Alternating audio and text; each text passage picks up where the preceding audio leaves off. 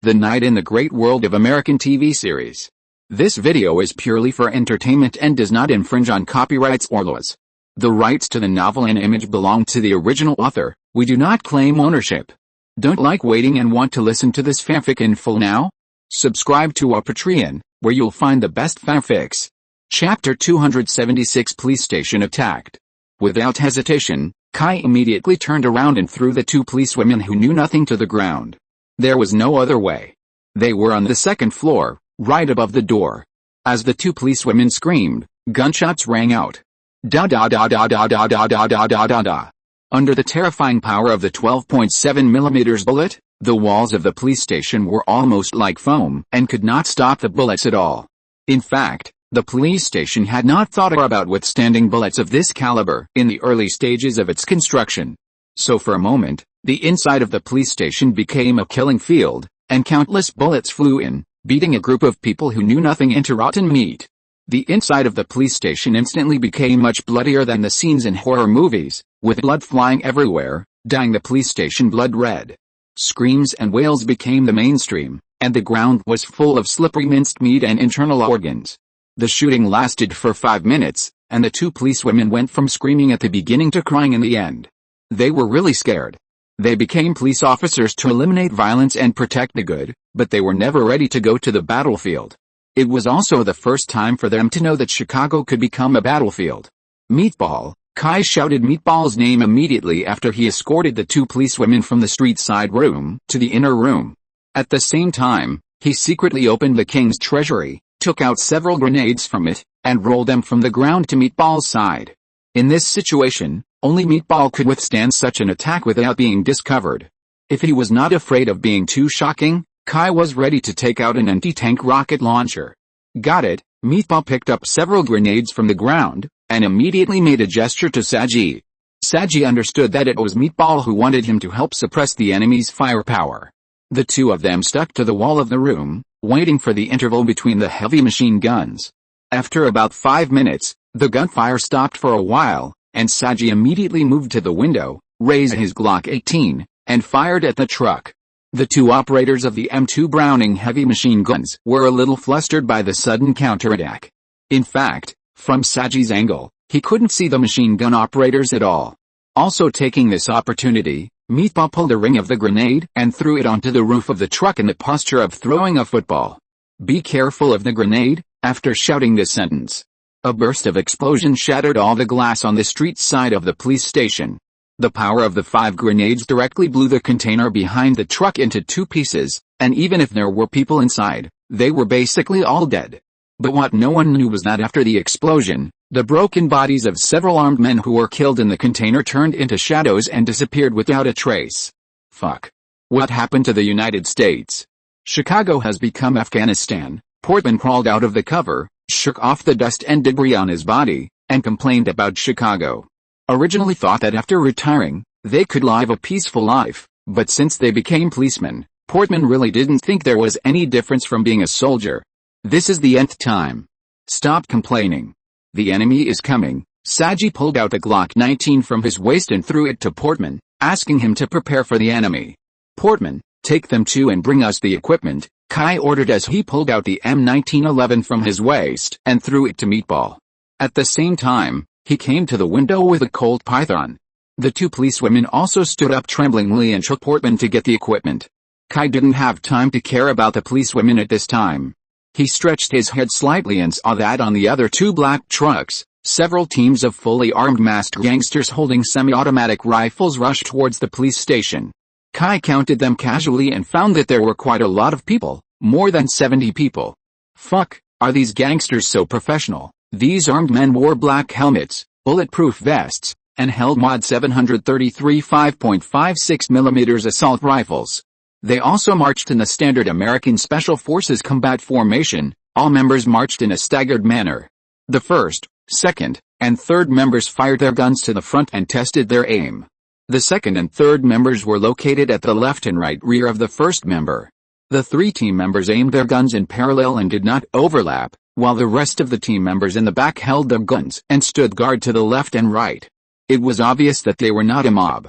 While replacing the new magazine in his Glock, Sage moved to Kai's side and whispered, "This group of people should still be coming for Hamilton, humph.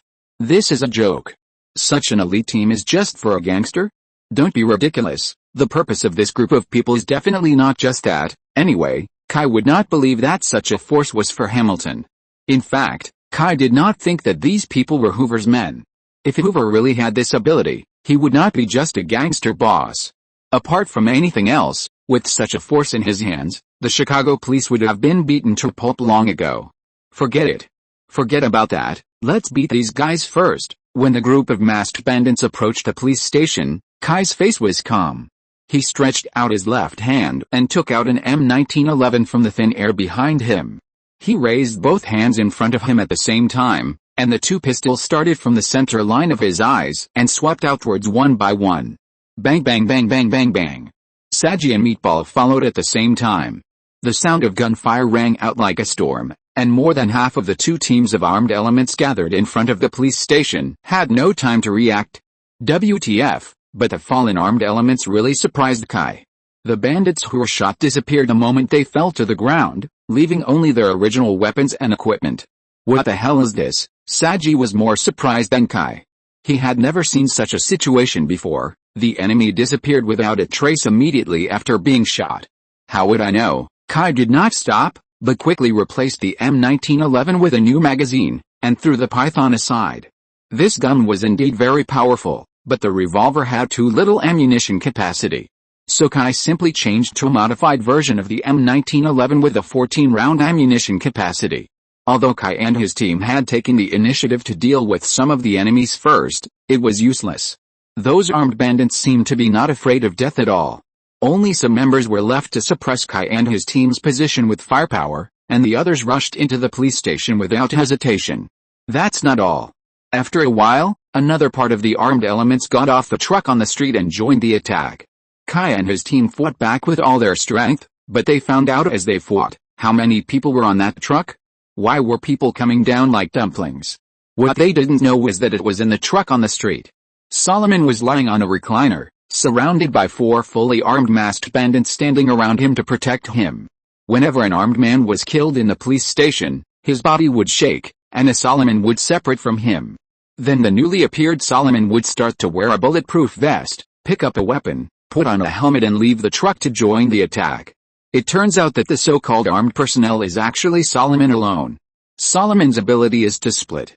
He can split into 72 clones that are exactly the same as himself. The clones he split out do not have independent consciousness. He can also multitask and control the clones to act separately. But under normal circumstances, he can only control up to 7 clones. If there are more, he can only form a team like playing a real-time strategy game. Just like now, he does not actually control all the clones. He only controls a few clones to act as the leader, and the other clones follow the clones that are controlled. But even so, Solomon's main body needs to sleep, so that all his energy can be devoted to micro-manipulation. Fuck. How many people are there? Saji became more and more frightened as he fought. Kai's face was also very ugly. Not only were the enemies not afraid of death, but they were getting more and more numerous. What was the point of playing this game? What was even more terrible was that in this situation, neither Kai nor Meatball could reveal their true identities. There was no chance of winning at all. At this time, Portman came with a group of people. The leader was Sheriff Hank, the head of the intelligence group of the 21st Bureau. The first thing Kai said when he saw him was, "When will the reinforcements come?" It was unreasonable that the Chicago police would not see what was happening in the 21st Bureau. Unexpectedly, Hank's face was even uglier than his. "They can't come. Now the whole of Chicago is in chaos. GD and the Family Alliance have started a full-scale war with the People's Front, led by P. Stone. Not only the South District, but also the West District and even the city center have become battlefields. Thousands of gangsters are fighting on the streets. Now all the police in the city have gone to the streets to maintain law and order." Hank couldn't help but complain as he spoke. "Fuck. Where is the law and order in Chicago now? Fuck. Fuck. Those gangsters are crazy." The actual situation was actually worse than Hank said. The gangs are nothing. How many gang members dare to take up guns and fight in the streets? At most, there are only 1,000 people, and most of them are just slacking off. There are always a few who dare to kill people, and even fewer who dare to risk their lives. But the problem is that the impact brought by this group of people is too fast. The order of the city has been disrupted by them, and countless guys who take advantage of the fire have emerged. They saw that the police had no energy to deal with some small things today, so countless bad guys began to emerge. They robbed shops and caused damage everywhere. At present, the number of reports received by the Chicago police has exceeded 30,000. There are more cases that have not been reported yet or are in progress. Now the Chicago government is panicking. Some insist on taking a tough approach and hope to mobilize the National Guard to suppress it, while others want to adopt a policy of appeasement and negotiate with all the gangs to restore order in the city. In short, Chicago is now in chaos from top to bottom. As for the crisis of the 21st Bureau, we can only leave it to fate. The FBI and DEA are very tough. No matter what, this operation must continue. But they are also beginning to be disappointed with Chicago and no longer trust the Chicago police. They have already contacted their superiors and are planning to move. So at this time, the FBI and DEA are protecting Hamilton and are ready to evacuate at any time. Fuck, this is the only word left in Kai's mind. At this time, the Chicago police are not strong enough, and the FBI and DEA are actually planning to run away. Kai took a deep breath and said, "What's the situation down there?" They only block some of the enemies, but more enemies have already killed their way into the police station. Not too good. Those people are ruthless and don't leave any alive. Our police station's anti-terrorist team and the HBT who stayed are resisting, and now they are blocked on the first floor. There is something wrong with these people. They are not strong, but they are not afraid of death. And the more they fight, the more they appear. Hank also knew the strangeness of that group of people, including the fact that the bodies disappeared for no reason after being killed. He didn't understand why this worked. But now is not the time to dwell on this. But, we have suffered heavy losses here, and the CTU and HBT have suffered heavy losses. I don't know how long we can hold out. Forget it, you and your people hold here now. My people and I will support the first floor.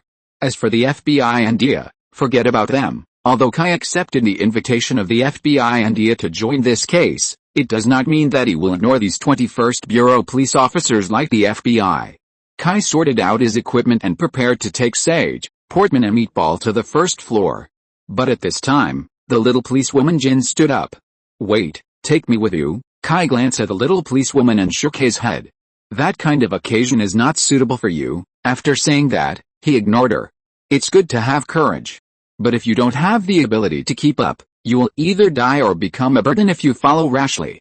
It's not that Kai looks down on women, but the little policewoman in front of him has not received professional training at all. Just as Kai rushed to the first floor, in a secret base on the other side of the city, SHIELD agent Phil was reporting what happened in Chicago to his superiors. "We don't have to deal with Chicago. At least we must stay out of it before we receive a notification for assistance." Phil had a virtual reality screen in front of him.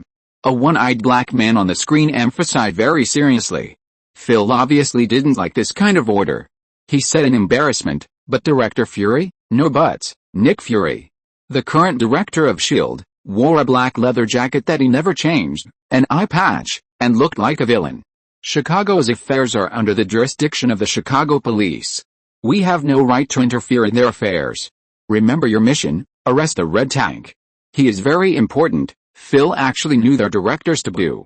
Although SHIELD has very high authority, they can even interfere in anything they want to interfere.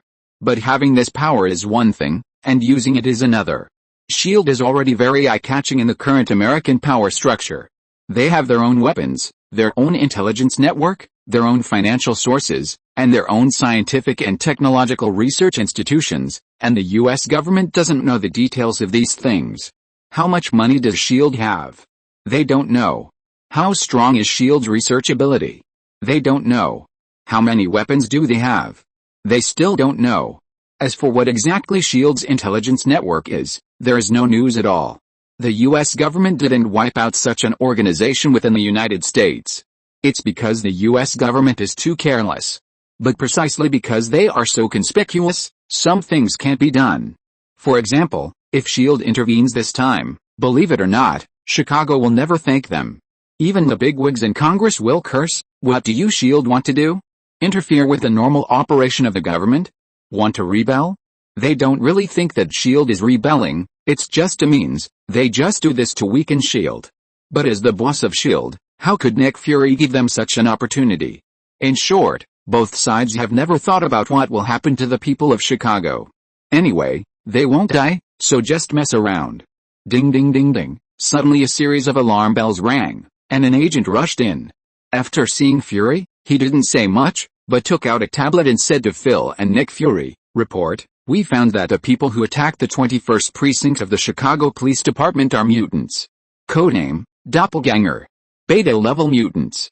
Threat level 7, mutants are divided into 7 levels according to their strength, namely Omega, Alpha, Beta, Gamma, Delta, Epsilon Delta, and Epsilon.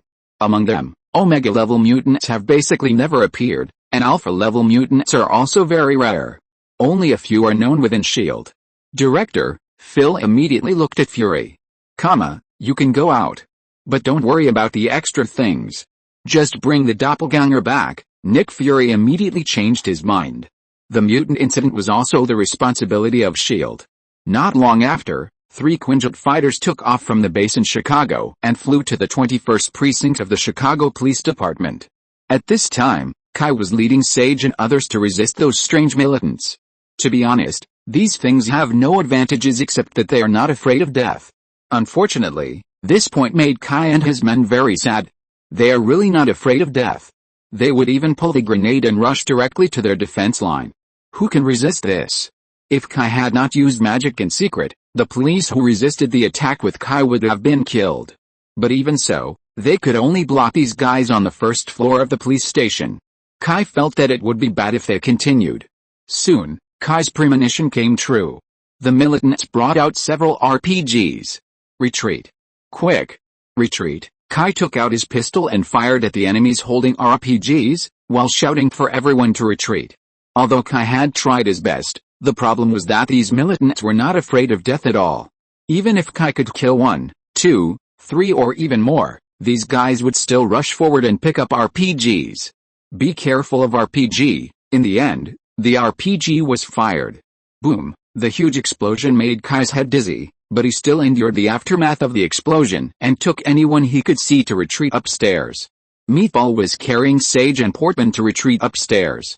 But then, more RPG rockets were fired. Chapter 277. Today's date is really bad. After a long time, there are only 4,000 words. A series of bombings made the already stretched staff of the 21st Bureau even more miserable. If this continues, the entire 21st Bureau will probably be empty. In fact, the 21st Bureau is almost done now. All the police officers, including civilian police officers, have suffered heavy losses. This is also thanks to Kai and some armed police who blocked the bandits on the first floor, allowing a large number of police officers to hide upstairs. Otherwise, the 21st Bureau is likely to be completely wiped out today. Why hasn't the support come yet? Are those bastards going to wait until we are all dead before coming? Portman wiped the blood off his head and grabbed a deputy chief of police and roared madly. This is the top leader of the 21st Bureau now. He was originally just a deputy chief in charge of administration, but he was very courageous. He didn't flinch at all during the battle and always fought on the front line. But Portman didn't care about this now. Just when they sniped the gang of bandits, more than 13 police officers were killed in the battle, and the subsequent RPG bombardment took away the last bit of combat power. When those weird things attack again, they will have no one to defend. Once they break through here, those ordinary police officers upstairs who don't have much combat power will die. Kai and his 4 people alone can't stop so many people. The rescue has been dispatched, but, before he finished speaking, a series of machine gun shootings sounded outside, and a police officer immediately ran over and shouted, "Here they come! Here they come! Rescue is coming!" Everyone hurried to the window, only to find that there were 3 strange-looking planes floating in the low sky outside the police station. Kai couldn't tell what type it was. At least he had never seen it. But he saw a familiar logo on the fuselage, the logo of SHIELD. The armed elements at the door quickly dealt with the machine guns on the planes, and then 3 teams of fully armed personnel were lowered from those suspended planes. The equipment of these personnel was completely different from that of ordinary special forces. They held some weapons similar to laser guns. Every time they fired, The gun body would glow blue and then shoot out more a ball of blue light. The speed of this light ball was very fast, and it would explode once it hit the enemy. The power caused was very small at first, and there would not even be any extra collateral damage, but the enemy who was hit would be immediately blown away, and then fell to the ground, motionless, and their life or death was unknown. As these armed personnel began to encircle and suppress the bandits, the number of bandits decreased rapidly. The armed bandits wanted to fight back, but their firepower was too weak for those people. Even 2 RPGs were fired, and they were directly shattered by the blue light balls. Yes, they were shattered. The rockets were immediately decomposed into various parts when they were hit by the blue light balls, and they could not explode at all. Who are they? Someone asked such a question. Who cares what they are? Now is the best time to fight back. Everyone who can still move, come with me. Kai knew that it was SHIELD, and he also knew that it was an extremely mysterious organization, but it was better to spread less gossip about such a mysterious organization. With strong reinforcements, others would naturally not disagree. So soon the remaining combat power of the police station gathered together and started a pincer attack with the SHIELD special forces outside. In the truck at the corner of the street, Solomon's body suddenly woke up. Shield. Haha, you finally showed up. Solomon seemed to have been waiting for Shield from the beginning. It's worth all my actions. On the other side, Agent Phil, who led the Shield team, did not participate in the battle. Instead, he stayed on the Quinjet and smiled at a scanner. We caught you. Team 3, go to the black truck on the street immediately. The target is there. Received. A team of Shield agents immediately returned to their original combat positions and began to move towards the black truck. As soon as they approached, they were counterattacked. 4 fully armed gangsters began to shoot wildly at this team of Shield agents. At this time, the armed gangsters who were originally facing the front and back attacks in the police station suddenly shook and disappeared out of thin air, leaving only weapons and clothes on the ground. What's going on? Kai and the others had not figured out what was going on. Suddenly, gunshots were heard outside the police station. On the street outside the police station, the Shield agents who were approaching the black truck were suddenly attacked like never before. One by one, the Solomons didn't even change their equipment, but started to attack the Shield agents with their weapons. Why do all these people look the same? Policewoman Haley ran down for some reason, still holding a gun in her hand, with a very standard posture, but at first glance, she looked like a rookie who rarely fired a gun. Generally, people who have played with guns for a long time will not have such a standard posture. This thing has a lot to do with personal habits. Only those who have not played with guns for a long time will use the standard posture for teaching. Old guns and novices can generally tell by looking at the posture of holding a gun. Kai looked at her in surprise.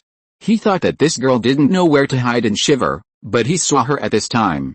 She was dirty and there were a lot of bloodstains on her body. It seemed that she was not just hiding in the corner and shivering. But Kai didn't respond to him, because after seeing those identical black youths, Kai finally remembered who he was. The clone, Solomon. This is what Red Tank told him. Before they came to Chicago, Red Tank asked Kai to find his little brother, and the person who caught the child was this Solomon. Kai didn't know what Solomon looked like, but now he can be sure that the so-called clone is this guy.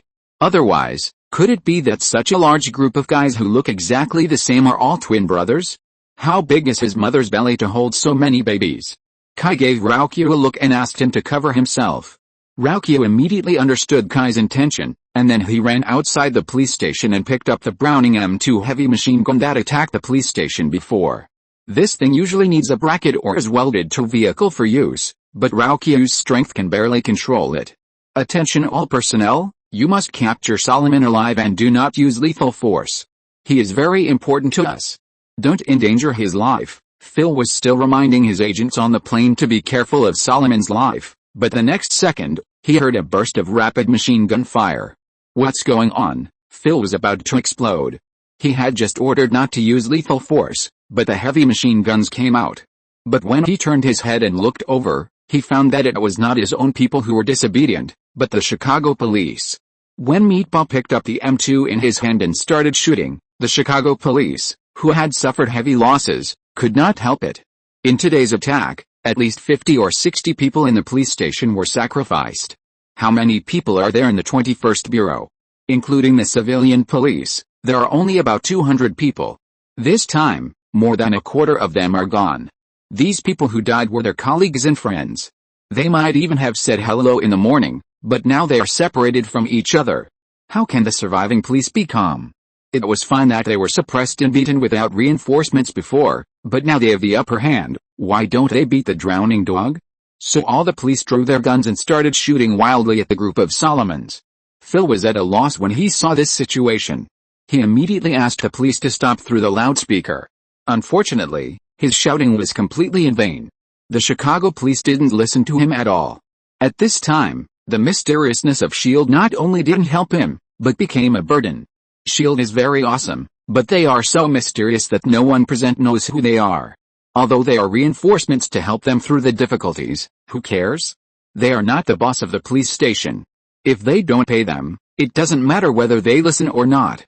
So now it's out of control, which is something no one in S.H.I.E.L.D. expected. Don't underestimate these policemen. Don't look at them being beaten so hard that they couldn't lift their heads before, but that was caused by a combination of various factors. Now they are in high spirits and have strong reinforcements. How could they be afraid of this? Naturally, they fight desperately. The agents of S.H.I.E.L.D. are also very depressed. They want to just stand by, but the problem is that they all show up. If they give these policemen a hand at this moment, they will be held accountable later. Believe it or not, there are a lot of politicians waiting to find someone to blame. What should we do? Sir? Should we withdraw from the battle, retreat? How? If after we provide support, the police station suffers massive casualties again, do you believe that the gentlemen in Congress will explode? Police are no different from other people. If even the safety of the police themselves becomes a problem in a city, then it is easy to imagine how long the order of the city will collapse. So now Phil has been tricked by himself. If he had gone for Solomon from the beginning, perhaps there would not be so many problems. Then what should we do? Try to catch Solomon first. Judging from the current situation, if Solomon falls into their hands, he might be shot dead. American police are famous for their evil deeds all over the world. The number of people shot dead by police every year in various countries around the world is the highest in the United States. Because American law grants police officers the right to shoot back when they think they are in danger. This is also why American police kill so many people every year, causing such a big debate, but this kind of thing still happens frequently. Understand? Not good. What happened? Phil looked over quickly and found that Kai actually rushed towards the truck in the hail of bullets. With the cover of everyone, Kai was not attacked much, so he could move relatively calmly to avoid the bullets. Of course, others didn't know that Kai's reaction speed was more than 4 times that of a normal person. They just thought that Kai's performance was more Rambo than Rambo. When did Americans see a tough guy who dared to rush towards bullets? Fuck, Phil didn't know how to describe it now. He had read Kai's information and knew that Kai was very fierce. But he really didn't know that Kai would be so angry and would have such a strong desire for revenge after being attacked. In fact, Solomon was also shocked. He didn't know who Kai was. In fact, he didn't care about Kai, the small town sheriff, at all. Even if the Red Tank's operation in GA Town failed, he didn't go to find out what happened at that time. First, before Solomon had time to understand, the upper management changed the plan and planned to use this opportunity to print out SHIELD, so the importance of how Red Tank failed immediately decreased. Second, although the Hellfire Club is very mysterious, to be honest, this organization is not a large organization like SHIELD with an intelligence network all over the world. They are more of a secret resistance organization to fight against the oppression and suppression of mutants by humans. It is an underground organization itself. Although it has built a large network of relationships through various illegal means, it is far behind in terms of intelligence function. The small town of GA Town is so remote that it cannot be found on a slightly larger map of the United States. Hellfire does not have the ability to spread its intelligence network there. So he was really shocked to see Solomon dare to come to him alone. The key is that Solomon does not want Kai, he needs SHIELD to catch him. Only in this way can he carry out his plan and find SHIELD's mutant research base in turn. To this end, Solomon left bait in his base to lure S.H.I.E.L.D. But now a little policeman has stolen the show. What should he do? The key is that this little policeman is really fierce, and he has already approached the truck. Solomon tried to control his clones to focus fire on killing the little policeman, But the problem is that all his energy is used to deal with the approaching policemen and agents. If the firepower of his clones is slightly dispersed, they will be destroyed in large numbers. Although the destruction of the clones will not affect him, the problem is that creating clones also requires energy and time. Fuck, Solomon, like Phil, was confused by the troublemaker in front of him.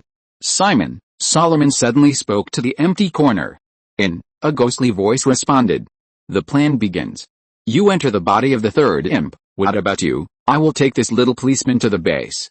I believe that no matter what, S.H.I.E.L.D. will accept those imps. As long as you can be taken away by them, everything will go smoothly. Understood? After the voice said this very coldly, a gust of cold wind blew in the container for no reason. Then Solomon stood up. Humph, he opened the door on the side of the container and jumped down with 4 clones. After that, he walked to a manhole cover with his men, opened the manhole cover and went down to the sewer. The moment he entered the sewer, the clones began to die one by one, and no new clones appeared again. Kai also took this opportunity to come to the side of the truck. Through the gap at the bottom of the truck, Kai saw Solomon's last clone turn into the sewer. Kai immediately killed the clones that were still around, and then ran into the container of the truck. There were all kinds of guns and ammunition there, much richer than what the Chicago police had.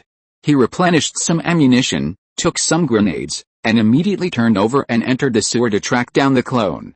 Chapter 278 Solomon Falls. Quick!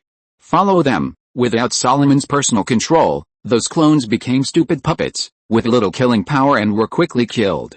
So Phil immediately asked his people to follow, but when the S.H.I.E.L.D. agents approached the manhole, boom! The agents hurriedly lay on the ground to avoid the explosion. When they looked up again, the manhole was completely blocked, and it would take some effort to go down. Commander? What should we do? Asked the agent under his command. What can we do? Dig. Phil was also very depressed, and everything was messed up. But he couldn't blame others. After all, Kai was kind. Until now, Phil didn't doubt whether Kai had other purposes. That's right, the manhole was blown up by Kai. He was going to find trouble with Solomon now. How could he let S.H.I.E.L.D. follow him? The people of S.H.I.E.L.D. were as smart as monkeys. Solomon was also shocked by Kai's move. What did he mean? That little policeman cut off his retreat? But before he could make any response, Kai came directly to kill him. There was no one else around in the sewer, so Kai didn't have to suppress his strength. He took out his 2 magic-modified pistols from the king's treasure house, a magic pistol, and a magic-modified Desert Eagle. Bang, bang, bang. 4 consecutive shots instantly blew up the 4 clones behind Solomon. That's not all. At the moment when the clones were killed, Solomon felt a burst of severe pain in his head. It felt like someone was chiseling his brain with a chisel. Solomon was almost stimulated by the severe pain and fell to the ground. He had never encountered such a situation. Solomon's clones have always been consumables, and even if more died, it would not affect him. But now he didn't know what happened, but the death of the clones could make him feel mental pain. This is of course, the bullets fired by Kai with the magic-modified pistols all carry mental power, and these clones are mentally connected to Solomon's body. When the clones are killed, the mental damage will naturally react to Solomon's body along the connection. The problem is that Solomon has never encountered such a thing. But Solomon didn't dare to think too much, and quickly threw out more clones to stop Kai's pursuit. However, he forgot one thing, that is, he had no weapons. The newly split clones could only stop Kai with bare hands. The clones with bare hands and little self-awareness could not stop Kai's footsteps. Kai chased leisurely while using the magic-modified pistol in his hand to send those clones to the sky. Solomon felt bad. Although his head would only hurt for a moment every time Kai killed a clone, he couldn't stand Kai's continuous killing while splitting him. So this kind of severe pain changed from just a little bit to a lot, and the short pain completely turned into long pain.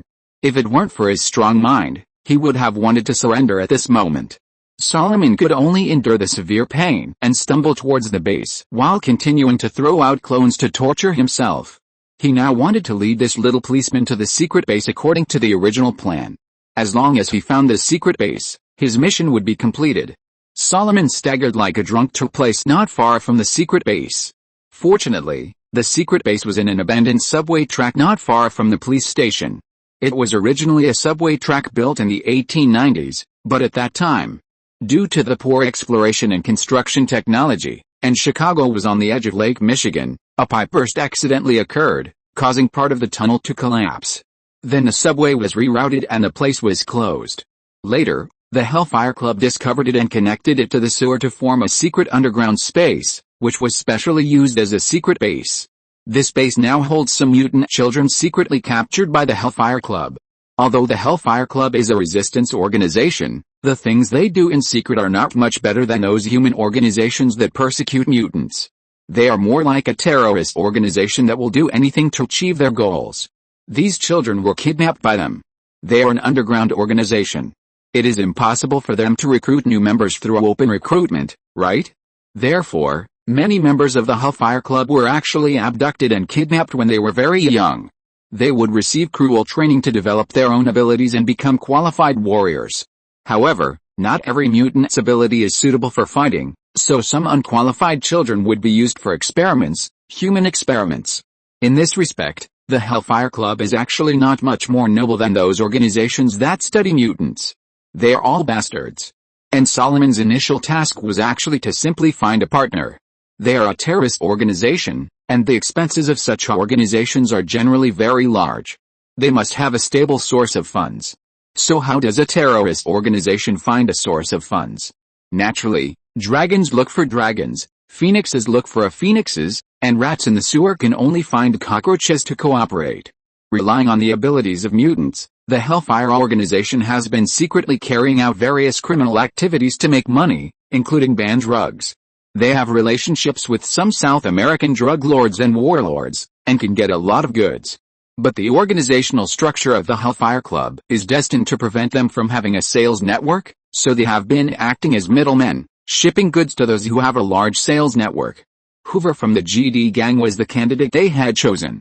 Originally, after Hoover got into trouble, according to Hellfire's practice, they should have abandoned Hoover. They were an organization that could not see the light of day, and any exposure to danger was to be avoided as much as possible. But at this point in time, Hellfire found a rare space mutant, which gave the organization the ability to transfer that they had always dreamed of, which meant that they had a wider space for activities. They felt that they could have fun, anyway. With a space mutant in hand, their strategic transfer became very simple. So they decided to make trouble. All terrorist organizations have one characteristic, which is to use violence and death to show their political views. The Hellfire Club hopes for social change and for mutants to have a higher status. They even want to make their so-called emerging humans widely known, so that all low-level humans can accept the view that mutants are a superior race. In the past, they could only have fun in secret, but now they have the conditions to make trouble. Anyway, as long as they have space mutants, they can appear anywhere in the world at any time. They are not afraid of being found. They want to make trouble. They want the whole world to notice them. So they let Solomon start first. If they can help Hoover defeat the Chicago government and the FBI, more people will come to them for cooperation, and their influence can be further expanded. In addition, they have other purposes. Since they have decided to make trouble, the problem of manpower must be solved. The mutants now are like mice, hiding in the dark. Even an organization composed of mutants like the Hellfire Club is difficult to find them. The key is that they can't find them in a big way. So they came up with a bad idea. They don't have manpower, so how can the enemy have it? As long as they get into the enemy and rescue those people, it will be fine. In the Hellfire organization, there is a special mutant. The Dead Man Simon. Or the Possessed Man. He has no other abilities, that is, he can project his consciousness onto other people and occupy their bodies. This ability has many limitations, but one thing is very powerful, that is, it is invisible to the gods and ghosts. Even the possessed person will forget the experience of being possessed. The Dead Man is one of the trump cards of Hellfire, and he is the best spy. So Hellfire decided to expose their base in Chicago and let S.H.I.E.L.D. take the mutant children in the base away. The Dead Man possessed one of the children and infiltrated the enemy. S.H.I.E.L.D. also has a mutant research organization, which must hold some very dangerous mutants. As long as they find the location of these mutants and rescue them, the problem of manpower can be greatly solved. Solomon also thought this plan was very good at first. If he hadn't been chased to the sky and the earth, he would really believe it. Seeing the base getting closer and closer, Solomon's heart became more and more active. There are still people in the base, who can help him block the little policeman behind him. Come out and help. Bastards, the voice spread far and wide in the sewer, and he believed that his companions must have heard it. They should be here not far away to meet him. Not long after, two men dressed in visual styles came out of a dark sewer. A strange man with spikes all over his head saw Solomon running over in embarrassment and immediately planned to go up to meet him. But he had just taken a step when a bullet came from behind Solomon. Then the mutant from the Hellfire Club had his skull blown up. Another tall man with a sunflower-shaped head roared when he saw this. His body gradually grew larger and his body surface began to become rough and lumpy. Finally, a stone man with a sunflower on his head appeared in front of Solomon. Solomon immediately rushed to him and hid behind the stone man. What happened? The stone man was also very terrified by the death of his companion. His companion's ability is Hedgehog. He can grow sharp and hard spikes from anywhere on his body. He is actually a multi-ability person, which means he has more than one ability. Spikes are just one of them. He also has the ability of high-speed regeneration and hardening of shells. There is a strong stratum corneum under his skin. This special stratum corneum can protect him from harm. For example, ordinary bullets have no effect on him. But just now, a bullet directly blew his head. The whole skull flew out. The regeneration ability is useless. I don't know what's wrong with that guy.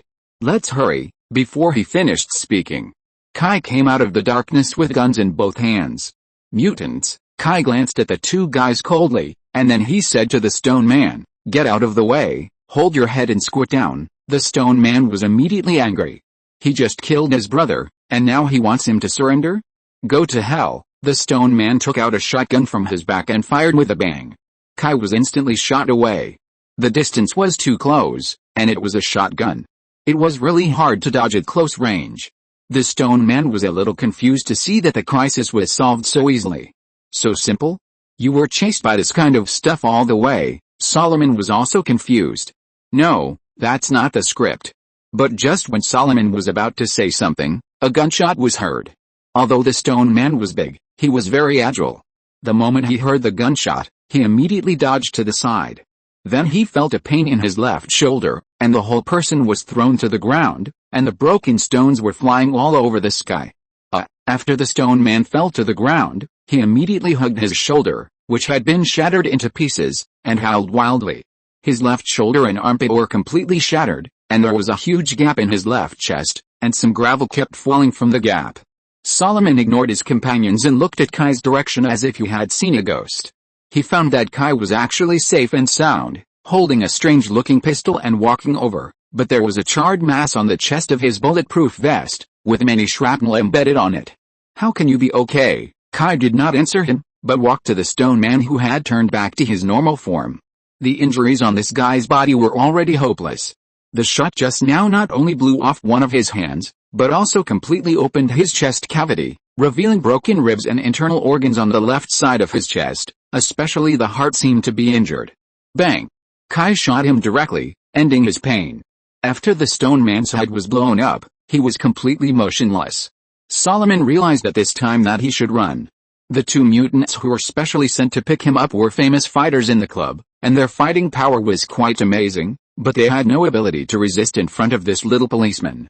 What was even more terrifying was that he saw the stone man shoot him with his own eyes, but in the end, other people were fine except that their clothes were a little dirty. This policeman must have a problem. But it was too late for him to run now. Bang! A gunshot pierced Solomon's knee. This time Kai used an ordinary M1911. "Tell me, where is Sammy Pear?" The severe pain made Solomon's face twisted, but he still endured the severe pain and turned over to look at Kai. He knew he couldn't escape, and he wanted to delay some time now. He was waiting for S.H.I.E.L.D. to come. He no longer believed that Kai was a policeman, and he was worried that Kai would destroy the organization's plan. So he needed to wait for the people from S.H.I.E.L.D. to get the plan back on track. "Sammy. Little Sammy, why do you know about this child?" Solomon crawled a few steps and leaned against the wall of the sewer, pressing his wound while asking. He had been exhausted by the previous severe pain, and he no longer had the ability to release his clone in a short period of time. So resistance was impossible for him. "You don't need to know this. Where is the child?" Kai directly put the muzzle of the gun to his forehead. Solomon smiled contemptuously. He was entrusted with such an important task by the organization, so naturally he had a strong psychological quality. In fact, For an organization like theirs, confidentiality was more important than anything else. How could he be afraid of Kai's intimidation? It's the red tank, right? Kai didn't speak. That's right. Only that guy would care so much about a useless kid. He betrayed us, right? Ha ha ha ha, what a stupid guy. Doesn't he know what he's going to face? Just wait. The organization will send people to hunt him down. No one can live well after betraying the organization and his own race. He will definitely pay the price. Kai grabbed his neck and lifted him up. Where is that kid? He tweeted. Solomon spit on Kai's face, and then said contemptuously, do you think I will tell you? Kill me. Soft. Takami. Soft. Takami means, try to touch me, softy. Kai's face darkened. It was the first time that someone had trash-talked him like this. He pulled a corner of his mouth and said, you will tell me. As he said that, he pressed Solomon's head with one hand and turned his eyes to himself. Look into my eyes. Tough guy. Then a golden light was released from Kai's eyes. Then Solomon was confused and knew nothing. It was not until he was thrown to the ground by Kai that the severe pain woke him up from his loss of consciousness.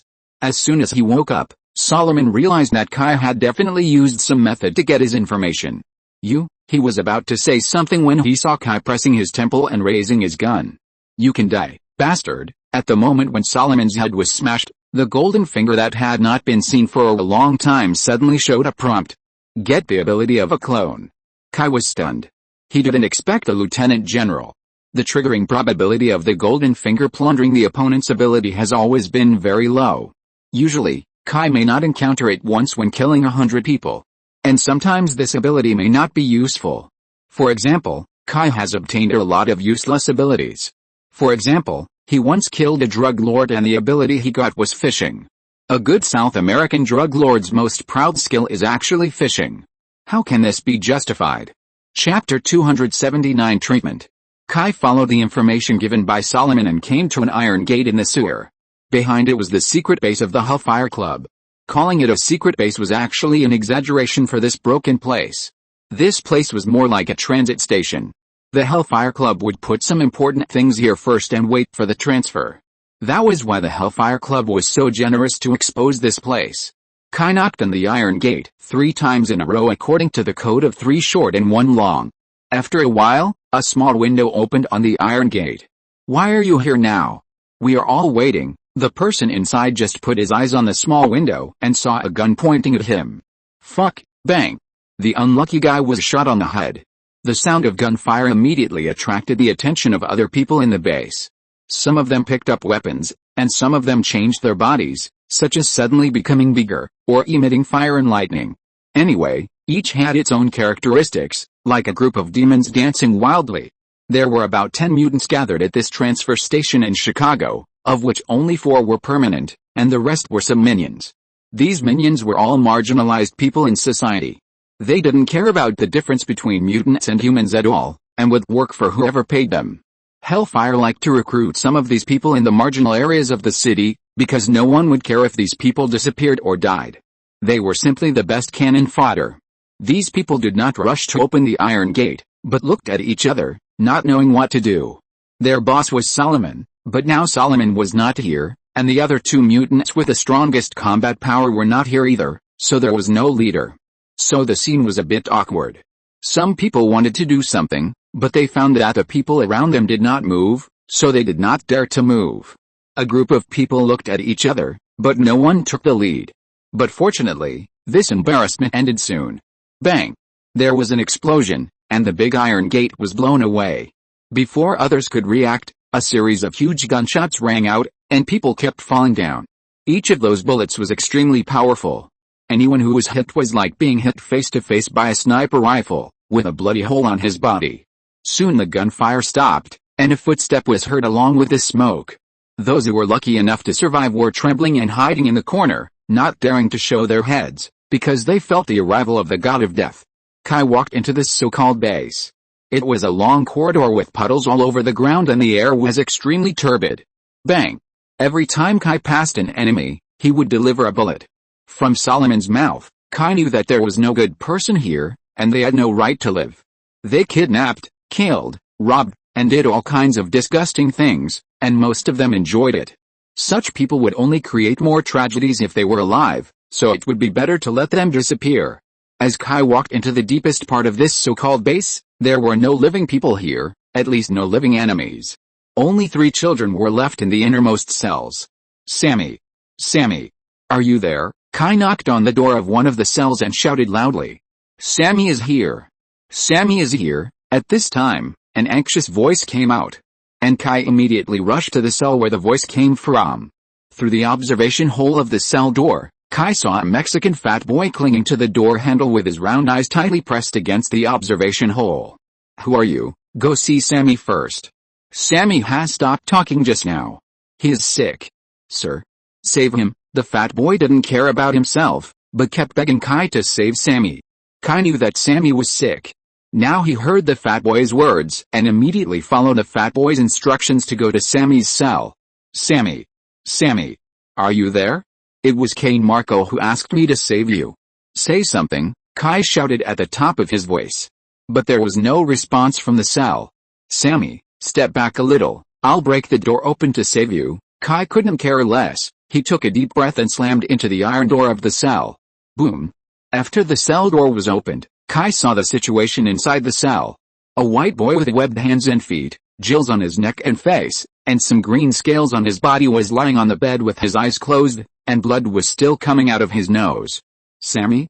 Sammy. Kai shook the child and found that the child had lost consciousness. His breathing was extremely irregular, and his vital signs were getting weaker and weaker. Kai quickly cast a few simple healing spells on the child to alleviate his poor condition. The spells worked, but the child still didn't wake up. There was no way. The child must get professional treatment.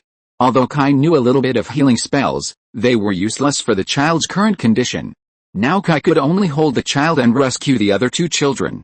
First was the fat boy. His name was Russell. He was an illegal immigrant from Mexico. His parents were shot and received by the rival gang because of their involvement in the gang.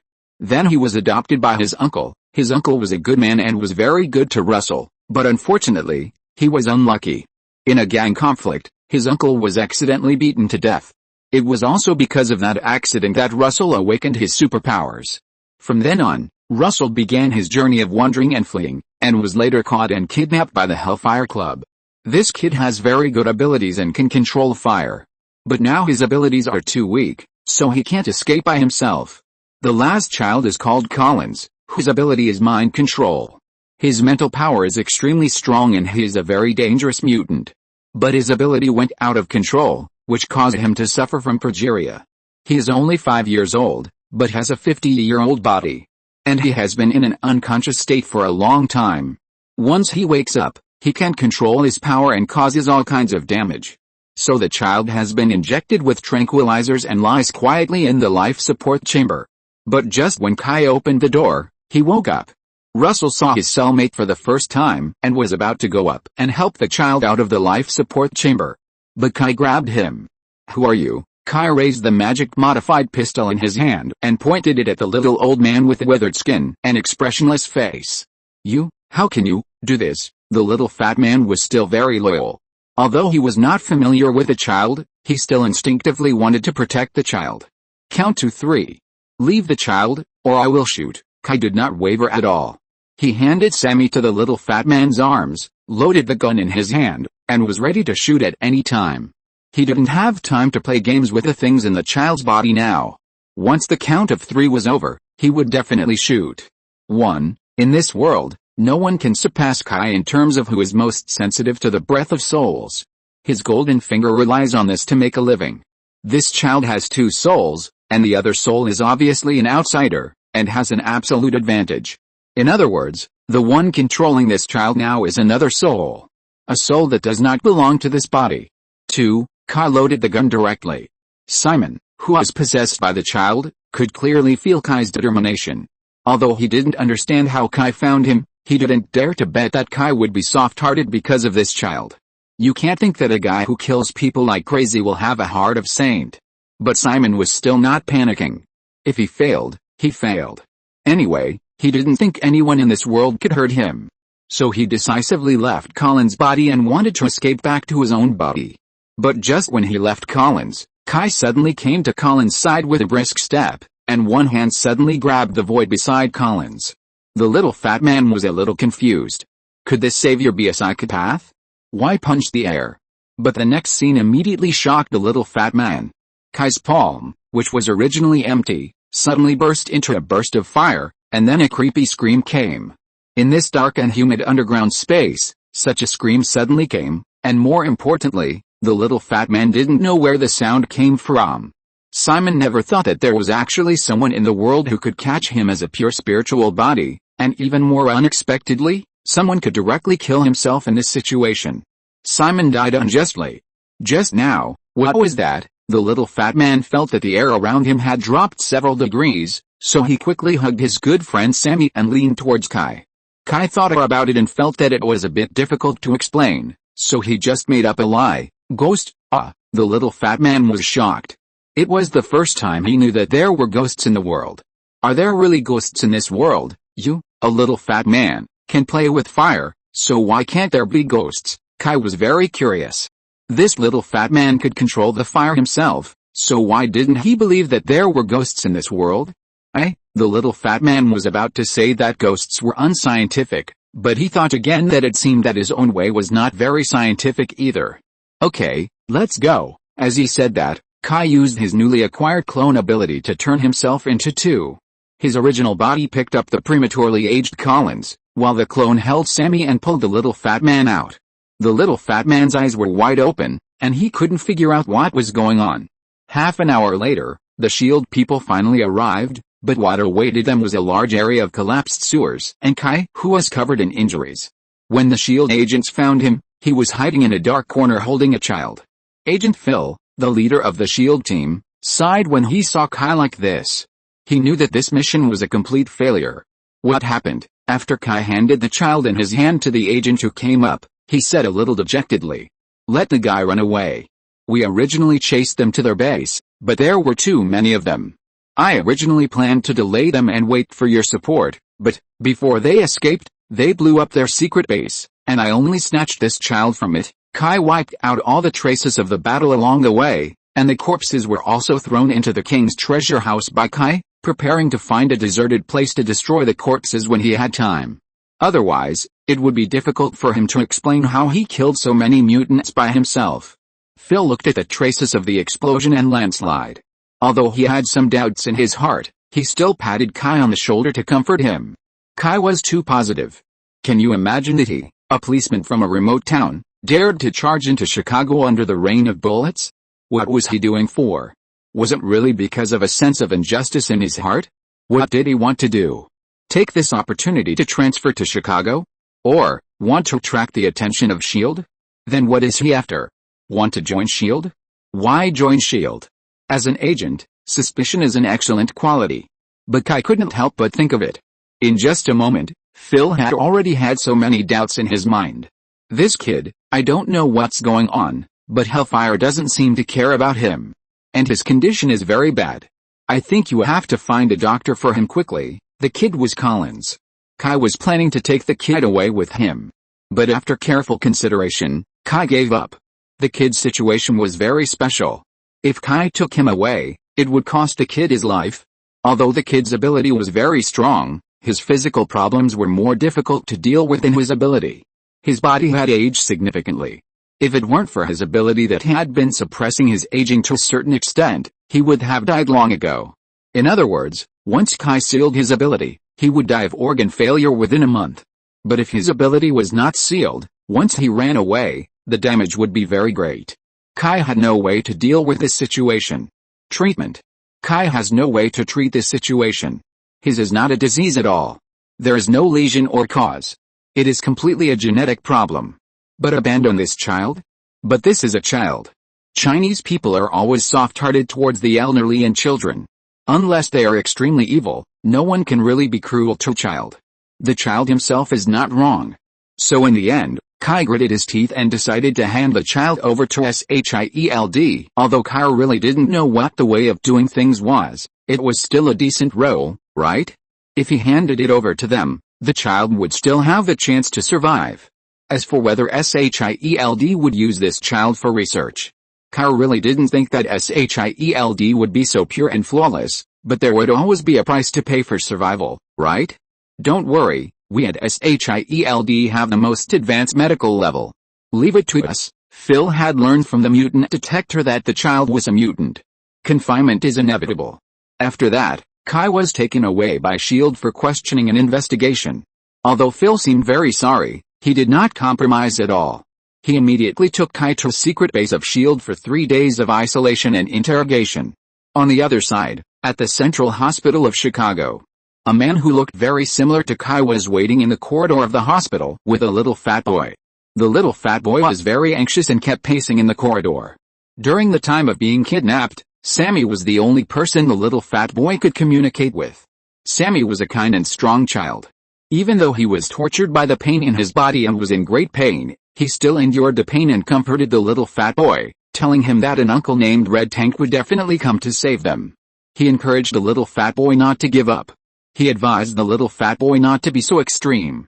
He also told the little fat boy that they would definitely be saved, and they could study and play football together. It was not until the pain in his body finally made him unbearable that Russell knew that Sammy was seriously ill. Russell thought about asking the group of people who kidnapped them to help Sammy treat his illness. But those scumbags told Russell that Sammy was beyond saving. But Russell didn't believe it. He didn't want to lose this friend. He even suspected that he was cursed by God. Anyone who was good to him would suffer misfortune. His parents were like this, and so was his uncle. Now is it Sammy's turn? Click. The doctor pushed open the door. Sammy in the ward was wiping various medical instruments and was still in a deep coma. How is it? Doctor. Is the child okay? The doctor looked at Kai and shook his head. No, his condition is very bad. The tumor in his brain has spread, and the patient has obvious intracranial hypertension. Although we have performed intracranial decompression and temporarily stabilized his condition, but, can it be removed surgically? Kai thought about it and felt that if the tumor was removed, the remaining part might be solved by other methods. It's too late. His tumor has spread very seriously. Surgery will only make him die faster. I'm sorry, although it's a bit cruel. But I still want to say, let him go on his last journey happily. I'm sorry. Chapter 280 Return to Jade Town. 3 months later, at the Gardner Cemetery, Kai, Sage, Portman and Meatball accompanied Red Tank and Russell to bury Sammy. Sammy died the day before yesterday, and he passed away peacefully. At least in the last moments of his life, he felt no pain. This may be the only thing Kai can do for this child. And 3 months is also Kai's limit. He really used all the methods he could. Fortunately, the final result was not bad. At the end of his life, Sammy could happily complete his last journey with a company of friends and family. Okay. Tank, let's go. Sammy left without regrets. Kai patted Red Tank on the shoulder to comfort the man. In fact, when Kai brought Sammy back, Red Tank had already prepared himself mentally. Sammy was sick, a very serious disease. Tank knew this very well. He did things for the Hellfire Club because the Hellfire Club told him that they could treat Sammy. Unexpectedly, Sammy was not treated at all. Instead, he was thrown into a dungeon by Hellfire and locked up for several months. The poor living environment made Sammy's condition worse again. In the end, he was helpless. I understand. I just want to be quiet. Let me accompany him. Red Tank never cried much, even when Sammy left, he didn't cry. But this doesn't mean he's not sad, but it's difficult for this tough guy to express his emotions with tears. Fatty Russell looked at Red Tank and wanted to say something, but in the end he didn't say it, just stayed there silently. Kai shook his head and left the cemetery with others. When they walked out of the cemetery, Sage said a little worriedly, "Really don't worry about them." Sage was afraid that Red Tank would not be able to control his sadness and do something that would harm others. The damage caused by Red Tank before was really impressive. It's okay. That guy is a tough guy. Although he doesn't have a sense of good and evil, he keeps his word. Don't worry about him. By the way, have you figured out the identities of Russell and Red Tank? Russell's identity is a problem. When this kid awakened his superpowers, he made a big fuss and more than a dozen gang members were burned to death on the spot. It's hard to hide this kind of thing from someone with ulterior motives, so he must change his appearance and make his identity perfect. I've contacted the kid, and he's already figured it out. Now they are father and son, from Mexico. Although Red Tank doesn't have much Central American blood, there are white people in Central America. That's good. 3 months ago, the Chicago incident came to an end. The FBI and DEA got what they wanted and arrested Hoover.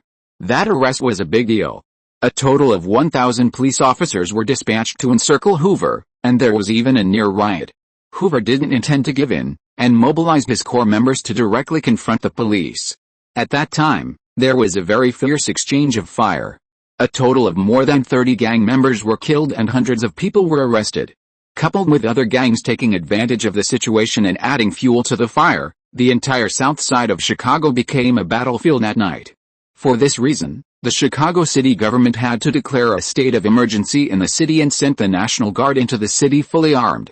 In this way, Hoover was finally caught.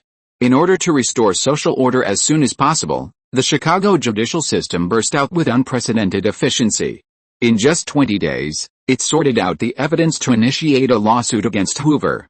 After only 10 days of trial, Hoover was directly sentenced to more than 300 years in prison and transferred to prison in Pennsylvania for detention. Don't think that 1 month is long. In fact, for such a big case, 1 month is very, very short. You know, the Chicago District Attorney's Office has prosecuted more than 300 cases against Hoover, including but not limited to robbery, homicide, murder, drug trafficking, smuggling, tax evasion, and human trafficking. Among them, there are more than 100 murders. The text material submitted by Chicago prosecutors to the court amounted to more than 3,000 pages. But the Chicago court made a judgment within 10 days. This led to a large part of the American public opinion to fiercely criticize it, saying that the Chicago judicial system was destroying the American judicial system. There are also many people who cry out for Hoover, believing that he is wrong and that this is judicial persecution. Recently, there are still many black people marching in Chicago, thinking that the reason why Hoover is treated like this is entirely because he is a black man. They think that there are many white people who are more extreme than Hoover and nothing has happened, but Hoover is treated like this, all because of racial discrimination. Not to mention, there are really many black people who believe this. Well, America, there are all kinds of people, especially black people, who are particularly sensitive to this aspect, because it is related to their vital interests. They rely on this trip to gain a lot of benefits. Anyway, it's just cheating, and more importantly, there are really many people who buy into their tricks. A bunch of white people who don't know where they came from also followed suit. A gangster like Hoover can be said to be a democratic hero who opposes social injustice. Can you believe it? But fortunately, the upper class in the United States knows that this kind of thing can't be messed up. If Hoover is really acquitted, then the American judicial system will be completely finished, and it will even affect the entire American social order. After dealing with Hoover, Kai took his people back to G.A. Town. Both the Chicago police and the FBI were reluctant to let them go. After all, the fighting power of these four people is obvious to everyone. Such tough guys must be recruited. But unfortunately, Kai did not want to go to the big city for the time being, and he had no interest in the FBI.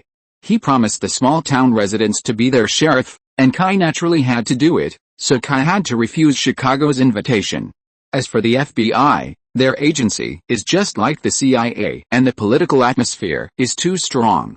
The FBI is more of a huge bureaucracy than a law enforcement agency. This is thanks to the legendary FBI Director Edgar Hoover. This guy is the first director of the FBI and the longest-serving director, serving for 48 years. When he was in office, his power was beyond the reach of the president. Hoover had a high reputation among the American people during his lifetime, but after his death, the controversy about him became more and more intense. Many critics believe that his actions have exceeded the scope of the FBI's duties. He used the FBI to harass political dissidents and political activists, collect and organize secret files on political leaders, and use illegal means to collect evidence. It was also because of him that the FBI developed from an investigative agency to the current huge bureaucracy. Simply put, the biggest principle of the FBI's work has never been justice, but interests. Confusion of right and wrong and exchange of interests are their norm. The previous Chicago incident is a clear proof. It was obviously the FBI that insisted on bringing Hamilton to Chicago, but after arriving in Chicago, the FBI just kept asking Chicago to support them, but at the critical moment, this group of people turned around and did not trust the Chicago police. In fact, Kai can accept this. After all, the performance of the Chicago police is really bad. But what happened later? It was a critical moment, and this group of people not only did not send their own forces to fight the enemy together, but wanted to run away. To put it bluntly, they didn't want to give up the credit they had obtained, and they were afraid that Hamilton would get into trouble. But is it really important for Hamilton to have someone from the police station? Anyway, Kai doesn't think so. To put it bluntly, Kai still has a rough mindset. The highest position he has ever held in his life is a criminal investigation captain, and a deputy. Although he has been a duke, the political level of the Night Kingdom is just like that, and more often it still relies on fists. Kai's rough aura is naturally impossible to change. Most of the chivalrous people are butchers. Kai doesn't like those petty and mean people, so he naturally stays away from the FBI. Of course, the benefits that should be given must be given to the Chicago police, the FBI, and the DEA. For example, the money to rebuild a police station. This is very important. GA Town is not a prosperous city, and rebuilding a police station is also a huge burden on the town's finances. Besides, Kai was very generous this time. He didn't take any credit and gave it all to the three parties. They must have paid real money? Although the Chicago police have always been short of funds, it is Chicago after all. What others lack is big money, and this time the Chicago police have fought hard. The losses are real. No one can say that the Chicago police didn't try their best. The rich people in the city also feel that they need to strengthen public security, so they have given the Chicago police a lot of money during this period. Not to mention, when Kai helped Chicago fight the Black Disciples, he seized $6 million. How could they not be generous? In the United States, such seized items will not be handed over to the National Treasury, but will be consumed by the police themselves. A lot of the funding for the American police comes from this. Even the police in many places in the United States have the task of generating income. Once the police station is short of money, they are very ruthless when issuing tickets. Kai really didn't need that little bit of money, so he directly gave him $2 million, plus a few brand new police cars and some weapons and equipment. The FBI and DEA are not short of money. In fact, the FBI's budget is very sufficient, so the FBI is not stingy and directly gave Kai 3 million US troops and a large number of weapons and equipment. Although the DEA is not as big as the FBI, what do? Drug enforcement. The drug industry in the United States is unimaginably developed. So the DEA has the most various illegal drugs and drug money. The confiscated drug money is generally consumed by the DEA itself, and they are not short of money, so they also gave Kai $2 million. In addition, the Minnesota government also expressed its support for the unprovoked disaster in GA Town and allocated $3 million.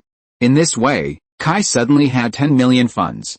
It is hard to imagine that a police station in a remote town actually has $10 million funds. The key is that Kai has the final say on how to use the money. It's not like no one has paid attention to the money. America is not a real paradise, so there are naturally corrupt officials. But the problem is that Kai doesn't care how high his position is. His position is also an elected position, not appointed by any person or organization. Those corrupt officials who are eyeing the money can't do anything to Kai. So the police station in GA Town is not just comfortable. After getting the money, Kai first gave some subsidies and compensation to the residents who suffered in the town, which can be regarded as giving back to the town. Then the police station was rebuilt. Kai was willing to spend money, and he decided to build the police station stronger and more complete. Of course, the most important thing is that the weapons and equipment should be more powerful. So the gun depot of a small town police station is about to become an arsenal, with more than 300 guns of various lengths and shorts, all new guns, automatic rifles, and sniper rifles. There are even explosion-proof and riot-proof equipment.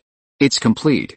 After all, Chinese soldiers are born with fear of insufficient firepower, which is a sequelae left by Chinese soldiers after the war against imperialism. Many veterans are particularly jealous of the United States bombing.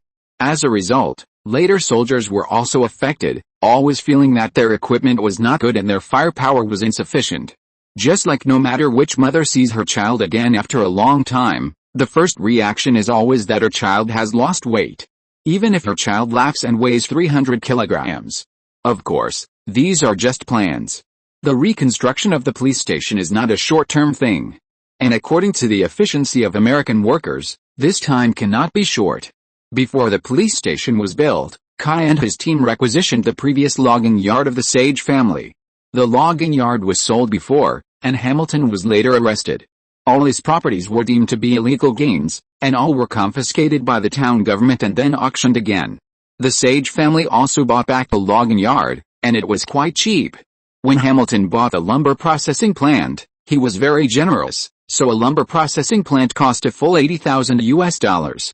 This is definitely higher than the market price.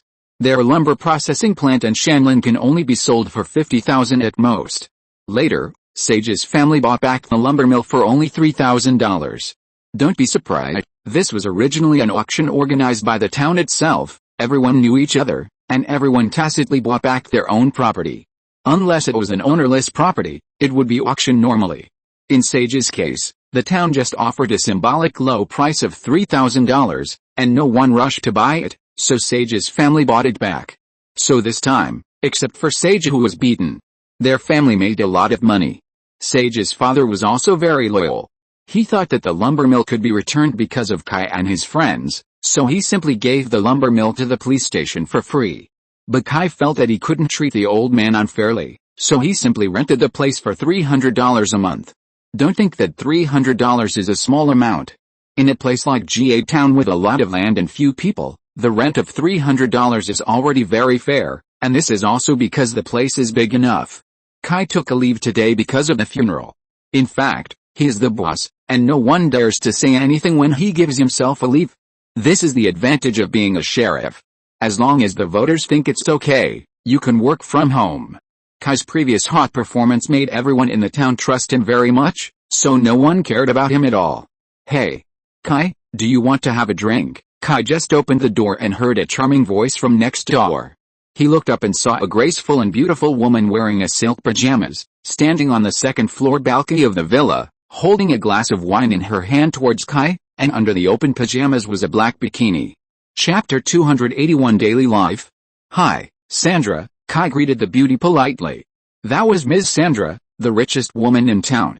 She was single now because she was widowed. Her husband was 30 years older than her and died of a sudden cerebral hemorrhage 2 years ago. Of course, this was also related to the style of this pretty widow. Sandra didn't look like a Minnesotan, but more like a Californian. She liked sunbathing, was enthusiastic, passionate, and open. When her husband was still alive, there were often rumors of romantic affairs, but perhaps because of the old man and young wife, her husband didn't care much about some of Sandra's rumors. After Sandra's husband died, this passionate girl became even more unscrupulous, and lived a more carefree life with a huge inheritance left by her husband. Fortunately, although Ms. Sandra was not strict in her private life, she was very enthusiastic about charity. Every year, she would donate real money to help people in the town. Even the schools in the town would receive a large amount of donations from Sandra every year, so Sandra had a good reputation in the town. Moreover, foreigners don't care much about personal morality. Others' husbands are dead, so she can play as she likes, and no one can control her. But now, Ms. Sandra is obviously tired of ordinary gigolos and has set her sights on the new sheriff of the town. Of course, Kai's own conditions also determine that he will be popular with girls. He is handsome and sunny. The most important thing is that he is full of masculinity. Although his tall and strong figure is not like that of a muscle maniac, his well-proportioned and powerful muscles give him a neat temperament that is different from that of an ordinary ruffian. In addition, he is usually more serious and a proper abstinence male god. In one sentence, he can be described as speaking little, with a paralyzed expression, and sharp eyebrows and eyes. So after meeting Kai for the first time during the sheriff election, this passionate and beautiful woman set her sights on the new sheriff. What surprised Sandra even more was that in addition to his good looks, Kai also showed a toughness that most men don't have. This toughness is not external, but the toughness and calmness shown when the crisis comes. This is simply lethal to the widowed widow who has experienced human affairs. In order to attract Kai's attention, the lady not only actively participated in the reconstruction and comfort work of the town, but also enthusiastically helped the police station to overcome difficulties. Before, when Kai was choosing a temporary police station, the lady took out 3 properties for Kai to choose from at one time. Although Kai finally chose the wood processing plant, he was still very grateful for Sandra's kindness. Sandra had a trick up her sleeve after failing to achieve her goal on the temporary police station project. Kai was not from GA Town, and he had always lived in a motel in the town. Sandra suggested that this would affect the image of GA Town. In the United States, motels cannot be said to have a good reputation. Generally speaking, they are places that poor people, drug addicts, fallen women or marginalized people prefer. There is no way, because they are cheap. Few decent people like the environment there. Kai was not very picky about this, at least it was much better than the barracks of the previous army. Although the decoration inside was indeed a bit vulgar. But Sandra used this to say that the sheriff of GA Town represented the image of GA Town. If people outside knew that the sheriff of GA Town lived in that kind of place, it would affect the image of GA Town. So Sandra proposed a housing plan. The residents with vacant houses in the town provide cheap rental housing for the police. Kai, in particular, needs a stable and stylish house to improve his image. Kai doesn't care much about this, and neither does Meatball and Portman. In fact, for Portman, motels are more suitable for his unruly personality. But others think Sandra's idea makes sense. Don't think that Americans don't pay attention to formalism. So in this way, the police get a benefit, which is to rent a house at a low price. Sandra specially provides Kai with a duplex villa, a typical European-style building with a garden and a swimming pool. Even in GA Town, this kind of house is expensive, but Sandra rents it to Kai for $300 a month. Water and electricity are all free, and the furniture and appliances are complete, and you can move in with your luggage. More importantly, this house is next to Sandra. Real estate pickup skills are not just the exclusive skills of male tycoons, those rich women are not weak at this. No. I don't drink much. Kai really doesn't like to drink much, although he does drink, and he can drink a lot. But he seldom drinks, because he always thinks that alcohol can paralyze people's nerves and affect their thinking. Of course, with Kai's physique, this possibility is very low, but Kai thinks so and does it. He has a bit of obsessive-compulsive disorder. Sandra knows this. In fact, this is very different from Sandra's. There are very few Americans who don't drink, and in many places, not drinking is considered not manly enough. But Kai's strong masculinity covers up this shortcoming very well. Men like him don't need to rely on drinking to show masculinity. Sandra is just habitually teasing Kai. In fact, Kai is not completely without feelings for Sandra. As for men, no matter how restrained they are, biological instincts will not disappear out of thin air. Besides, although Kai's thinking is a bit traditional, he is not opposed to love between men and women, he is just shy. Sandra clearly saw Kai just looking at her body and revealing desire. Sandra was very fascinated by the eager and shy expression, a bit like a seventh grader meeting his beloved girl for the first time, very retro and nostalgic. This feeling is more exciting to Sandra than simple love between men and women. So now, she is not in a hurry to eat Kai, but enjoys this daily routine of teasing an innocent little boy. So Sandra would try her best to tease Kai every day, but she would not go beyond the line. It was this kind of ambiguous relationship that made her very happy. Sandra licked her lips, and looked at Kai with shining eyes like a female beast ready to attack at any time. This made Kai feel uncomfortable. He did not reject having a relationship with a woman. But the problem was that this woman was too proactive, which made Kai feel uncomfortable. Although he was passive in terms of feelings, he would feel a little at a loss if the other party was too proactive. So Kai quickly retracted his gaze and planned to leave quickly. Remembered to come over for dinner later, although Kai could cook, but how to say it? The man's physiological impulse made him agree to Sandra's proposal to cook together. Well, Kai always ate at Sandra's house. Life in the town was very peaceful. Since Hamilton was arrested, the casinos and illegal drug transactions in the town have basically disappeared. In fact, most people in this poor and remote place don't have the imagination to do anything here. The days are peaceful without any waves, but for Kai, there is nothing wrong with such days. No waves means no one is injured, the world is peaceful. What else can you ask for? Kelly. Hurry up, you're going to be late. Don't let Kai wait for you. Sandra, wearing a pajamas, put on makeup and shouted to her daughter's room.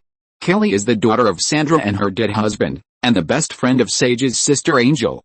She is the girl who was pounced on by Kai in the restaurant last time. Kelly is 17 years old today and is in high school. She is a typical white, rich and beautiful girl, the school belle. Kelly used to be sent to school by the driver, but when Kai and Sandra became familiar with each other, the task of sending Kelly to school became Kai. This was Kelly's initiative. She didn't want the driver to send her because it made her look alienated from her classmates. Kai was fine, anyway, it was on the way. But Kai found that Kelly was not the kind of good girl that others thought she was. She yearned for an exciting life. She liked to grab Kai and ask him about his experience as a soldier and a police officer. And when no one else was looking, she also liked to play some exciting sports that young people like nowadays. For example, she liked to stick her body out of the car and scream loudly. For another example, she always liked to secretly take Kai's gun. But Kai didn't think much about it. He just felt that she had been suppressed for too long by the good girl character imposed on her by her mother and the people around her, and wanted to vent. Rebellious period, everyone has such a time. So Kai let her do it, as long as it's not excessive. After all, she is a child. Okay, I'll leave right away. After a while, Kelly came downstairs wearing shorts, a white t-shirt, and a bag. Sandra was seriously fixing her face. Women over 30 pay special attention to this aspect. For example, Sandra spends at least half of her time every day on how to maintain it, which is both time-consuming and expensive, but the effect is good. At least Sandra still looks so attractive. Hi, Kai, how have you been lately? Kelly ran to Kai's Chevrolet Suburban, opened the passenger door, and then sat in very skillfully. This Chevrolet Suburban is a police car supported by the FBI. This is the type of car that FBI agents are equipped with. The overall feeling of the Chevrolet Suburban is very cool, with a heavy and atmospheric feeling, a bit like a military vehicle. Its strength and solidity give people a sense of power. The interior of this car is wrapped in a lot of leather. The leather-wrapped 4-spoke steering wheel is equipped with heating and electric adjustment functions. The Chevrolet Suburban has a newly designed center console, equipped with an 8-inch LCD screen with MyLink system functions.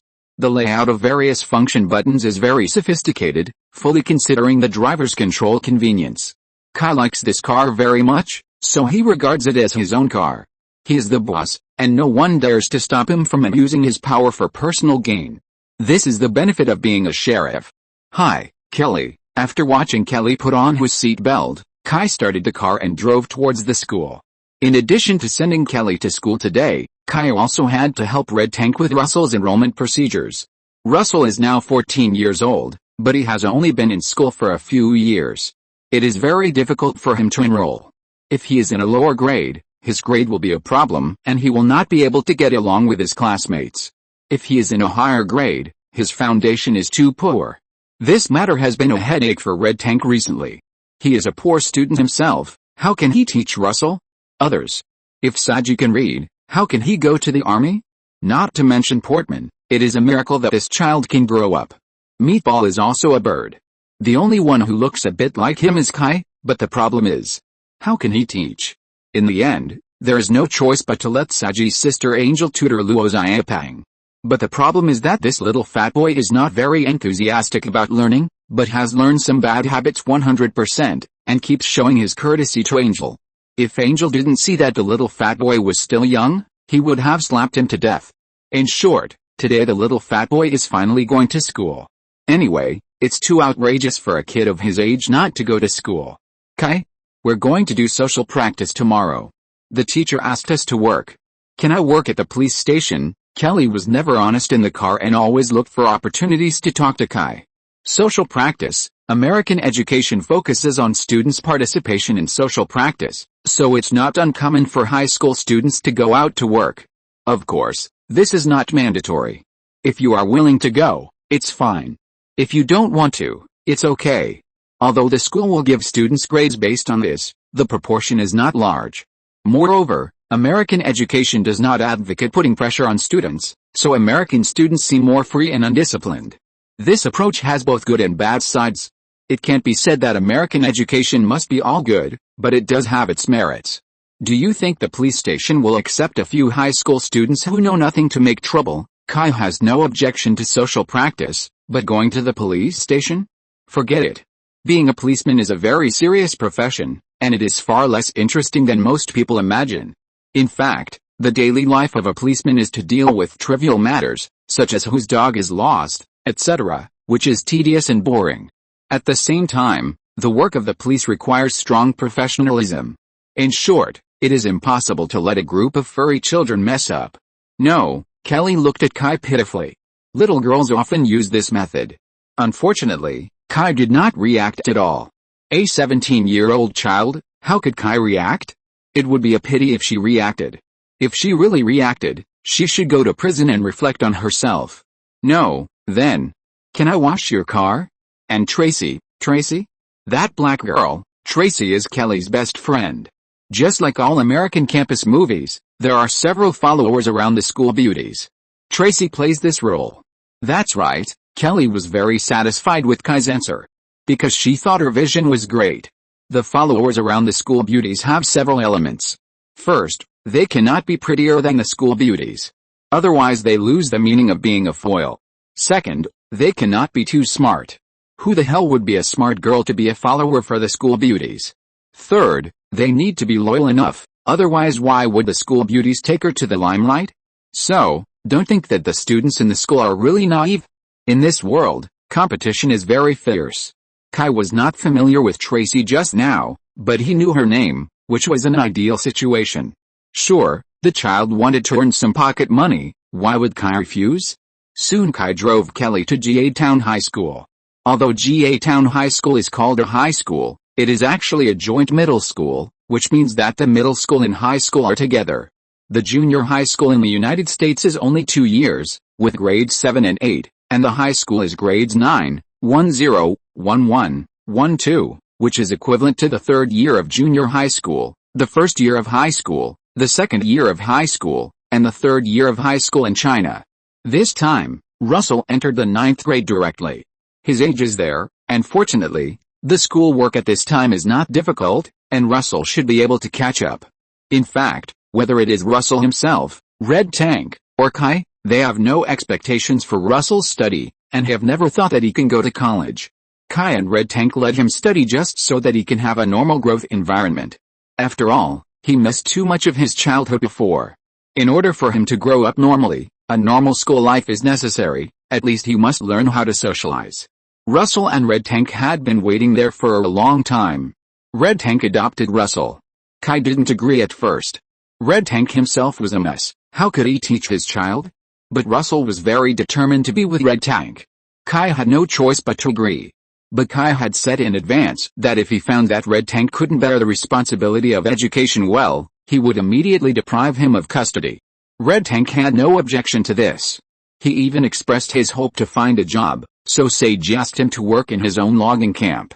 The job was not highly technical, but a little tiring. But it was just right for Red Tank. Hi. Kelly, the little fat boy didn't really like studying. He had been depressed before, but after seeing Kelly, he came alive. Seeing the little fat boy, Kelly also smiled. Russell often went to Kai's house to play. She was very familiar with Russell and didn't hate her. As for the little fat boy's little tricks, Kelly was also very calm. 80% of the boys in this high school were like this, and she had long been used to it. However, she didn't like those boys at all, they were too childish. Hey. Little fatty, you're not old enough to fall in love yet, and, are you sure someone will really like you with your figure? Kai felt bad when he saw the little fat boy's attentive look. Kai still couldn't get used to such a young child with a piggy face. He was more used to junior high school students in China. Don't talk about studying hard, what else do children of this age not study? Like these dead kids, thinking about home runs all day? Is that what children should do? Tisk. Love knows no age. Besides, I'm just bloated, I'll lose weight soon. Luo Xiaopang was very averse to people saying he was fat. And my nickname is Fireball. Not Luo Xiaopang, Fireball? Aren't you just a ball? Kai couldn't accept that love knows no age. He always felt that when two people of too big an age difference fall in love, they are either attracted by sex or they are trying to make money and kill. What's the innocence of true love? Tisk, this kind of thing usually happens when you have money or good looks, try it on ordinary people. Besides, what does a little brat know about love? Kai was beating Russell while taking them to the principal. Kai was not a talkative person at ordinary times, but he was an exception with Russell. The child's experience was too tortuous. He instinctively wanted to make him happier, fearing that he would be entangled in the tragedy of the past. Of course, this was Kai's limit. He really couldn't be that kind of tender and affectionate.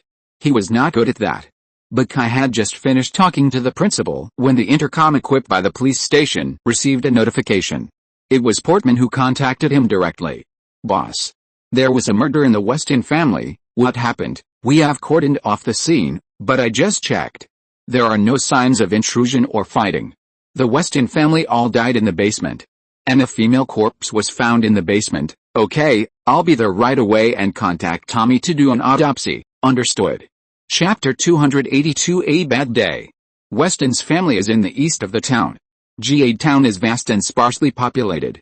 Except for the 3 streets in the middle of the town, which are a little more prosperous, people live very sparsely in other places. Generally speaking, it is normal for 2 families to be dozens of meters apart. So when the Weston family was found, the family had been dead for 3 days. Weston's family of 3, parents are over 50 years old, and their son is only 15 years old. It is not uncommon to marry and have children late in the United States. When Kai arrived at the scene, all the bodies were smelly. But the strange thing is that the female corpse half buried in the ground in the basement of Weston's house was intact. The skin is white, even better than that of normal people. Although the body is half buried in the soil, it is surprising that the body does not feel dirty at all, but there are bursts of body fragrance. If it were not for the fact that this female corpse did not have any physiological characteristics, everyone else would have thought it was a living person. Kai stood in the basement, looking at the big pit in the basement and the female corpse in the pit. He was also confused. He couldn't help feeling that something was wrong, but after a closer look, he didn't know what was wrong. The Weston family's basement has a cement floor, and the pit where the body was buried is more than 5 meters deep. The coroner needs help from others to go down. Logically speaking, even if the Weston family killed someone and buried the body, they would not need to dig so deep. Have you found out the identity of this female corpse? Kai asked Sage beside him. No, we contacted the DMV and checked, and there is no such person, at least not in Minnesota. And I have also contacted the surrounding police stations, and there are no similar missing persons. The deceased also has nothing to prove his identity, Sage reported to Kai with a small notebook. Is that so? Then you arrange for someone to ask people around to see if anyone has seen her. By the way, ask about the Weston family and see if they have any abnormal behavior recently. Unidentified bodies. This is the case that the police hate the most, because it means there will be few clues. By the way, send a notice of assistance to other police stations to see if anyone knows the identity of this woman. At this time, the coroner Tommy also climbed up from the bottom of the pit. How is it? Have you found the cause of death? Kai lent a hand and pulled Tommy up. Tommy was a 60-year-old white man, short and fat. He was the only coroner in the area of several hundred kilometers. Interestingly, he was not a police officer, nor even a regular government office worker. He was a private coroner who contracted autopsies for several towns in the area. Of course, Kai could also send the body to the nearby city of Windham, but that would be expensive. Private contractors like Tommy are cheaper. In many small-town police stations in the United States, there are no forensic personnel, because such personnel are generally professionals and are very expensive. It is not something that small American towns can afford. Moreover, the professional equipment required for forensics is also astronomical. So this kind of private contractor has emerged. Anyway, the United States is a commercial society, so this is not uncommon. Although the appraisal made by this private contractor is also legally binding, if you want to conduct a more professional appraisal, you still need to go to the city to find professional forensics personnel. There is no external injury. I need to dissect it before I can give the cause of death. Tommy took off his gloves and shook his head. It was also the first time that he had seen such a corpse. There was no external injury. There were no signs of injury on the surface of the corpse, except for some bruises on the hands. But it is certain that the deceased was tied up before his death. It should be related to kidnapping. Kai nodded, indicating that he knew, and then continued to ask, what about the Weston family? The bodies of the Weston family had been put into the body bags. But when Kai asked this, Tommy's face became even stranger. They were tortured quite cruelly before their death, and their bodies were burned in the end. But from the scene, it was not done by outsiders. There were no signs of fighting or blood in the whole house. All the traces were concentrated in the basement, and from the information I have collected now, they were more like self-harm. You said they committed suicide. Kai recalled the miserable state of the Weston family and said incredulously. People who commit suicide will be so cruel to themselves. Generally speaking, people who commit suicide pay attention to painless and quick death, but looking at the marks on the bodies, it doesn't look like the effect that can be caused in a short time. Maybe the Weston family joined a cult. Tommy knew that his speculation was a little unreliable. But he still thought of a possibility. The United States is known as the world's most developed country, but it is no worse than other countries in superstition. In the United States, there are countless cults. For example, the Kiggan Masters in China are just a small kiss in the United States. The doctrines of many cults here are fooling people at first glance, and even a little insulting to intelligence, but the amazing thing is that there are really people who believe in them. The United States can be said to be the country with the most cult organizations. According to a survey report, there are as many as 2,000 to 5,000 cult organizations in the United States, and 10 million to 20 million people are involved in cult activities to varying degrees. For example, the largest cult in the United States, Scientology, was founded by a science fiction writer. The doctrine is even more ridiculous, very similar to the background of Star Wars. You can search it online, it's very interesting. But such a cult has now become a behemoth, and even Hollywood star Tom Cruise is a devout believer. The deeds of this cult are quite amazing, and others have turned science fiction into regular religious books. In short, it is not uncommon to believe in cults in the United States, and it is not uncommon for people to commit suicide because of cults. Kai shook his head. I remember that the Weston family is a devout Christian. They go to Mass every week. It shouldn't be because of the cult, then I don't know. Tommy didn't argue. He was a forensic officer, not an investigator. He would only give scientifically verified evidence, and reasoning was not his business. After Tommy loaded the body and took it home, Kai led people to visit. In GA Town, such vicious cases rarely happen. The whole family was killed. No matter how much attention is paid, it is not good. But the results of the visit were not good. There were not many clues. The Weston family had a good reputation in the town. They were kind and enthusiastic. Mr. Weston ran a car repair shop and a farm in his home, and Mrs. Weston was a housewife. The Weston children were in high school. They were neither good nor bad in school. They were just ordinary children. All in all, there was nothing special about the family, and they hadn't done anything unusual recently. They were planning to go to Wyndham for a few days. Because of this, the neighbors hadn't seen Mr. Weston's family for 3 days, and they didn't care. If Mr. Weston hadn't told his employees about this, and the store employees hadn't come to the store for 3 days or called, they would have come to find him, and the discovery of the body would have been delayed. However, Kay still learned from the neighbors that the Weston family originally planned to renovate the basement and turn it into a game room, and they had planned to start work after they returned from their trip. For this reason, Mr. Weston even specifically greeted the neighbors, saying that it would be a bit noisy at that time. Kay immediately followed his clue to see if the Weston family really wanted to rebuild the basement or if they really wanted to bury the body. Although it was a bit unreasonable to dig so deep to bury the body, what if others were more cautious? They thought that the body would be less likely to be discovered if it was buried deeper. This possibility was not impossible. But after a day of investigation, it was discovered that Weston seemed to really just plan to expand the basement. Because the incident was originally caused by the child of the Weston family. He said in school that he wanted a game room that could be used as a secret base. Children of this age always have all kinds of strange ideas. All the friends of the Weston child at school know about this. In addition, Mr. Weston's recent consumption records can also prove that Mr. Weston obviously loves his son very much. He started preparing 3 months ago. For this purpose, he specially consulted a construction company and asked the construction company to make an assessment and construction plan. After that, he also purchased 3 game consoles, a pool table and some toys. To say that Mr. Weston had planned a murder 3 months ago. That's too magical. He is not a professional killer, and he has to prepare 3 months in advance. Real killers don't have this patience. Of course, this cannot rule out Weston killing and burying the body. But at least it was not intentional. This case is still confusing, and the key is the body. The origin and cause of death of the female corpse are still a mystery. Just when Kai was investigating the case, in Wyndham City, a black Chevrolet Impala left Kai's residence in Wyndham City and drove towards GA Town. There were 2 men in the car, wearing the standard outfit of FBI agents, a black coat and a black suit. Dean, maybe we really have a younger brother. A younger brother we have never heard of. A man with long middle parted hair sitting in the passenger seat said hesitantly to the man driving.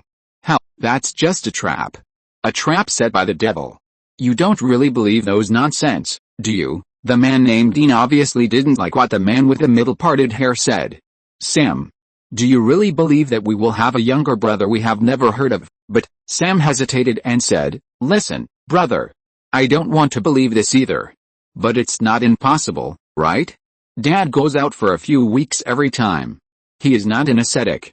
A hunter comes to a small town, kills monsters, saves beauties, and sometimes girls are very grateful. Shut up, I'm thinking about the scene of Dad having sex. Sam curled his lips. Maybe he didn't control his lower body that time. Hey.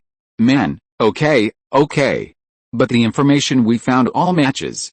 According to Dad's diary, he was investigating a case in Minnesota in March 1991, and Adam Milligan was born 9 months later. At the same time, the last 2 pages of the diary were torn off. You must be mentally prepared. We may really have a younger brother. A younger brother that Dad never talked about. Dean obviously didn't want to believe this, because in his concept, his father's love for his mother would last until death. It's impossible for him to be with another woman, have a child, and rebuild a family. After a long while, Dean finally spoke. What did you find out about that kid? Seeing that Dean calmed down a little, Sam spoke. Not much, I just know that he joined the army 6 years ago after his mother died. According to his neighbors, he came back once some time ago, and then went to GA Town to be the sheriff. Oh, by the way, he also changed his name. What's his name? Kai Wayne. You see, there must be something wrong, otherwise why would he change his name? Dean, isn't it reasonable suspicion? Seeing Dean's sophistry, Sam finally couldn't help it. Listen, Dean, I know it's hard for you to accept that your father has another son outside. But you have to know what we are fighting against now. They have already targeted Adam. Once those monsters succeed, you know the consequences, then we should shoot him to death. Dean was obviously a little loosened when he heard this. But he still couldn't get rid of the stereotype thinking that his father was a lovesick man. He still couldn't believe that his father had an affair. Although his mother had been dead for more than 20 years. Dean, okay, I know, we don't kill humans. After a while, Dean said again, the premise is that he is human. Windham City is not far from Guardtown, and soon they saw the sign of Guardtown. Hello, I'm Kai. Hello, Sheriff Kai. We are Sheriff Sheldon of Cartertown Police Station. Kai raised his eyebrows. Cartertown is not too far from Guardtown. It is right next to Guardtown, only 30 minutes away. Hello, Sheldon. What's the matter? There's indeed something. The other party hesitated for a while, and then continued, about Tommy. Tommy. What's wrong with Tommy? Kai had a bad feeling. Tommy was the coroner. If he issued an autopsy report, he should be notified directly according to the procedure, because this is a case in Guardtown, and the police from other places are not qualified to participate. But now the sheriff of Cartertown talked to him about Tommy at this moment, which was a bit abnormal. Tommy is dead, and Tommy's son Austin is also dead. I know that their last job of the day is to perform an autopsy on you, so we need to understand the situation from you. Tommy is dead, yes. How did he die? We don't know yet, but Austin seems to have fallen to his death. Kai was a little overwhelmed, and after a while, I'll get there as soon as possible. Thank you for your cooperation. Sheriff Sheldon on the other side was very grateful for Kai's cooperation. After all, he couldn't control Kai, and if Kai resisted, he couldn't do anything. It doesn't matter. I also want to know what happened. Kai was halfway through his words when he suddenly thought of something. By the way, I wonder what happened to the body we sent over. Kai didn't know why, but subconsciously felt that this matter seemed to be related to the strange body. I need to look for it. There was a small fire at the scene, and a lot of information was burned. I need to identify it. Okay, I'll get there as soon as possible, Kai said a little dejectedly before hanging up the phone. What a bad day. Yes, what a bad day. Chapter 283 Demon Hunter. Kai had just driven away from the police station when the black Chevrolet Impala stopped in front of the temporary police station. Wow. This police station is quite rich. The police car is actually a Chevrolet Suburban. Dean is a car enthusiast, but he prefers classic cars. For example, his Impala was the first car his father bought and the most valuable treasure of the Winchester family. It is about $30,000 to $40,000 at the current market price. Don't think that this is cheap. According to the prices in the United States, a car of $30,000 to $40,000 is already very expensive. Of course, this car is a family heirloom of the Winchester family. It is inherited by the son after the father's death and the younger brother after the elder brother's death. It is impossible to sell it. When the two brothers got out of the car, Sam grabbed Dean again to make sure, "Don't do anything reckless." This is the police station. Of the two brothers, Sam is calmer, while Dean is relatively more reckless. Especially when it comes to their father, Dean has never been very calm. "I know." He took out a silver knife and a jar of holy water from the trunk. Sam looked at Dean's action and shook his head. But he didn't stop him in the end. But when they entered the police station, they found that the person they were looking for was not there. It was Meatball who received them. FBI. Meatball took the forged FBI documents of the two and didn't think much about it. He was just curious why the FBI came again.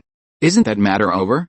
Why are you here again?" Meatball was talking about the GD gang, but Dean and Sam didn't know about it, so they could only stammer and say, "Oh, isn't there something that needs to be communicated with Kai, so the higher-up sent us?" "Negotiate." "Yes, negotiate," Sam immediately said.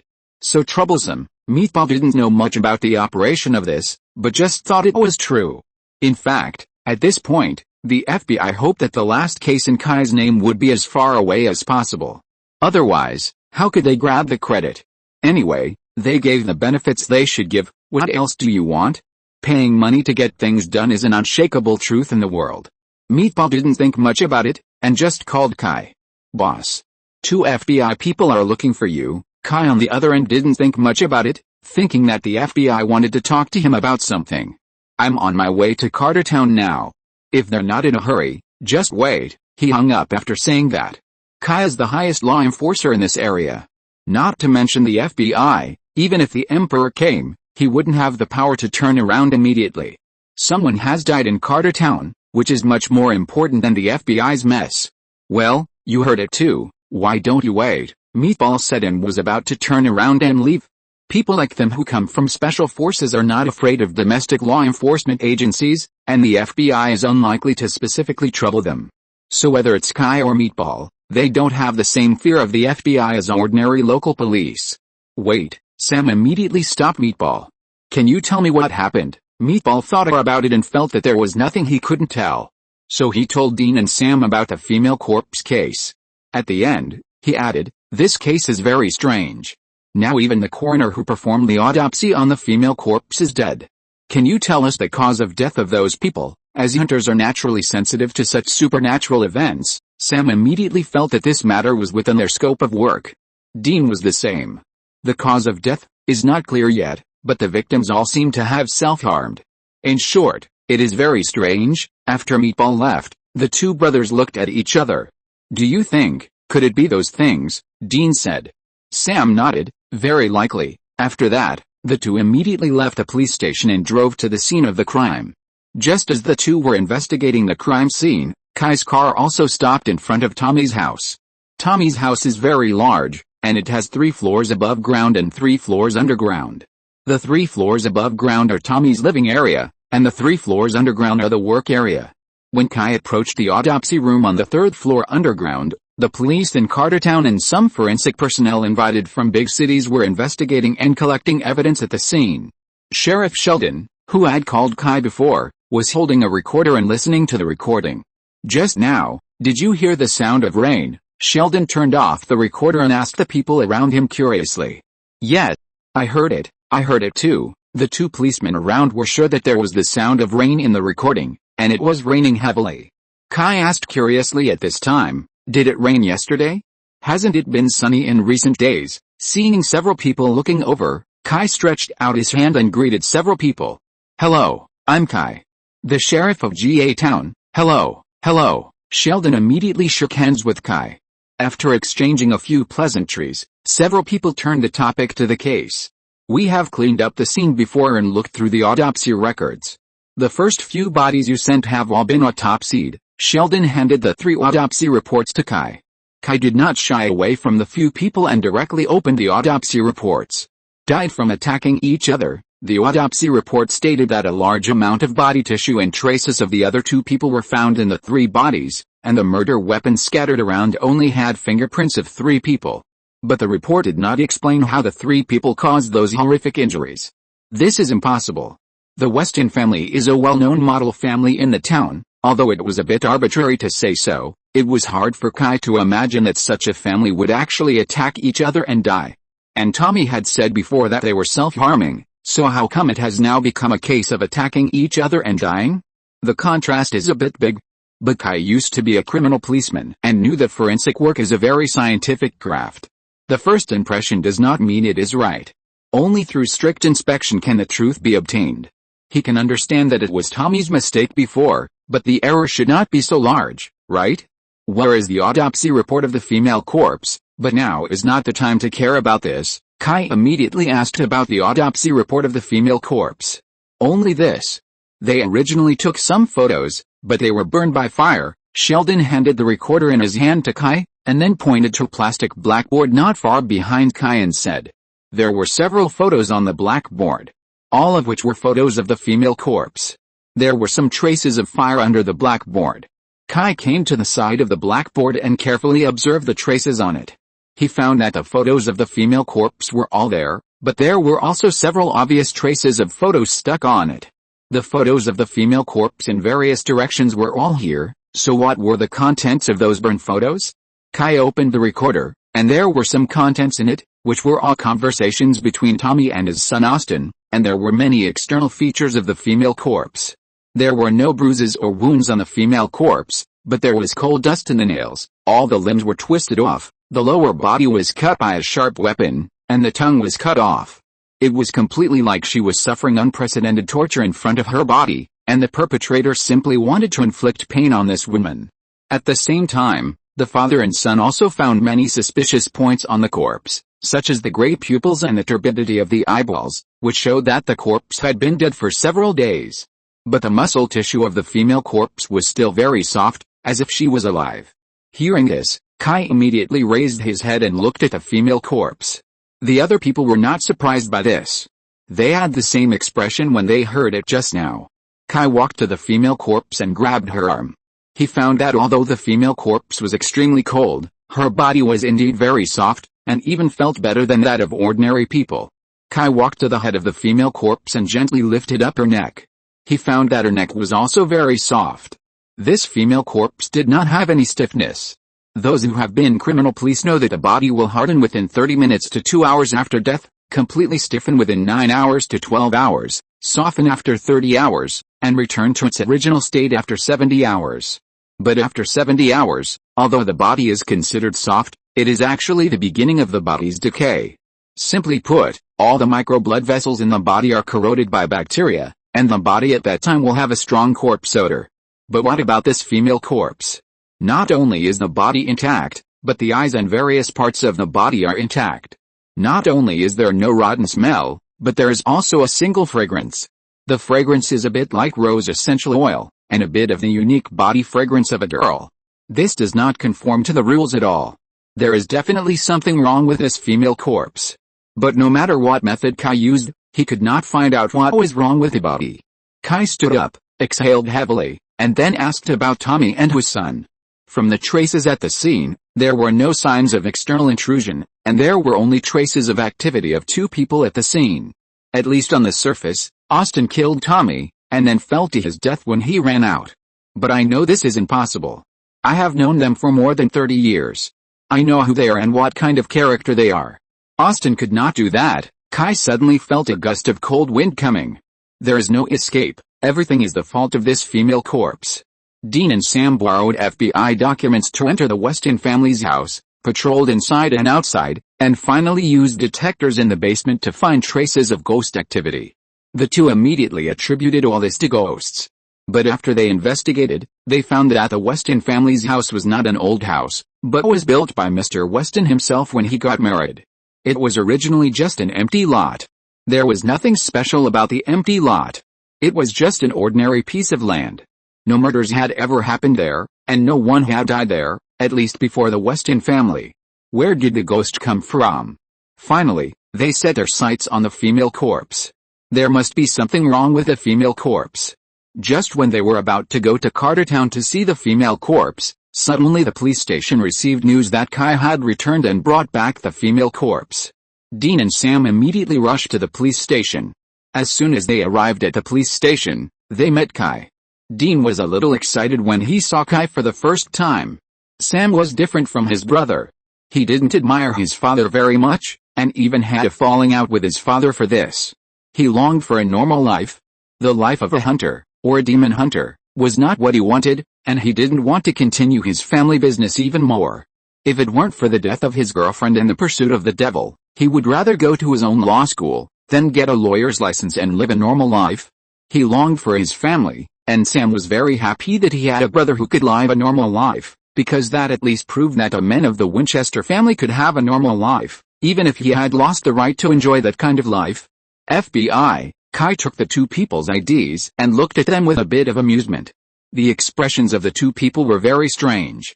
The short one looked like he was looking at an enemy, with a look of vigilance and scrutiny in his eyes, while the other one was the opposite, very gentle, even a little kind. Faced with the strange expressions of the two, Kai was also confused. What were these two liars doing? Haha, you know? You too. Kai smiled and put his hands on his waist. Be careful when you are faking it. After saying that, he pointed an M1911 at the two people. Dean saw Kai pull out his gun and immediately determined that Kai was a trap, so he immediately pulled out his gun and pointed it at Kai. Sure enough. You're a monster. Sam immediately tried to stop him, but it was too late. They forgot where they were. At the moment when Dean drew his gun, with a swish, 5 or 6 guns of different lengths were pointed at them. Hey. Misunderstanding. It's all a misunderstanding. Sam raised his hands, indicating that it was all a misunderstanding. But the people here were all Kai's die-hard fans. How could they listen to him? Even more policemen came over, with more than a dozen guns pointed at the two outsiders. Kai stepped forward and gently pulled open the muzzle of Dean's gun. Dude, this is the police station. After saying that, he snatched Dean's gun, twisted his hand behind his back, and held him with a push. Kai's action was simple, but very fast, and Dean was restrained before he could even see clearly. Take them in, I'll come to interrogate them later. Sam was very honest, he really had no ill intentions, and more than a dozen guns were pointed at him, and it was in the police station. If he moved, he might really be shot to death. Hey, listen, we are not here to cause trouble, we are here to help. That female corpse. There is something wrong with that female corpse. We can solve it. Sam was not in the mood to recognize his relatives now, so he decided to get through the present first. Kai paused, said nothing, and just had the two locked up. At about 8 o'clock, Kai asked the police station to take a holiday. This is very strange, a place like the police station does not have holidays all year round, but Kai asked everyone to take a holiday, only taking Meatball, Sage, and Portman on duty. After following Kai for so many years, Sage and Portman actually knew about Kai's magic, but out of comradeship and trust. The two pretended not to know, and then because of the red tank incident, Kai simply revealed some of the strangeness of him and Meatball to Sage and Portman, and the two of them entered a real new world. Knowing that there are some things in the world that science cannot explain. Keeping them here today, Kai also told them honestly that there is something wrong with the corpse, and he plans to destroy the corpse tonight. As for the case, what can be done? The murderer is very likely to be the female corpse, but the problem is that such words also need someone to believe. However, before that, Kai plans to ask the two liars first to see if what they said about helping him solve the female corpse is true. Kai came to the temporary detention room and opened the iron door.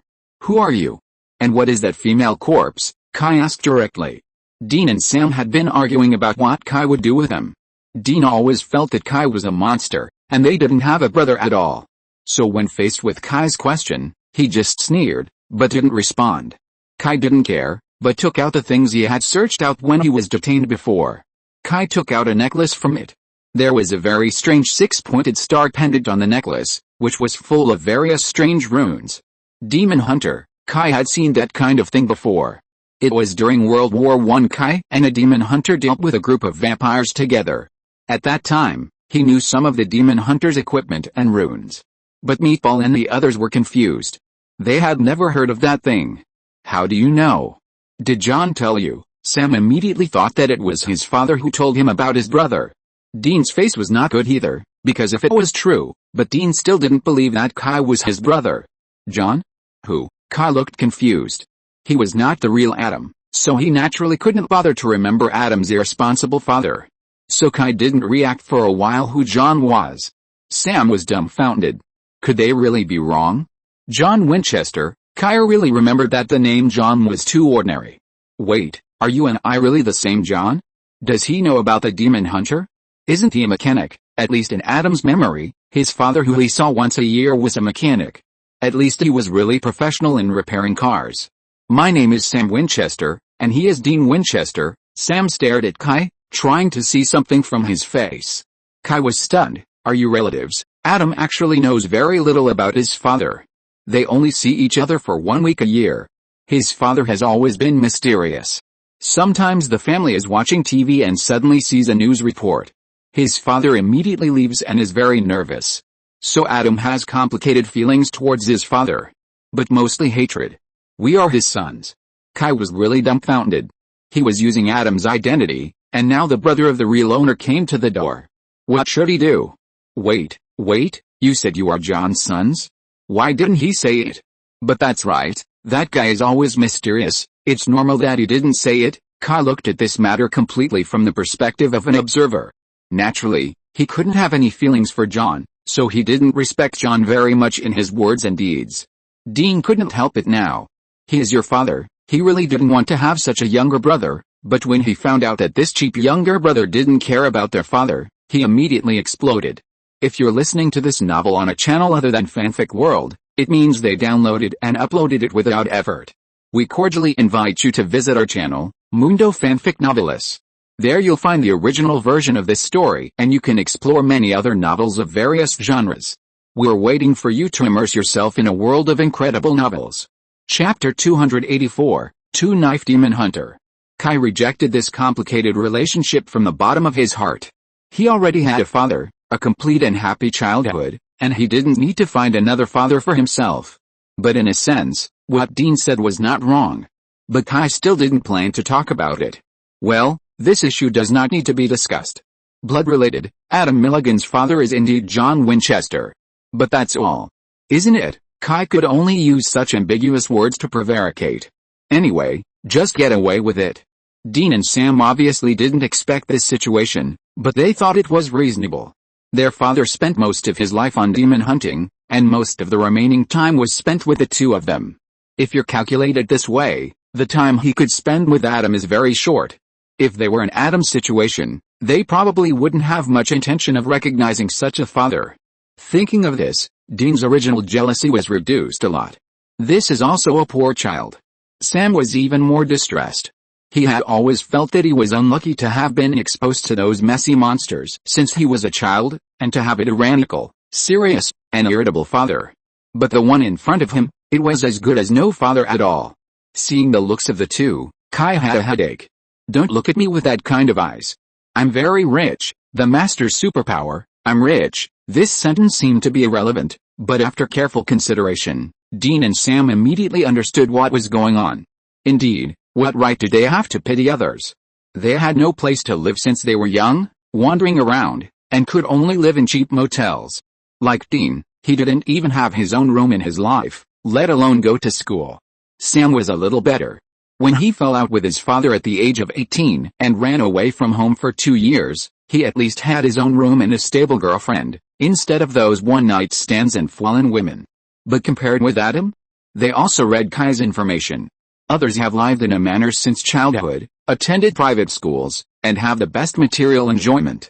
During school, they are also popular, and are students of prestigious schools. There is also a mother who loves him wholeheartedly. After her death, she left him a large inheritance. The toilet in their house is bigger than the motel room where Dean lived. They felt that they were possessed by evil spirits, and they actually felt pity for such people. If you really want to say pity, they are the ones who are pitiful. Kai's words broke all the emotions, and the two almost forgot the purpose of their coming. Okay, let's not talk about those unimportant things. Let's talk about business. Kai didn't think that these two people were looking for him just to recognize their relatives. This thing had no meaning to Kai. He just wanted to know whether what they said about helping him deal with the female corpse was true or false.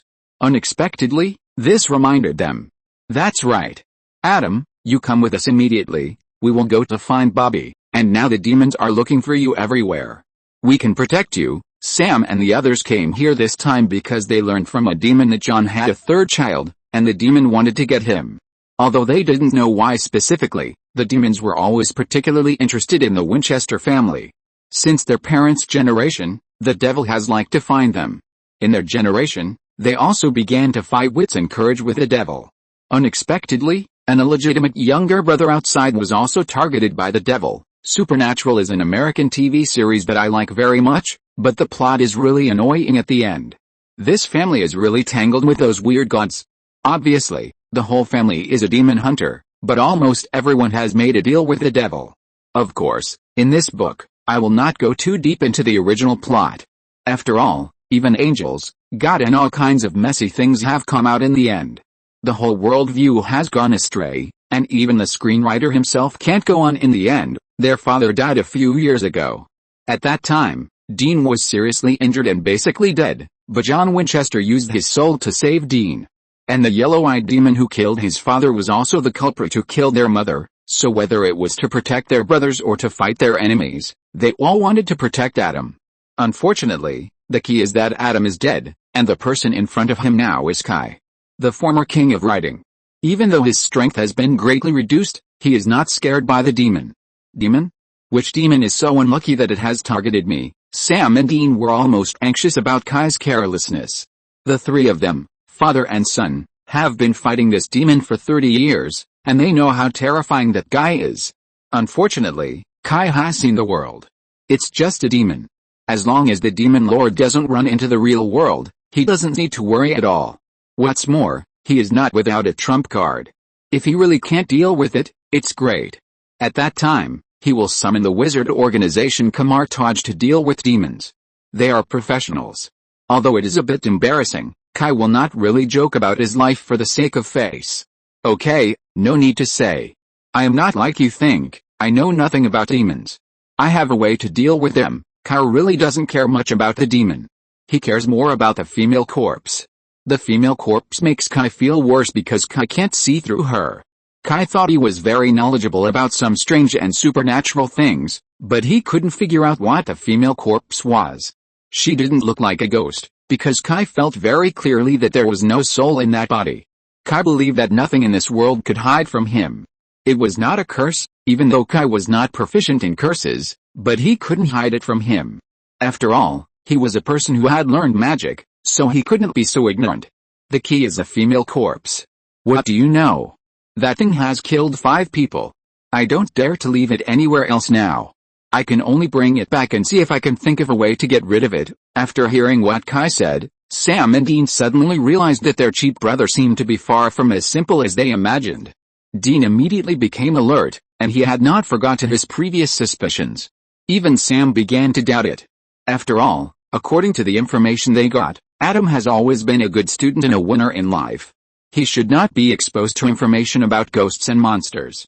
But looking at Kai's appearance, he not only did not doubt the existence of demons, but seemed to be very familiar with those things. This was not normal. So Dean pointed at Sam with his eyes. The two brothers had long been in sync. One look was enough to know what the other was going to do. Then you have to give me something to drink first? We have been locked up by you for a day, Dean said deliberately. Kai didn't doubt anything. He asked Portman, who had been listening to gossip for a long time, to get some water. But Dean immediately said, I have a wine bottle there, just give it to me. Portman didn't think much about it. After all, these two people seemed to be the eldest brother's brothers, so he honestly took out Dean's silver wine bottle. Although they listened for a long time and didn't hear too many shocking revelations, they still heard something. That is, the eldest brother's father and the eldest brother's mother, because of an impulse, they had the eldest brother. Then his father was a scumbag, and he ran away after playing, so the eldest brother didn't care much about this father. This kind of thing is really too normal in the United States, especially Portman also has this kind of background, so he is particularly clear about that feeling. Why recognize such a father? Bury him in the ground? Portman threw Dean's wine flask over. Dean took the wine flask and pretended to drink a sip, then sprayed it hard on Kai's face. Kai was stunned, and at this moment, Sam spit out a very small blade from his mouth and scratched Kai's hand. Kai understood a little now. Holy water. Silver knife, are you serious? Kai wiped the holy water on his face and looked at the wound on his hand. If I didn't know you were demon hunters, would you believe that I had already opened a hole in your hide just now? Seeing that Kai didn't show any abnormality, Dean and Sam felt a little embarrassed. Then they saw Sage and the others staring at them with unfriendly faces. Oh, we usually do this, it seems like this. Dean looked at the three big guys and was a little scared. He picked up the wine flask and splashed Sam. Sam widened his eyes, spread his hands and looked at Dean. It's my turn. There was no way. Dean could only self-harm and splash himself again. Okay, stop playing. I'm still waiting for you to deal with the female corpse. The crowd came to the place where the female corpse was parked with some messy rune pendants. Portman held a pendant and asked uncertainly, can this thing really resist those supernatural powers? It's not that I want to doubt you, but isn't the workmanship of this thing too rough? The accessories given by the Winchester brothers that are said to prevent various superpowers are really rough, like the kind that can be bought in a bunch for a few dollars. It's all handmade, just use it as it is, Dean said helplessly. He found that this group of people were really brave. They knew what they were going to deal with, but no one in this group was afraid. Instead, it was like an outing, relaxed, and they even cared about the quality of the amulet. You said the thing is a ghost. Kai was not interested in those little things. There was indeed some supernatural power on it, but that was it. Yes, we have encountered many such cases. It's not wrong. Just sprinkle salt and burn the body with fire, and everything will be over. Sam still believed in their experience. Kai just found out that the brothers were just two-handed and had never received formal training as demon hunters. They didn't even know what the trial of the green grass was, let alone the complete education system of demon hunters. In short, their demon hunting methods were all learned from their father. His father was also self-taught, and most of his knowledge came from practice, and the other part was learned from other demon hunters. In the United States, there are quite a few such demon hunters. They call themselves hunters and live a wandering life. Wherever they find unexplainable phenomena, they rush there. It can be said that they are some very noble people, but unfortunately this group is very deformed. They kill monsters, and at the same time, other people are extremely vigilant. In general, they are marginalized people in society, and strictly speaking, they are all criminals. After hearing about the real demon hunters, Sam was very interested in this topic. In fact, they also thought that demons must not exist in modern times, so how did people fight those monsters in ancient times? But the matter at hand is obviously more important, so Sam decided to ask Kai after this matter is over. Since the female corpse was brought back by Kai, no one was allowed to approach it, so the body had been in a body bag. Dean was very familiar with these things. He opened the body bag and was stunned. While this was indeed not an ordinary female corpse, not only was her skin white and delicate, but more importantly, she looked very, very attractive. The key was that she was naked. Her figure was perfect, and her eyes were slightly open. Although her eyes were a little cloudy, under the light, she looked like her lover's tenderness. Dean was stunned. Kai asked Sam in a low voice, is your brother, having been in contact with these things for a long time, awakening some disgusting habits, reacting to a corpse? Isn't this disgusting? Sam's face was very ugly. He knew that Dean was unrestrained and liked women, but he had to choose the right time. And, it was a corpse. Dean, huh? Dean turned his head and found that everyone was looking at him as if he was a pervert. He reacted immediately. He shook a gaskin in his hand and said a little embarrassedly, I just take a look. Kai shook his head helplessly and said to Portman, lend him your Playboy tomorrow. Then he turned to Dean and said, how long has it been since you last touched a woman? Dean really thought about it and replied, it's been 3 months, including today. Sam didn't want to hear his brother's privacy at all, so he picked up the salt in his hand and sprinkled it on the female corpse, then snatched the gasoline from Dean's hand and poured it on it. Bang! The flames shot up into the sky and even burned the ceiling. Fortunately, this place used to be a wood processing plant and had been set on fire, otherwise it might really cause a fire. Looking at the flames burning more and more, Dean and Sam high-fived to celebrate the completion of another case. Their identities are not to be seen, because each of them has at least a 3-foot-high criminal record, because many of the cases they handled, in the eyes of ordinary police, are murder and other vicious cases. For example, they killed a werewolf, and the werewolf died and became a normal person, so in the eyes of the police, this is a simple murder case, and the means are extremely cruel. So once they are caught by the police, they will inevitably start with life imprisonment, and some states even directly execute a death penalty. And they have done countless things like destroying corpses.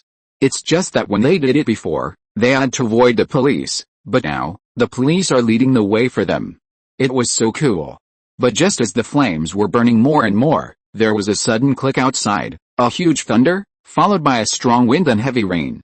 Before everyone had time to sigh at the change in the weather, there was another click. All the lights in the house went out, and then the emergency lights came on. Is the circuit breaker broken? Only Kai felt something was wrong. Because he remembered very clearly that there was no rain today. And he had heard this scene in Tommy's recorder. On the night Tommy died, their conversation also mentioned rain and thunder. Sure enough, the hanging track incident happened soon. First, the flames gradually retracted like a videotape played in reverse, and then the female corpse lay intact on the spot. The fire, salt, and so on were all gone. Just when Dean's face changed drastically and he was about to go up to check, a black shadow suddenly flashed through the window. It looked like a person. Chapter 285 Hallucination. As soon as the shadow moved, Meatball and Sage raised their guns to defend. Portman also quickly approached Kai. Meatball and Sage were commandos. Their mission was always the front line. Even if it was a protective mission, they would stand in front to block bullets. Portman was a sniper. His mission was to occupy advantageous terrain to carry out precise killing. So he approached Kai as soon as possible and used Kai as a cover. Dean and Sam stood there carelessly watching others' professional movements.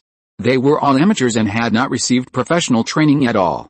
When they came to their senses, several people had already prepared for defense. Sage put his hand on Meatball's shoulder, and then the two of them moved in a straight line towards the window where the shadow was moving. Portman pointed his gun at the window motionlessly. Once there was any movement, he would immediately shoot. Bang! Meatball pushed open the window. There was nothing outside. Only the strong wind and raindrops kept hitting the window. Meatball looked around cautiously, then turned around to tell everyone that it was safe, but the moment he turned his head, a rotten and decomposed human head suddenly appeared at the window. Bang! A bullet brushed Meatball's ear and shot into the head, and the head fell down immediately after being shot. It was Portman who fired the shot, and that's what snipers do. Meatball didn't care how dangerous the previous shot was, and immediately turned around and fired. After 3 shots, he saw that it was quiet outside the window, and then he moved towards the window again under the cover of Sage. He stretched his head to look at the ground outside the window, but there was no body, and there was nothing on the ground. Meatball turned around and shook his head with a grim expression. Kai nodded. He looked at the Wen brothers. Have you ever encountered this situation before? No, and I've never heard of it. Generally speaking, ghosts will only follow the things they miss the most before they died. That is their reliance in the world. Once the reliance is burned, they will disappear. Although we know that some ghosts are not afraid of fire, salt and flames can definitely destroy them. Dean immediately opened his backpack and took out a few iron rods used to pick firewood in the fireplace. These are all pig iron. Pig iron has a repelling effect on ghosts. When encountering ghosts, this thing is more useful than bullets. Kai shook his head and said very confidently, "That's not a ghost." Kai has seen ghosts before, and even seen quite a few, but he can be sure that it is not a ghost. Kai did not feel any soul breath on those things. After a person dies, the soul will dissipate, but there are always some exceptions. After some people die, their souls will remain in the world for various reasons. It may be resentment or special environment. In short, their souls are left behind, but it is always bad for the soul to leave the body. So as the souls stay in the world for a longer time, they will gradually begin to lose their souls. They will lose their memories, lose their humanity, and what remains is their last obsession. These things are commonly known as ghosts. They have no humanity, but they can interfere with reality. Any living person within the range of their obsession may become a target of attack. However, no matter how they change, their unique breath of souls cannot disappear. By the way, these ghosts have no value to Kai's golden finger or to the demons that feed on souls. They are the residue and dregs of the soul. The cost performance is extremely low. But those things in front of them have no soul breath at all. That's not a ghost. Dean turned his head to look at his cheat brother. Although he didn't know what the background of his brother who he met for the first time was, he was sure that this guy was definitely not an ordinary person. Would an ordinary person be in this state when seeing a ghost? Kai ignored Dean's strange look, but walked to the female corpse, grabbed the female corpse, and suddenly a flame with an extremely fierce breath burst out from his palm. The motionless female corpse suddenly opened her mouth and let out a series of extremely sharp screams. The scream instantly blew out a flame in Kai's hand, which was not very conspicuous to begin with. At the same time, everyone present rolled over with their heads covered. The sound was so harsh that even Kai could not bear it. Kai immediately let go of his hand, and the scream stopped immediately. What did you just do? Dean's first question after recovering was not to ask the female corpse what was going on, but to be more interested in the fire coming out of Kai's palm. Kai glanced at him, thought for a while and said, "This is the fire of God." Gods? Americans generally believe in God, although there are few cases, but they are really a few cases. And Kai also discovered one thing, that is, Dean and Sam and their exorcism and hunting of demons are based on the Bible. But Kai knew very well that there was no God on this world. When Kai was active, the Jewish population was nowhere to be found. As for saying that the world was created by God, that's even more nonsense. In all the gods and civilizations, they all claim that the world was created by them. But this is just talk. Those gods have a very clear understanding of their origins. They are children of the earth. It is the world that created them. They did not create the world. No. I am an atheist. Kai is indeed an atheist. He has seen those so-called gods, communicated with them, and fought with them. He knows that they are just some stronger populations or individuals. As for the creation of the world and omnipotence, it is all nonsense. The reason why they are called gods is simply to distinguish them from humans. God only represents power and has no other special meaning. So Kai's an atheist, targeting modern human speculation about gods. God is just a noun, not so mysterious. Dean is a little confused. A person who claims to use the flame of God is an atheist. It sounds very ironic. But Kai didn't say much. The things involved here are enough to destroy a normal person's 3 views, so why should Kai waste his words? He is not a truth seeker who insists on letting everyone know the truth. Anyway, it's good now. If you believe in God, then believe in God. What should we do now? I don't know. Kai was also helpless. With Kai's current strength, being able to use the power of desert flame slightly was already the limit. Now that little bit of desert flame can't do anything to the female corpse, what can he do? As soon as Kai finished speaking, he heard a series of crackling sounds, as if someone was breaking his joints. And the sound became more and more frequent. Outside the door, Portman immediately turned around and pointed his gun at the door. Through the glass of the door, everyone could see several shadows moving towards this side like they were dancing a mechanical dance. There was almost no need for him to think too much. It must be a monster. Portman instinctively prepared to shoot, but was stopped by Kai. "Let them in. I want to see what it is." Kai has never been timid. In the past, Kai has always been a non-mystic. He firmly believes that there is no such thing as gods and ghosts in the world, and all mysterious events have their scientific explanations. Those so-called mysterious events are either fabricated or man-made. So he has never been afraid of ghosts and gods. Later, when he became a policeman and saw more living people, he found that the dead were not so scary. After all, nothing can be scarier than the human heart. Although he found that this world was completely different from his previous world after traveling to this world, he was still not afraid of those things. He had seen the most bizarre gods, so why should he be afraid of a ghost? Isn't that funny? Portman was a little nervous. Although he learned a little about the truth of the world from Kai, it was the first time he saw something beyond the scope of science. For example, although mutants are magical, there is also an explanation of genetic mutation. How to explain ghosts? Sam and Dean felt that their cheap brother was really reckless. They were nervous to death because the things in front of them were beyond their cognition. But strange things happened, and they were waiting there, but the group of ghosts only danced the mechanical dance at the door and didn't come in. This made the originally weird and terrifying atmosphere a little awkward in an instant, and even a little humorous. Although these ghosts walked slowly, they had been crawling for so long, and they should have crawled here even if they were crawling. What's going on? Even the slowest meatball noticed something was wrong. Kai frowned, thinking something was wrong. He turned back to look at the quiet corpse, which was still the same as it was at the beginning, as if everything that had just happened to it was an illusion. Just when Kai thought of the word illusion, Sage, who had been standing behind him, suddenly screamed, and then his face turned ashen, and his blood vessels began to burst. Blood and festering covered Sage's face in an instant, and then Sage turned into a festering zombie, well, the kind in Resident Evil. Dean and Sam immediately raised their guns, intending to kill this monster. But as soon as they raised their guns, Kai shot the pistols out of their hands with 2 bangs. "What are you doing?" Although Portman and Meatball didn't know what was going on, they immediately pulled out their guns and aimed at the changed Sage, but their years of comradeship still made them hesitate. "Don't move." With his voice, Kai used his mental power, and the sound directly shocked everyone. "Don't move." Kai raised his hands and made a surrender gesture. Meatball and Portman didn't understand why their boss did this, but they still stopped. Only Dean and Sam thought Kai was too soft-hearted. In their demon hunting career, they had encountered people who turned into monsters and couldn't kill them. But many painful lessons taught them that sometimes they must not be soft-hearted, because it would only hurt more people. They could understand this feeling, but there were always things that someone had to do. And hunters exist for this. The two secretly reached into their backpacks and tried to take out weapons from them. "Listen, believe me. Don't move." But in the eyes of others, the monster that Sage had turned into was walking towards them step by step. Dean and Sam jumped up immediately, holding the weapons they had just taken out of the backpacks, a dog-leg knife and a revolver in their hands. "No." Kai immediately stood between them, separating Sage from the Winchester brothers. But Sage didn't stop, but continued to rush towards Kai. Just when everyone thought Kai was going to be attacked by the monster, Sage stopped. "Sage is still conscious," Meatball shouted in surprise. "Put down your weapons."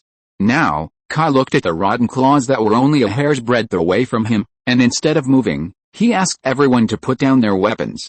"Walter, are you crazy? Trust me.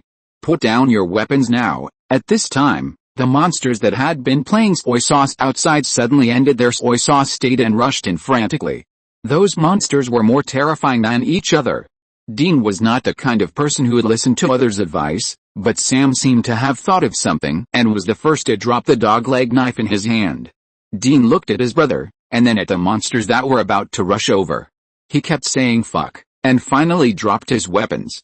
But something strange happened. Those monsters just rushed over, really rushed over, and rushed through their bodies. Dean closed his eyes tightly and raised his fists, but after waiting for a long time, he found that the imagined attack did not come. When he opened his eyes, there were no ghosts, and even the door of the room was not opened. What's going on?" Dean asked stutteringly. "Hallucination?" Sam now understood it completely. "That's right." Kai looked in the direction of Sage and found that Sage had returned to normal. "Huh? I was scared to death just now. Just now, you all turned into monsters. If the leader hadn't suddenly called me, I might have shot just now." It turned out that just when Kai and the others saw Sage turning into a monster, in Sage's eyes, Kai and the others also turned into monsters. "Those monsters just now were hallucinations created by this female corpse for me," Dean suddenly realized at this time. "That's right, because just now, I thought of something. Remember the Weston family? According to Tommy's subsequent autopsy, they all died by attacking each other." Kai exhaled. Just now, it was just his guess, but he was not 100% sure. So he still felt pressure in his heart. This pressure was not for himself, but for others. If he guessed wrong, he would be fine and should not die, but others. "You mean," Sam thought. "Yes, the Weston family is a well-known model family. It is impossible for them to attack each other for no reason. But what if they are trapped in hallucinations and see each other as monsters or something else?" Kai has always been puzzled by this. Whether it is the self-harm speculation given by Tommy at first, or the speculation that they died from attacking each other later, he is very strange, because there is no reason at all. Later, the matter of Tommy and his son was the same. Sheriff Sheldon insisted that the relationship between them was very good. And Austin was not that kind of bad boy. Tommy was an open-minded father. Take the family business for example. Although Austin didn't want to take over his father's business, Tommy never blamed Austin and even supported him to go out and try his luck.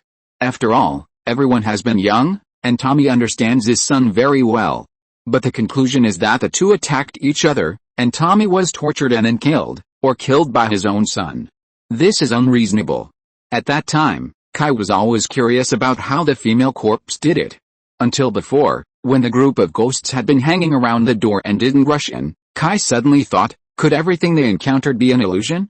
Those who died before were indeed killed by their own family members, but they were in a state of hallucination. This made everything clear. Then Sage suddenly turned into a monster, and Kai was even more certain. So there was the adventure just now. Chapter 286 today was supposed to be at least 6,000 words, but I was dragged out to drink. Hallucination, Dean understood a little. Everything was fake.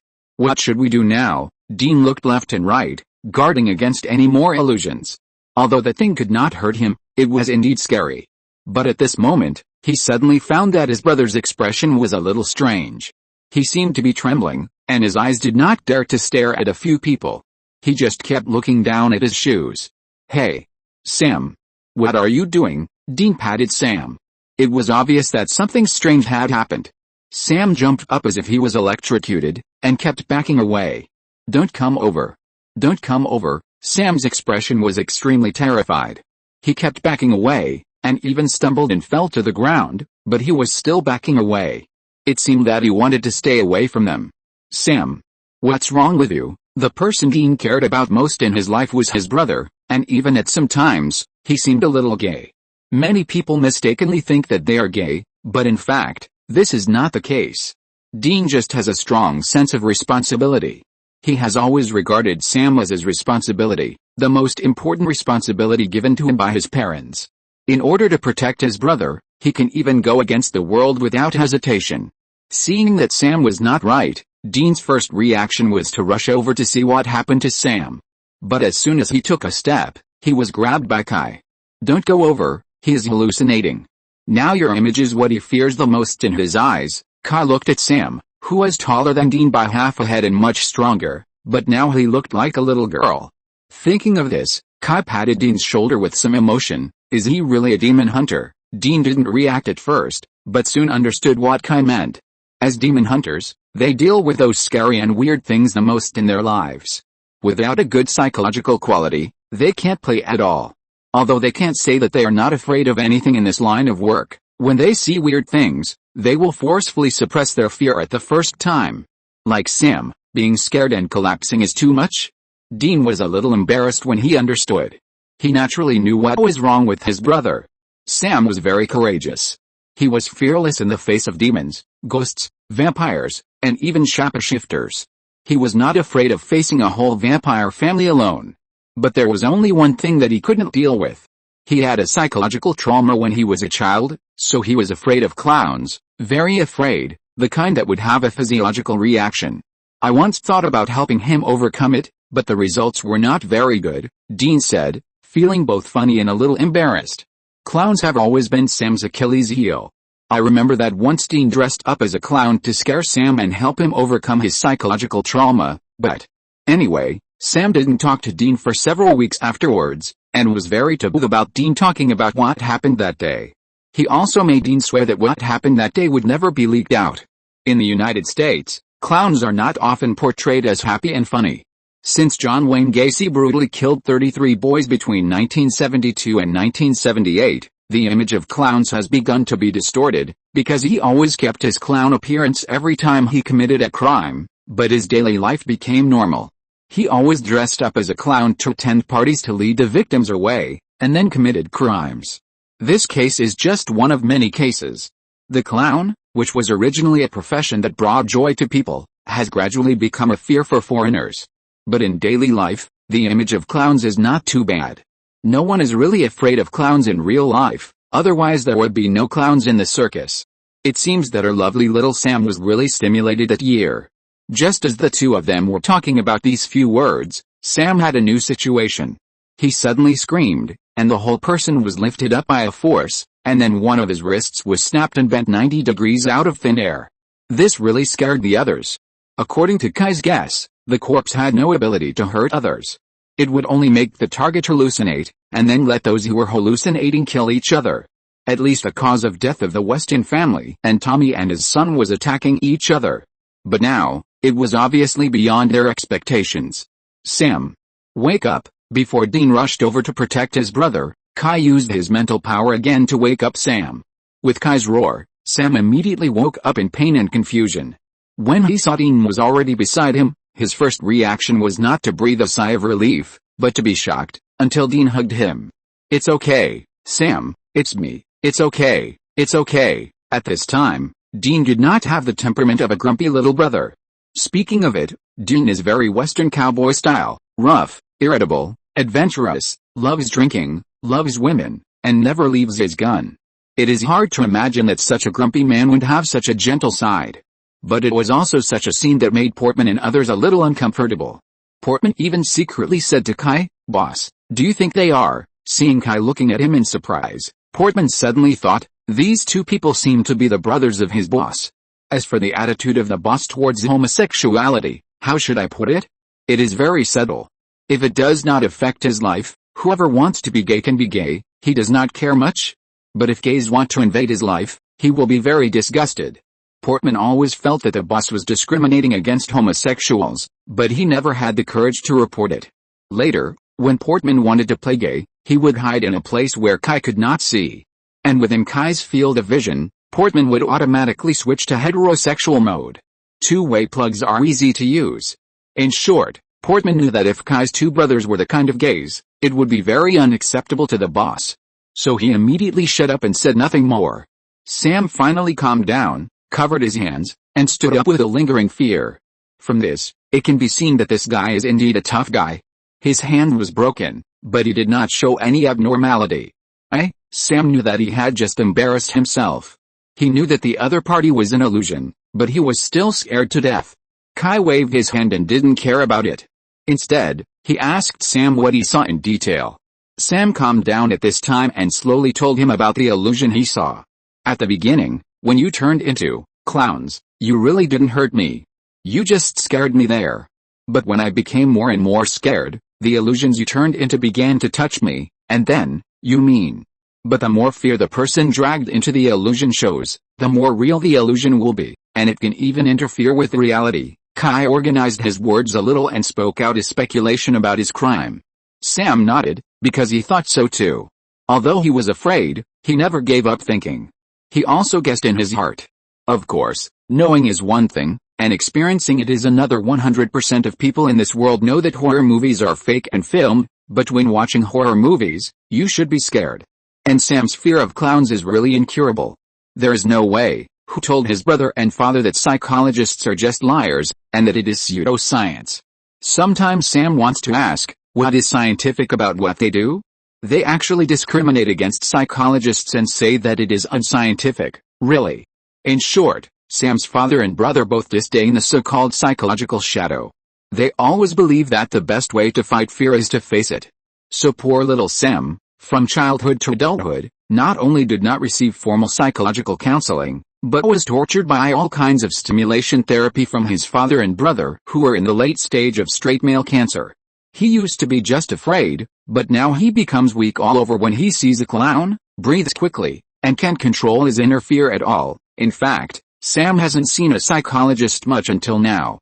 Because psychologists in the United States are really expensive. Others charge by the hour. Maybe after you have a good chat with a psychologist, the bill will make you fall into a new psychological shadow again. And the Wen brothers are notoriously poor. When the others heard this, they also looked at the female corpse with lingering fear. Who doesn't have something to fear? Then Oh, boss, since you can wake up Sam, can you wake us up too? Then we don't have to be afraid, Meatball thought, since his boss can wake up people who are in hallucinations, what are they afraid of? Unexpectedly, Kai shook his head with a wry smile. It's not that simple. In fact, haven't you realized that even now, we are still in hallucinations? No one expected Kai to say such a thing. How is it possible? Not only did Dean and the others not believe this, even Meatball and the others didn't believe it. Did you notice, the rain outside? The storm outside was still raging, with no sign of stopping, but everyone still couldn't see any problem. The rain outside? What's wrong with the rain? Kai shook his head, pointed at the window that Raukiu had opened before, and said, the rain outside doesn't seem to be a problem, but have you noticed that it has been raining for half an hour, but the water on the ground has not changed at all? Logically, with such heavy rain, the water on the ground should have accumulated a lot long ago, not to mention that the temporary police station is at the foot of the mountain, and the rain flowing down from the mountain should have formed a torrent of water long ago, but the ground outside the window is still just bumpy, and there is no water flow. Just like when it rained just now. Everyone leaned over to take a look and found that it was really like this. And this rain is so strange. I remember very clearly that there was no rain today, and the moon came out at night. How come it rained as soon as we got here? And according to the recording left by Tommy, it rained on the day they had the accident, but there was no rain at night. In fact, Kai felt something was wrong when the rain started to fall. It was just that he didn't pay attention to it at first. It wasn't until he found out that the female corpse relied on illusions to harm people that he began to pay attention to the surrounding environment. Unexpectedly, a loophole was discovered. Illusions are always illusions. Their sources are illogical. If you look carefully, you can see more flaws. This is why the female corpse wanted to use fear to deal with everyone from the beginning. It's very simple. When people are afraid, their thinking will inevitably deviate. For example, Sam is not an outsider, but he was still miserable when he knew it was an illusion. Not to mention other people. But the female corpse never thought that among the group of people it was going to deal with, there was actually a person who was not afraid of the illusion it created. It is impossible to say that Kai has no fear. Normal people will be afraid, but it depends on the situation. Kai's experience is too rich. What hasn't he seen? Just a few ghosts and a few zombies can scare him? Besides, although everyone has fear, fear can also be overcome. When Kai was a soldier in his previous life, he was a scout and a pioneer. Psychological quality training is the top priority. Later, Kai traveled through time and experienced a lot of great terrors between life and death. It is impossible for him to be scared by a little ghost. So, we were tricked from the beginning. Portman pointed at himself stupidly, then shook his head, and pointed at the others with a little uncertainty. Are you also an illusion? In fact, I am the only one here? Everything I just experienced was just my imagination. When the others heard this, they looked at each other. Even Dean and Sam looked at each other. It feels like it is very possible. This made the atmosphere at the scene suddenly become very strange. If those things just happened with their companions, everyone would not be so scared. After all, there are people fighting side by side with them. No matter what, they have some confidence. But if they were performing a one-man show from beginning to end, I feel chilled just thinking about it. Alright, Kai saw this situation and immediately interrupted their wild thoughts. This female corpse was stirring up trouble by relying on the fear of others. If they were to have some unnecessary fear at this time, they would be very likely to be used. So Kai quickly used his mental power to interrupt their wild thoughts. I can sense your existence with my mental power. You are real. It's just that what we see is fake. Then is there any way to pull us out of the illusion? Even the Wen brothers, who always thought they were knowledgeable, began to believe Kai. After all, at the beginning, what Kai showed was much more professional than them, the hunters. There is a way that is not a way, Kai said with a wry smile. Although Kai has never panicked, the current situation is actually very serious. Don't forget that Kai's mental power has always been different from that of ordinary people. Even he was dragged into the illusion, and he guessed that he was dragged into the illusion through observation. He didn't feel anything strange before. You can imagine how weird this illusion is. What way? Hiss. You didn't tell us it would hurt so much? Dean twisted his shoulder, blowing on a palm-shaped burn on his shoulder, and complained hoarsely. The other few people were similar. Everyone seemed to have run a marathon, sweating all over, or slumped on the ground, or lying on the ground like a dead pig, and they were all exhausted. It's really not their fault. After all, everyone who is burned by the desert flame will have the same behavior. The flames not only burn the body, but also turn the soul into fuel. That's right, Kai's so-called method is to use the pain that goes straight into the soul to get rid of the illusion. It's just like hitting someone on the head with a stick when they lose their memory. It's all routine. Okay, stop complaining. If you knew the fate of those who were burned by this flame before, you would know how lucky you are. Kai pressed his temple hard, enduring the severe pain in his brain like an iron rod stirring, and comforted him casually. The desert flame is a true manifestation of the Godhead and the highest masterpiece of the ancient Egyptian gods. It contains the rules of the operation of the universe, and is cruel and overbearing. Kai and the desert flame are not compatible at all, so most of the time he can only control the desert flame superficially. In addition, because his strength has not recovered, he wants to make everyone feel the pain that goes deep into the soul without really hurting them. The price Kai paid can be imagined. It feels like asking Zhang Fei to embroider, which is very, very difficult and will bring a strong mental backlash. What's more, Kai had to burn himself to get rid of the illusion. He had to endure the pain and carefully control the desert fire. This was definitely a pain that Kai never wanted to experience again.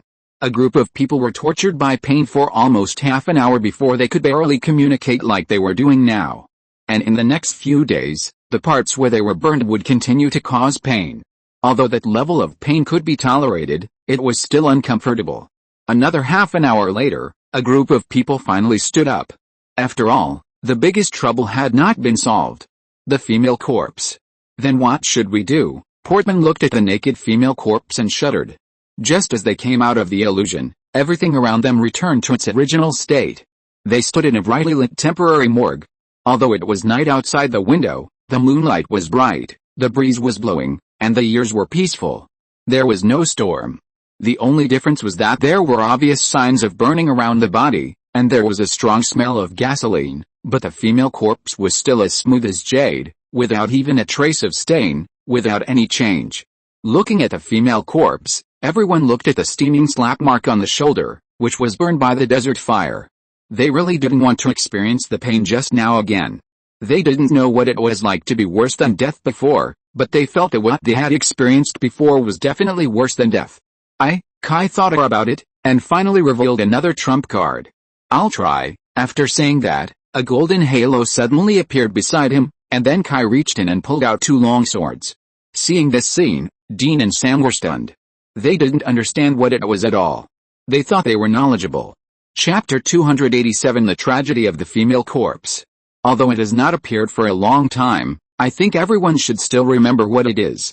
That's right, it is Kai's holy spear, the double sword form. After coming to the modern world, Kai rarely uses cold weapons, because in terms of killing efficiency, guns are more powerful. What's more, with Kai's current strength, it is too difficult to use the holy spear form, so for a long time, the double swords have been left by Kai in the king's treasure house to gather dust. Originally, Kai thought that he should not have the chance to use this thing, but who knows that modern society is not peaceful. Kai did not explain the details of the two swords to others, because it is really difficult to explain. Without any nonsense, Kai inserted the double swords directly into the chest of the female corpse. Before everyone had time to react, they saw the dead female corpse, her eyes wide open, her body suddenly sat up, a black breath occupied her pupils, and she screamed extremely shrilly. The scream even shattered the surrounding light bulbs, and Kai, who was facing the female corpse, was pushed away by the female corpse. Bang! The walls of the lumber mill, like most rural buildings in the United States, were made of wood. The huge inertia caused Kai to crash through the wall and fly into the corridor. However, Kai's double swords remained on the chest of the female corpse. Then a strange picture appeared in front of everyone. Kai's double swords continued to release golden flames, and the female corpse was constantly struggling, but every time she touched the double swords, she would be burned and scream miserably. Moreover, its wound exuded an extremely strong black aura.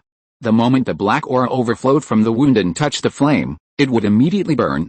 For a while, the light and shadow effects in the temporary morgue were simply gorgeous and explosive. The few country bumpkins had never seen such a scene. At this moment, they didn't even have time to care about the tinnitus caused by the scream just now, and they stared at this strange scene with their eyes wide open. As the black aura continued to flow out of the female corpse's body, the screams and movements in her mouth became weaker and weaker. When the black aura became thinner, the female corpse returned to its previous state and lay back on the autopsy table. The only difference was that slightly purple blood was constantly flowing out of the wound. When blood is deprived of oxygen, it will turn purple. This is nothing, it's just a corpse, and lack of oxygen is almost certain. But, it has been 5 days since this female corpse was found from the Weston family. 5 days. But the blood in the corpse can still flow. This is not in line with common sense. In the end, there was no more black breath coming out of the female corpse, but Kai's long sword was still emitting a trace of light. Kai staggered in from the big hole created by the collision, looking at the double swords. His face was extremely ugly. This double sword is not only a form of the holy spear, it itself has a strong restraining effect on all kinds of evil things, not to mention that many years ago, Kai also used dragon breath to polish the double swords. This gives the double swords the ability to kill everything. But facing this corpse, it cannot be completely erased. This is a bit out of common sense. Kai ignored the puzzled eyes of several people, but walked to the female corpse and put one hand on the wound of the female corpse. But the others didn't know, one by one, watching Kai's hand on the chest of the female corpse, groping, suddenly closed his eyes, and didn't know what he was thinking. Portman poked Meatball with his shoulder in a funny way and whispered, "What are you doing, boss?" Meatball glanced at Portman and said unhappily, "How should I know? It's definitely not what you think. Kai's private life has always been well known." Meatball naturally knows what kind of person his boss is. His attitude towards women is even a bit traditional and old-fashioned, which is not popular in a society like the United States that advocates development.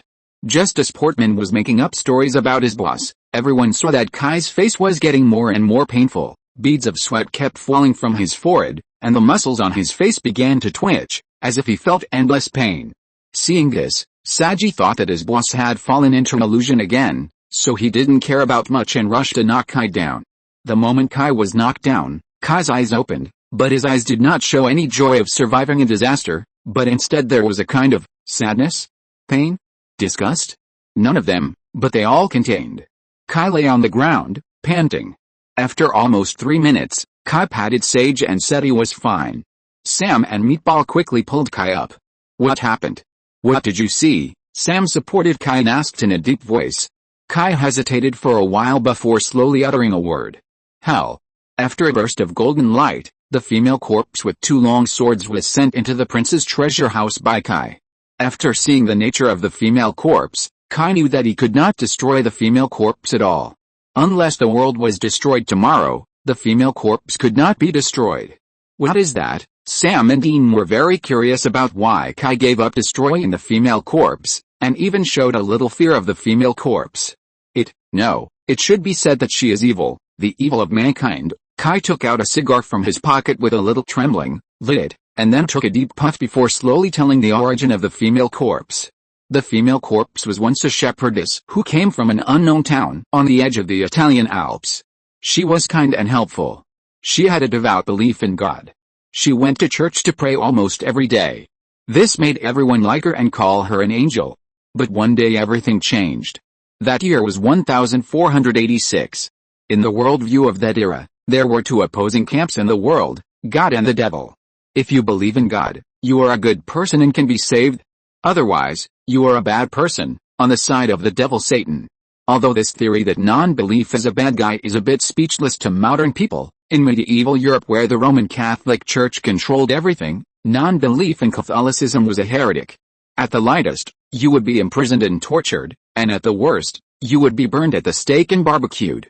And witches who performed various witchcraft were also classified as heretics and subordinates of the devil.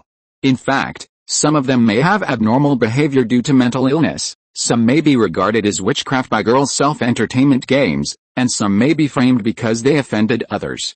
Therefore, witch gradually became a universal crime. All kinds of weird excuses are evidence to accuse witches. Not going to church on Sunday, a witch. Keeping a black cat, a witch. Westerners believe that black cats are unlucky, being alone, still a witch. In short, a witch is a basket that can hold anything, and once it is put in, it can basically not escape. It just makes life miserable for those women who are wrongly accused.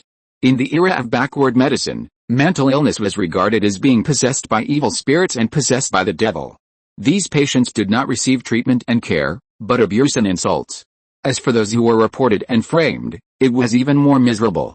Even during the 100 Years' War between England and France, after the French national hero Joan of Arc was captured by the British Army, the British had to rack their brains to accuse her of being a witch before sending her to the stake. In 1484, the Pope issued a bull, saying that witches were unforgivable and should be suppressed with all their strength. So, a large-scale witch hunt began in Europe. The Pope has issued documents, and the Inquisition below has started to get busy. They were busy all day accusing, judging and executing witches in one go without any delay. However, when executing, the priests would inevitably worry, the word witches was not written on their faces, how to find them. So, 2 years later, a masterpiece dedicated to identifying witches came out, which was the infamous Hammer of Witches written by priests Kramer and Sprenger. As the name suggests, this book is a hammer hitting the heads of witches. In fact, it teaches priests how to judge witches. This book is really too sinister. If a woman behaves improperly, she is a witch. If a woman behaves decently and pretends, she is still a witch. If a woman panics during interrogation, she is a witch. If she is calm and composed, she is still a witch. If she confesses, she admits that she is a witch, and if she refuses to confess, it is the devil that makes her persist in torture. Countless innocent women and even girls have suffered unjust accusations. The witch hunt became more and more intense. Whenever there was a natural disaster or man-made disaster, it was the fault of the witches. The blame was put on them. It happened that some strange things happened in the shepherdess village that year, such as the sheep died suddenly for no reason, children drowned while playing in the water, and many people began to vomit and have diarrhea. So soon, the people of the Inquisition confirmed that the shepherdess was a witch. It is difficult to understand the ignorance of that era if you are not from that era. Although everyone there knew the shepherdess and knew what kind of girl she was, under the influence of fear and religious authority, people quickly accepted the fact that the shepherdess was a witch. The next step was the trial. The shepherdess always believed that God was absolutely fair, she was innocent, and she would be protected by God. But the reality was crueler than she imagined. Even more tragic things happened. Persecution, abuse, and curses even affected her family. Soon her family was broken up. The girl finally collapsed. No one knew how desperate, painful, and hateful the girl was at that time. But those scumbags of the Inquisition were unwilling to end their trial. They were no longer satisfied with those simple tortures. They began to use any torture method they could think of to treat this girl who had completely lost herself. Pain, the purest pain, was inflicted on the innocent shepherdess by those scumbags who were more evil than the devil. And in the lingering after that, the girl has been living in that endless torture. This was also the peak period of the witch trial. Thousands of women were identified as witches, and then crushed to death with stones, hanged, burned to death, and killed by all kinds of conceivable and unexpected methods.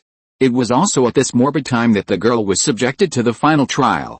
I don't know where those scumbags got a set of unknown pagan trial methods, wanting to completely annihilate the girl in her soul. This is the original reason for the strange scars on the witch. After going through all this, the shepherdess can no longer be considered alive, but she can't be considered dead either. In short, her body has entered a very strange state. She looked like a corpse, but she didn't decay. She was still as beautiful as before. Even all the permanent scars on her body had recovered. There was no trace of scars on her body. Her skin was so soft that it could be blown away. Those scums were very scared and they thought it was God's will. But because of this, they didn't dare to tell others about their evil deeds. They were afraid, so they hid the girl's body and kept it a secret. But soon retribution came to them. Everything they did to the girl was played out on them one by one. They couldn't tell what was real and what was an illusion. But to outsiders, they all died from killing each other. And these situations began to spread. The tragedy happened so tragically and so strangely. It was not God's will, but a greeting from hell. Soon, this matter attracted the attention of the Inquisition. But the results of the investigation made the Inquisition, who were investigating this matter, very terrified, because this devil was created by them. The real Maria is dead, leaving only endless resentment and hatred. It can be said that Maria has become the collective resentment of all the murdered women at that time. At the same time, it is also the carrier of endless malice of those ignorant people. It is the collective of the abused, and also the collective of the abusers. It has become the evil of mankind. It represents the most evil part of the human heart, and also represents the most miserable part of mankind. Kai took a sip of wine, trying to drive out the picture he had seen before from his mind. The corpse of the woman is not just the experience of the shepherdess, but the collection of countless resentments and tyranny over millions of years. Kai believes that even if this world really has the hell described in the Bible, it will not be more disgusting, more evil, more depraved, and darker than what Kai saw. Human nature can be as glorious as the sun, or it can be disgusting and unbearable. Kai only saw the most unbearable parts from the corpse of the woman. Disgusting. Too disgusting. Those pictures should not exist. It made Kai almost lose faith in this world. But because of this, Kai also understood why he could not destroy it. It is the evil of mankind. As long as the evil thoughts are still there, it will never disappear. Even if Kai cuts her into thousands of pieces and burns her to ashes with fire, it will come back soon. As long as the evil thoughts and evil deeds of mankind do not disappear, she will never disappear. The Inquisition spent hundreds of years to destroy her, but instead lost many lives. In order to ensure that this devil would not harm them, These disgusting guys let the female corpse float across the sea to the New World and buried her in a place where few people go. Later, as the times developed, Jade Town was built on the head of the female corpse. This feng shui choice is really unique. So the only thing Kai can do now is to suppress it with a holy spear and seal it in the king's treasure house. In short, she cannot be left in the outside world, otherwise who knows how many people will die. As for the future, there will always be a way. If Kai is really forced into a corner, he will tie her to a rocket and launch her into outer space. As for the others, they were a little scared. I always feel that I just saved my life. Chapter 288 Unusual Daily Life. Saturday, 4 days after the female corpse incident. During these 4 days, except for Kai, Sage, Portman and Meatball all took leave. There was no other way. After being burned by the desert fire, they couldn't do anything at all these days and could only heal at home. In fact, their injuries were not serious, they were just burns. It was just like being burned by hot water. Just apply some medicine and it will be almost the same in 2 days. The real serious thing is the trauma to the soul. Although Kai has tried his best to control it, the soul itself is a fragile thing. Any slight damage will make people feel miserable. They have been like this for the past few days, feeling drowsy, listless, having night dreams and sweating, having difficulty concentrating, having memory confusion and intermittent epilepsy every day. Portman and Meatball are fine, they live alone, and no one cares even if they have these symptoms. But Sage still lives with his parents, and Sage's illness almost scared their family to death. In the end, Sage was sent to the hospital by his family. By the way, in the United States, after children become adults, they rarely live with their parents. But Sage's family is different.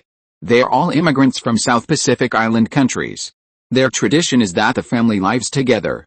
Although they have received American-style education for so many years, they don't think that children must move out when they grow up. But this situation will soon change.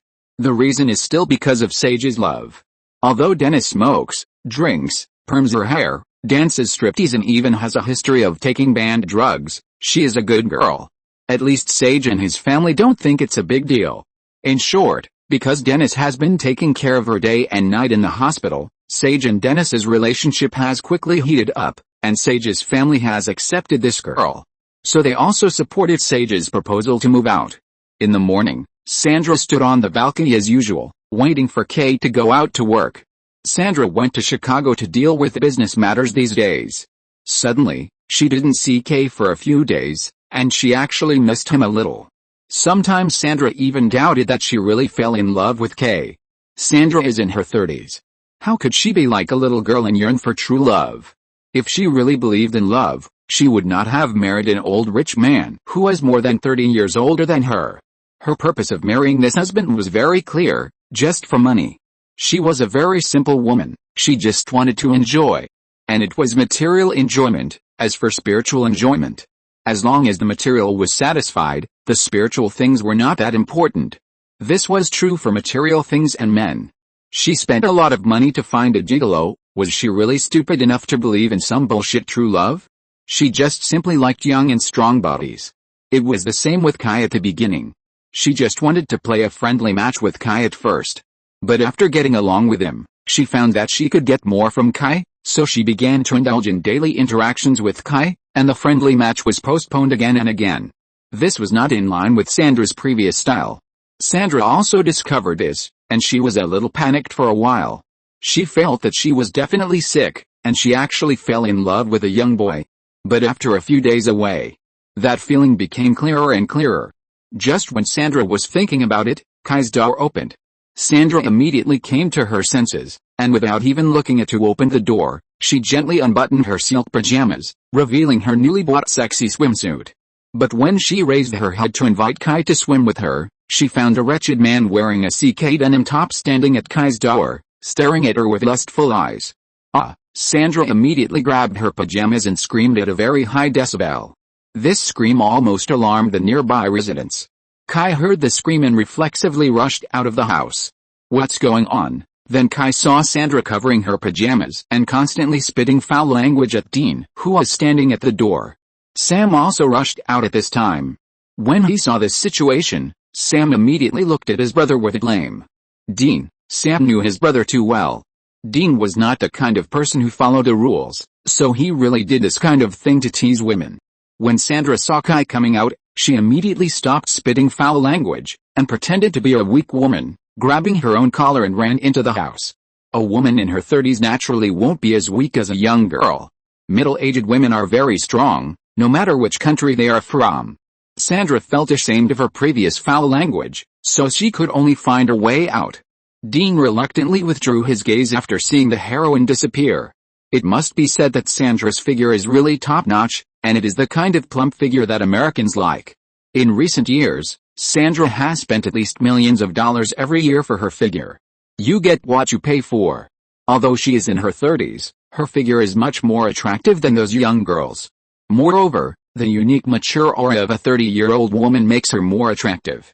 Dean, Sam helplessly emphasized his tone. He could see that this Ms. Sandra and his cheat brother seemed to have some tangled relationship. Dean's behavior was a bit, something. What? It's not my fault.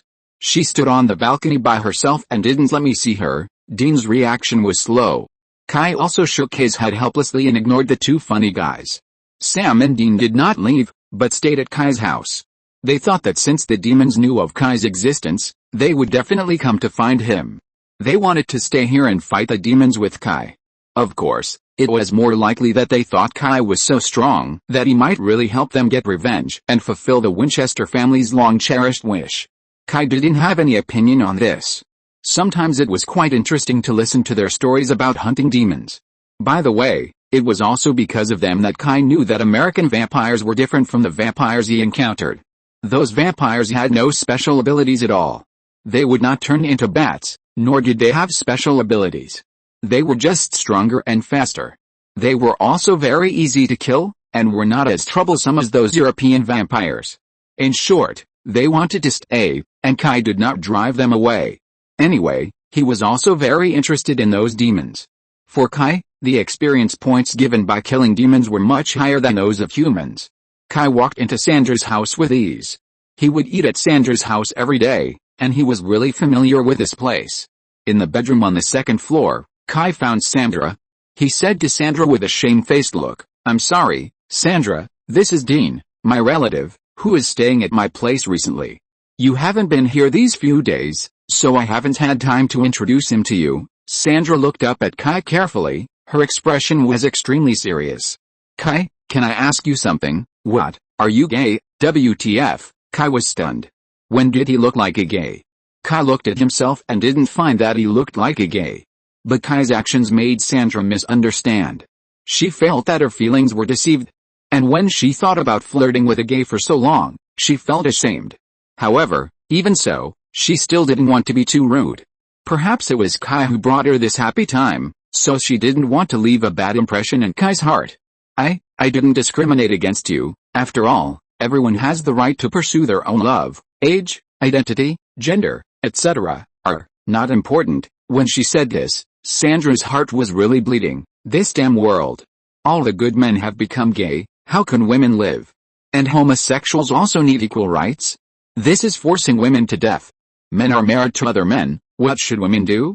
Women and men have different body structures. Well, I can't go into details about this matter. It will be 404. In short, Sandra is really sad now. Hey, Kai couldn't figure out what this woman's logic was. "When did I say I was gay?" Sandra said a little dazedly. "I have seduced you for several months, but you never responded, and you still hide a man at home." Kai pulled the corner of his mouth, not knowing how this woman made the connection. "I said, that's my relative, but why don't you FK me? This is the point." "Oh, Kai really didn't know how to answer. Kai's feelings for Sandra are still a bit complicated. Saying that you like her? That's a bit guilty. Saying that you don't like her is also guilty. Kai didn't deny that he had some thoughts about Sandra. But that can't be considered love. At most it's just lust. It is normal for men to have wild thoughts when seeing a beautiful woman. In fact, women are the same, otherwise how can Mary Sue come from? Generally speaking, it is more instinct than emotion. And what Sandra said was too explicit. Kai really didn't know how to respond. Sandra saw Kai stuck, and suddenly a surge of resentment surged in her heart. In fact, this was just her way of teasing Kai. By the way, she also wanted to test Kai's feelings. But unexpectedly, Kai gave this reaction. After all, she is beautiful and rich, and her figure is extremely hot. With such good conditions, Kai actually gave such a reaction. What is this? Self-love?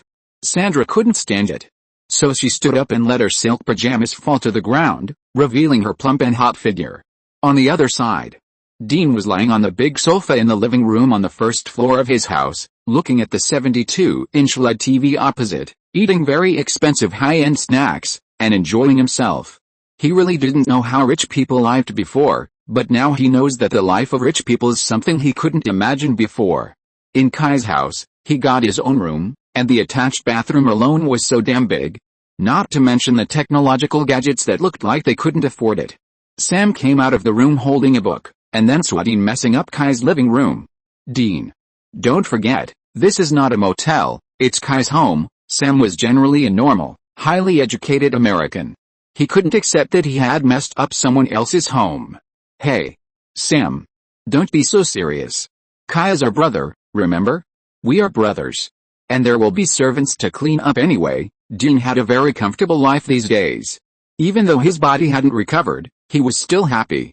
Because this kind of life was what he had dreamed of. Even Sam didn't know that Dean actually yearned for a normal life more than anyone else. But the responsibilities on his shoulders made him dare not look forward to that kind of life. The responsibility of taking care of his younger brother, the hatred of his father and mother, and the innocent people hurt by the monsters, all weighed on him, making him unable to break free. Under his seemingly unruly mask, he had a saintly heart. Who is it that refused to admit that Adam was our brother? Sam said a little defeated. Dean didn't care.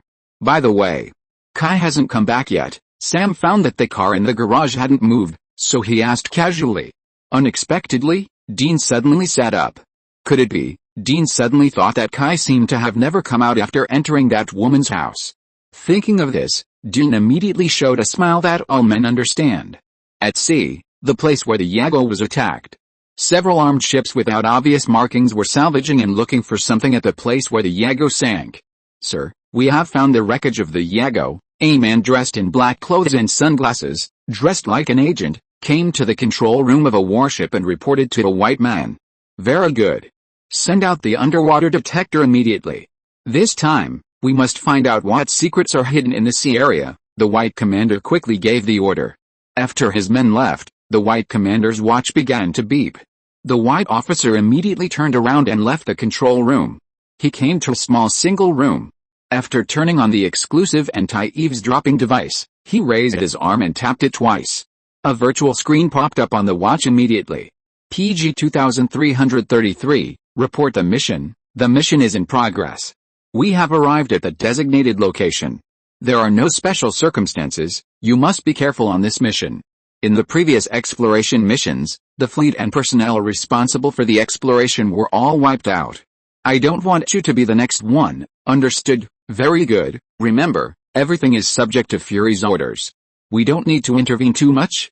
If there is a situation, evacuate immediately. Fury, the current director of SHIELD, can know from this conversation that this group of people accepted the order of SHIELD to come here to investigate what happened on the Argo. And from the above conversation, it can be seen that this kind of exploration is not the first time, and all previous investigations have failed, and a lot of manpower and material resources have been lost. More importantly, it can be heard from the words that although they have received the order of the director of SHIELD, they themselves do not seem to be people of SHIELD, understood? Hey. Hydra. Upon hearing this, the white officer immediately raised his hand and made a Nazi salute. Hey. Hydra. Chapter 289, Visitors from the Deep Sea. As soon as the call ended, the detectors released by the exploration fleet responded. A9, A17, G1, G13, D12 detectors responded. Unknown objects are approaching us quickly from our 11 o'clock direction. They are very fast, only 1.3 kilometers away from us. Detectors in other directions are also moving. Oh my god. We are surrounded. Something is approaching us on the seabed. When the white officer returned to the control room, the entire control room was in chaos. From the feedback of the detection signal, it can be seen that there are at least hundreds of targets surrounding them on the seabed around them. This kind of detector is specially used to search for large underwater moving objects. so ordinary underwater creatures can't send back such a strong reaction. If you want the detector to feed back such a clear signal, at least the size of a submarine is required. But the problem is that there is no country or force around this sea area that can trigger so many submarines to attack them. What is the concept of hundreds of submarines? In today's world, the United States has only 73 submarines, but they are all nuclear-powered submarines. This doesn't make sense at all. Thinking about the intelligence they had obtained from the military before, the people in the control room soon got a relatively reasonable answer. These are all sea monsters that have appeared on the San Diego. One sea monster silenced the world's #1 cruise ship, so what will happen if there are hundreds of them? Although these exploration ships are all warships, they don't think that their torpedoes and rockets can cause much damage to those deep-sea monsters. Retreat immediately. Everyone retreat immediately. By the way, ask for help from the Bureau. Immediately, the white officer responded immediately. He now knew why the previous batches of investigation teams disappeared without a trace. Moreover, the white officer was originally a traitor of SHIELD. Now that he encounters something that he can't deal with, if he doesn't run away, does he really want to be loyal to SHIELD? He is just a traitor, there is no need to be so serious. It's a pity that he still doesn't have his own name, which can be seen that he is just a dead extra. Now that he has been given so many shots, it is already a great privilege. He is destined to be finished. Just when the extra officer was about to take a plane to escape, countless large whirlpools suddenly appeared on the sea in the distance, surrounding the entire investigation fleet. Then countless strange underwater aircraft emerged from the whirlpools. Those things looked metal and very technological, but there were countless translucent tentacles around these underwater aircraft, dancing irregularly, like octopuses living on the seabed. Buzz buzz buzz. With the appearance of those underwater aircraft, a buzzing sound came from those underwater aircraft, and then all the electronic equipment on the exploration fleet began to have various failures, and finally all of them were written off, and even the communicators with professional protection began to fail. The entire fleet finally lost contact with the SHIELD headquarters. The extra officer originally planned to report what he saw to his superiors through his special communicator. But his communicator also failed. Oh my god. What on earth have we encountered? And among those underwater aircraft, figures covered with exoskeleton armor jumped into the sea from the underwater aircraft one by one, approaching the exploration fleet at a high speed. About an hour later, a handsome and tall young man wearing a handsome silver scale armor, holding a silver trident and standing on the bow of the flagship of the exploration fleet. Soon a crimson armored warrior came to the silver armored man. Gulu Gulu. Kagulu, Mogulu, well. Their conversation is really hard to understand, just like the sound of a person sinking into the water and choking on water. Through the transparent visor of the red armored warrior, you can really see that the armor is full of water. Our loss is so great. The silver armored man listened to the report from his men, his face extremely gloomy. But unexpectedly, the silver armored man spoke English. Although in many American TV series and movies, the whole world, no, the whole universe speaks English, but that is fiction. In the real world, who speaks English on a daily basis except for real English-speaking countries? Take Kai's previous life as an example. English was a required course, but after college, how many people can really speak English? And this man who is obviously a foreigner actually speaks fluent English. There must be a story. But I won't expand it for now. Drag all the weapons and ships of mankind to the bottom of the sea. I need to crack their technology as soon as possible. Only in this way, when the day of final judgment comes, can we have an absolute advantage, the silver armored man said fiercely. Gurgle gurgle, there was another inexplicable choking sound. Don't underestimate humans. Our Kraken was killed by humans, which shows that they have the strength to fight against us. We must be careful. It turned out that the sea monster that attacked the Yago cruise ship before was created by these Haitians. Although I don't know why these guys released this sea monster, it doesn't seem to be for the purpose of establishing a good bilateral relationship with humans. The news that SHIELD had once again lost an exploration fleet was finally confirmed by SHIELD 3 days later. From the beginning to now, SHIELD has lost more than 30 ships of various levels, hundreds of agents and several times more auxiliary personnel in this mysterious sea. This is the biggest loss of SHIELD since World War II. For this matter, the World Security Council has held more than 5 hearings for the current SHIELD director Nick Fury. If it weren't for Nick Fury's old boss, former SHIELD director Alexander Pierce, who tried his best to protect Nick Fury. He repeatedly emphasized that it was because of the huge loss that S.H.I.E.L.D. should find out what happened there. Only then did Nick Fury finally pass the test. Huh? Nick, although I can convince the council not to pursue this loss, I must say that the investigation of the sea monster must be stopped. After the last hearing, Alexander Pierce immediately took off his mask and no longer supported Nick as firmly as he did at the hearing. Nick One-Eyed Egg Fury didn't find it strange at all. Alexander Pierce certainly needs to be biased towards him in terms of his position. Because Alexander Pierce is the former director of S.H.I.E.L.D., and it was he who pushed Nick to the position. The reason why he can have such a big say in the council is because Nick is his man, and he can directly order S.H.I.E.L.D. without going through the council. So from a political point of view, Alexander Pierce must support Nick Fury. Of course, even if Alexander Pierce does not support it, it is useless. Although in name the World Security Council is the superior unit of S.H.I.E.L.D. and has jurisdiction over S.H.I.E.L.D. But in fact, from the history of S.H.I.E.L.D.'s development, it can be seen that S.H.I.E.L.D. itself is very independent. Many of the sources of funds for others since their establishment are not the council. They have their own complete sources of funds, and they have their own institutions for recruiting and training personnel. Personnel and financial resources cannot block S.H.I.E.L.D., so how can the Security Council really control S.H.I.E.L.D.? In a sense, Nick Fury is indeed the best successor of Alexander Pierce, and even better than his predecessor. He has completely controlled the situation and made S.H.I.E.L.D. more transcendent. Let's put it this way. On the surface, Alexander Pierce is the only one in the Security Council who can command S.H.I.E.L.D. without Nick Fury's approval. Of course, all this is on the surface. Under the surface, without Nick Fury's nod, Alexander Pierce can't really command S.H.I.E.L.D. And underneath this, there is a deeper truth hidden. If Alexander Pierce nods, Nick Fury can only command half of S.H.I.E.L.D., or even less. But even Nick Fury doesn't know this truth. But anyway, at this stage, Nick Fury doesn't really care about the Security Council. But Alexander Pierce is Nick Fury's old boss anyway. Nick Fury doesn't trust anyone, including Alexander Pierce, but everything must be viewed dialectically. Nick Fury is skeptical about everything, but the degree is different. If you have to choose a ranking to rank the people Nick Fury trusts the most, Alexander Pierce is definitely at the top. After all, Alexander Pierce has never done anything to let him down, and no matter how suspicious he is, he can't doubt Alexander Pierce out of thin air. I know, we won't launch another investigation in the near future, but I still want to say that there must be very important secrets hidden there, even secrets that may affect the whole world. Nick Fury is an agent, not a tough guy. He has already sent several waves, and it would be really stupid to send more. So he also wants to slow down until he is fully prepared before going to have a look. Agents are all like this, they have a strong voyeurism, and they wish they could master all the secrets in the world. Nick Fury is known as the king of agents, and he has a strong desire for any secret. He knows that mastering those secrets means mastering everything.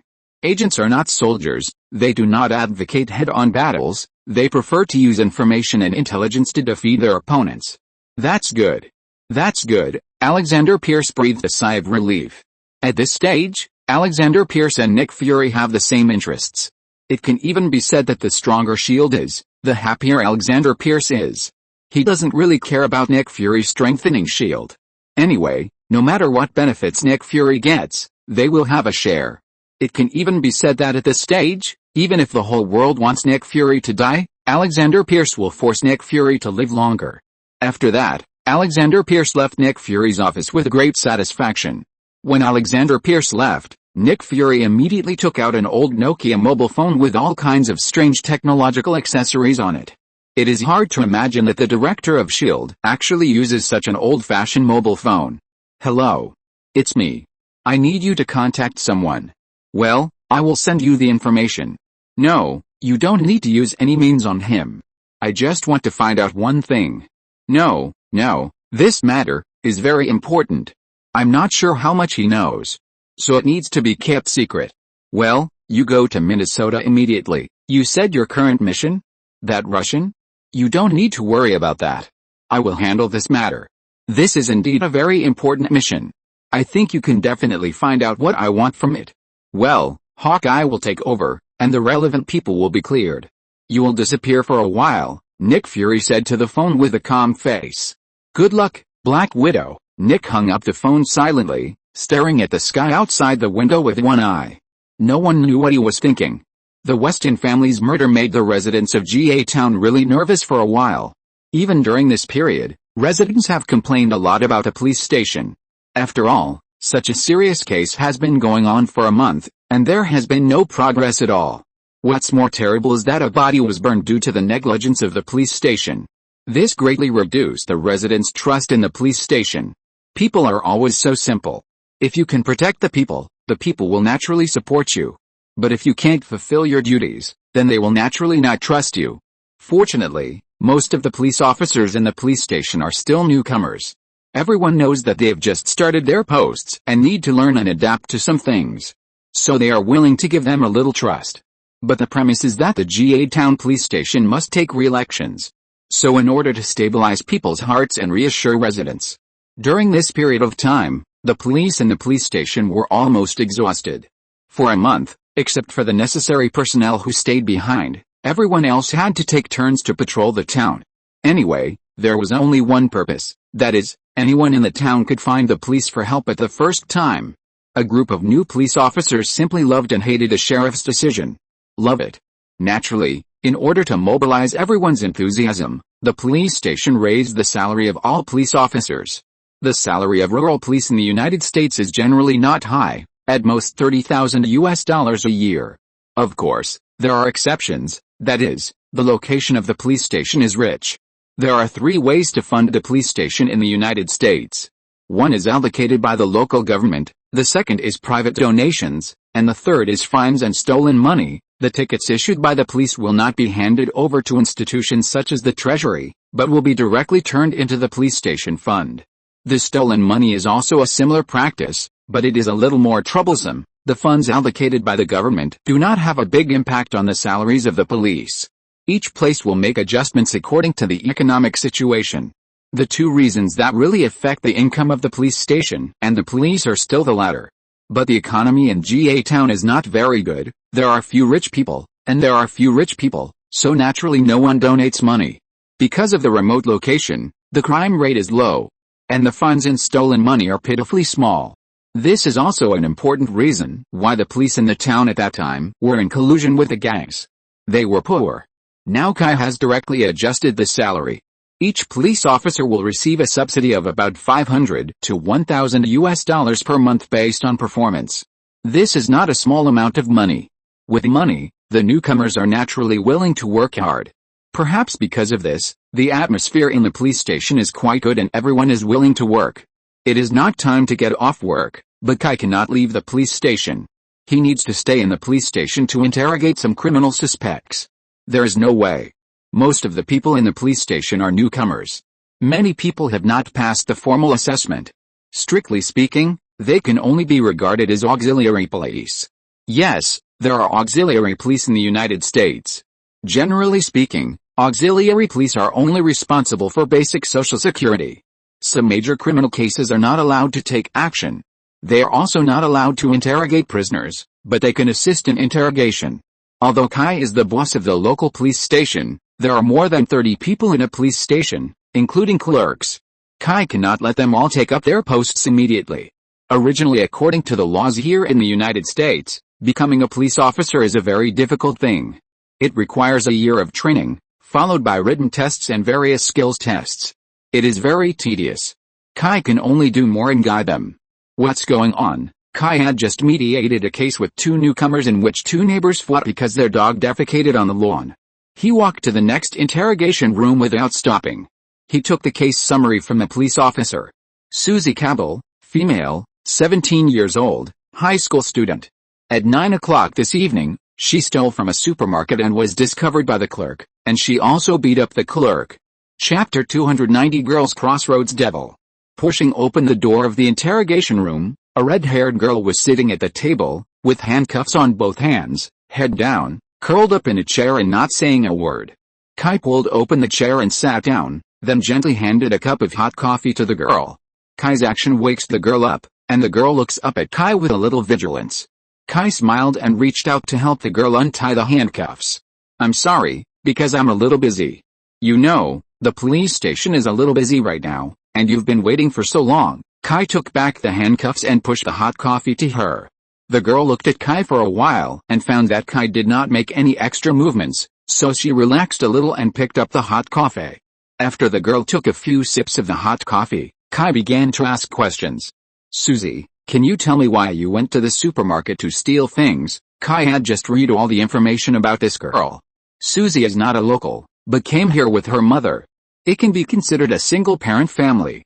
Her mother was originally a fallen woman leader hired by the casino from other places, also known as the legendary Mama San. Her mother and Saji's lover Dennis are colleagues. But unlike Dennis, who wants to be a good person, her mother is a complete jerk, taking drugs, gambling, promiscuity, etc. Basically, all kinds of bad things can be found in her mother. Some people say that since her mother is such a jerk, her family is naturally poor, and it is not difficult to understand that she steals things. But it is wrong to think so. Are jerkies necessarily poor? That is because you have never seen what real rich people are like. Her mother is not only not poor, but because she is a Mama San, her family has always been rich, and Susie's family is not short of money.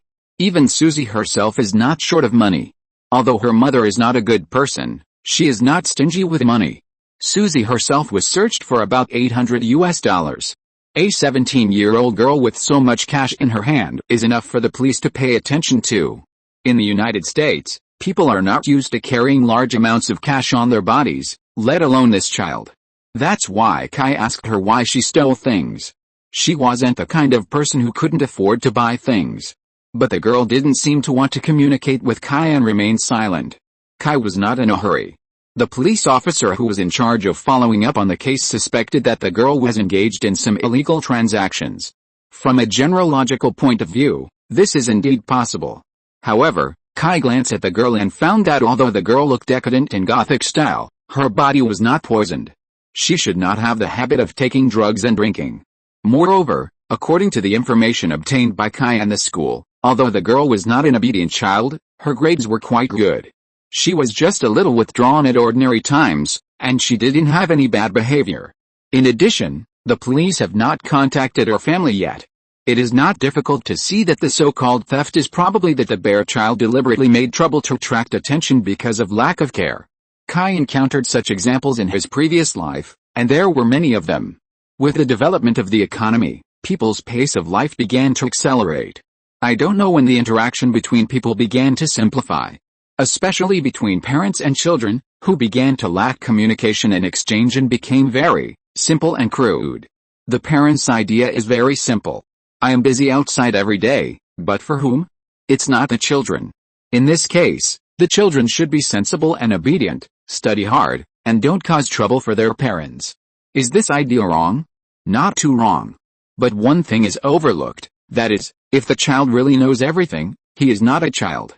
Children need company. Economic prosperity cannot guarantee the healthy growth of children. Parents occupy an important position in the growth of children. In Kai's previous life, he handled some juvenile criminal cases. Almost 80% of them were caused by insufficient family care, which led to the children going astray. Combined with the situation of this girl, 80% of them are in this situation. Kai did not interrogate her again, but talked to her with a pleasant face. Regardless of whether she responded or not, Kai just talked alone. Kai does not know any advanced words, just awkward chat, and says whatever he thinks of. This is what Kai's master in the police station in his previous life taught him. This communication is difficult to say, but it is actually that simple. Don't care about what you say. Anyway, you can chat about anything. As long as the other party is willing to respond, it is the best start. Maybe Kai's awkward chat was too awkward, which made the girl a little depressed, so she began to respond unconsciously. After all, it was uncomfortable for one person to listen to another person talking to himself like a psychopath. In this way, the two of them really started chatting. It turned out that the girl didn't steal things just for excitement, she hoped to get her mother's care. But it turned out that her mother was a jerk. So the girl called her boyfriend, and she also wanted to test her boyfriend. Recently, the girl fell in love, but she refused to say who she was dating.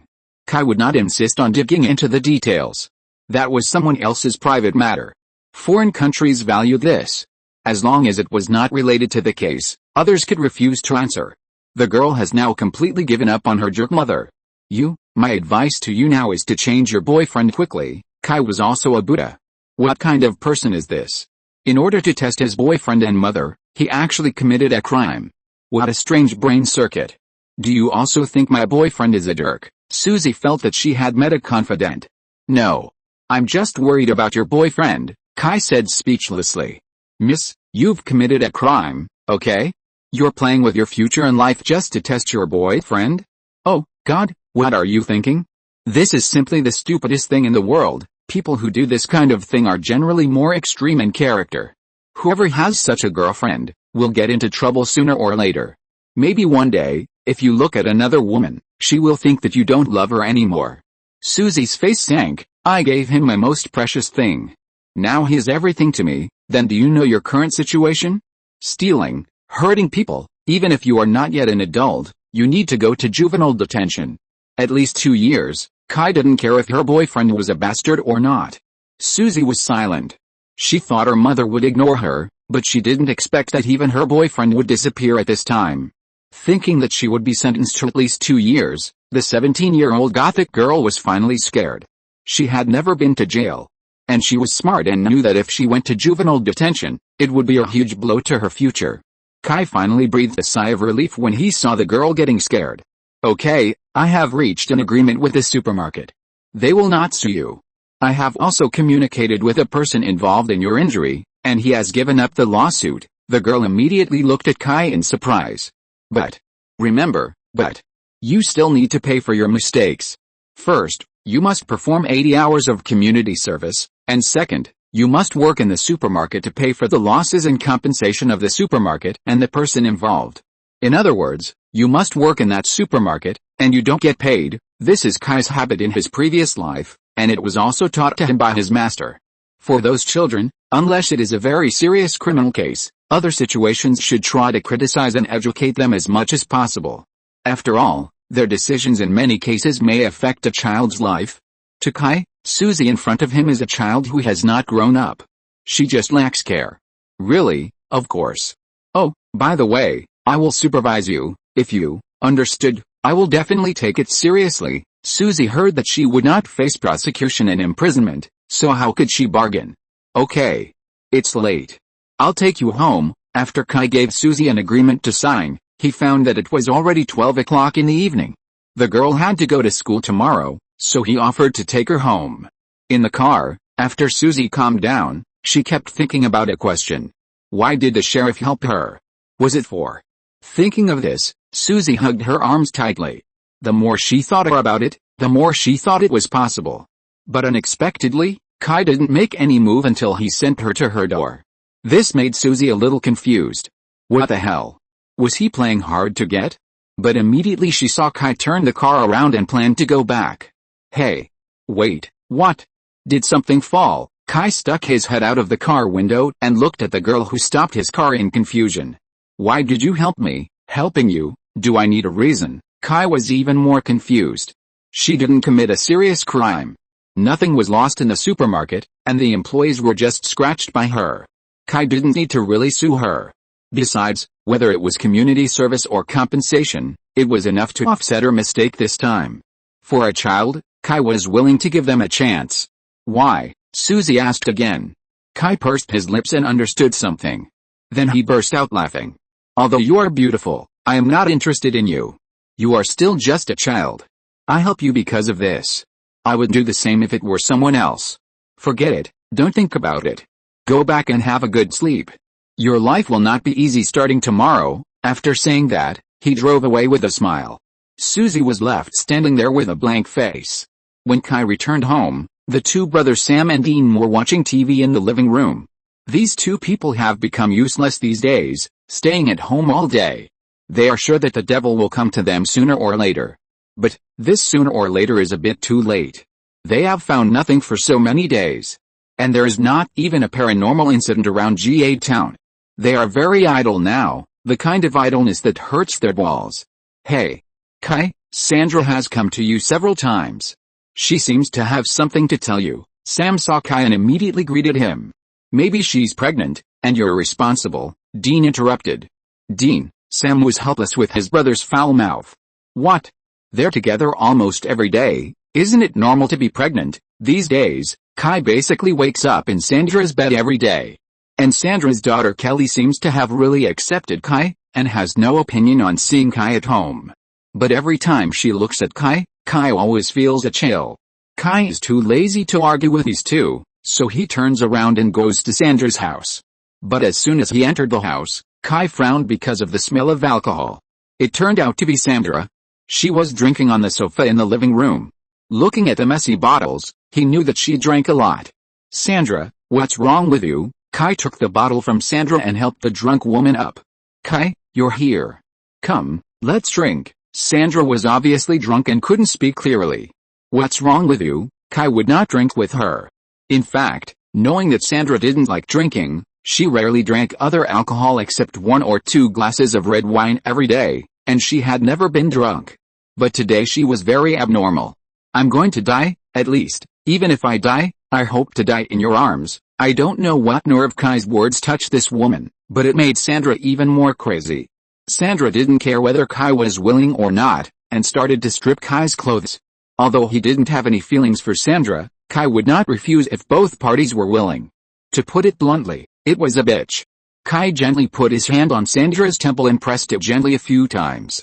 He used some tricks to calm Sandra's drunkenness. Maybe Kai's gentleness touched Sandra, and now she stopped being drunk and started crying. Crying loudly, crying madly. Kai could only comfort her in a hurry.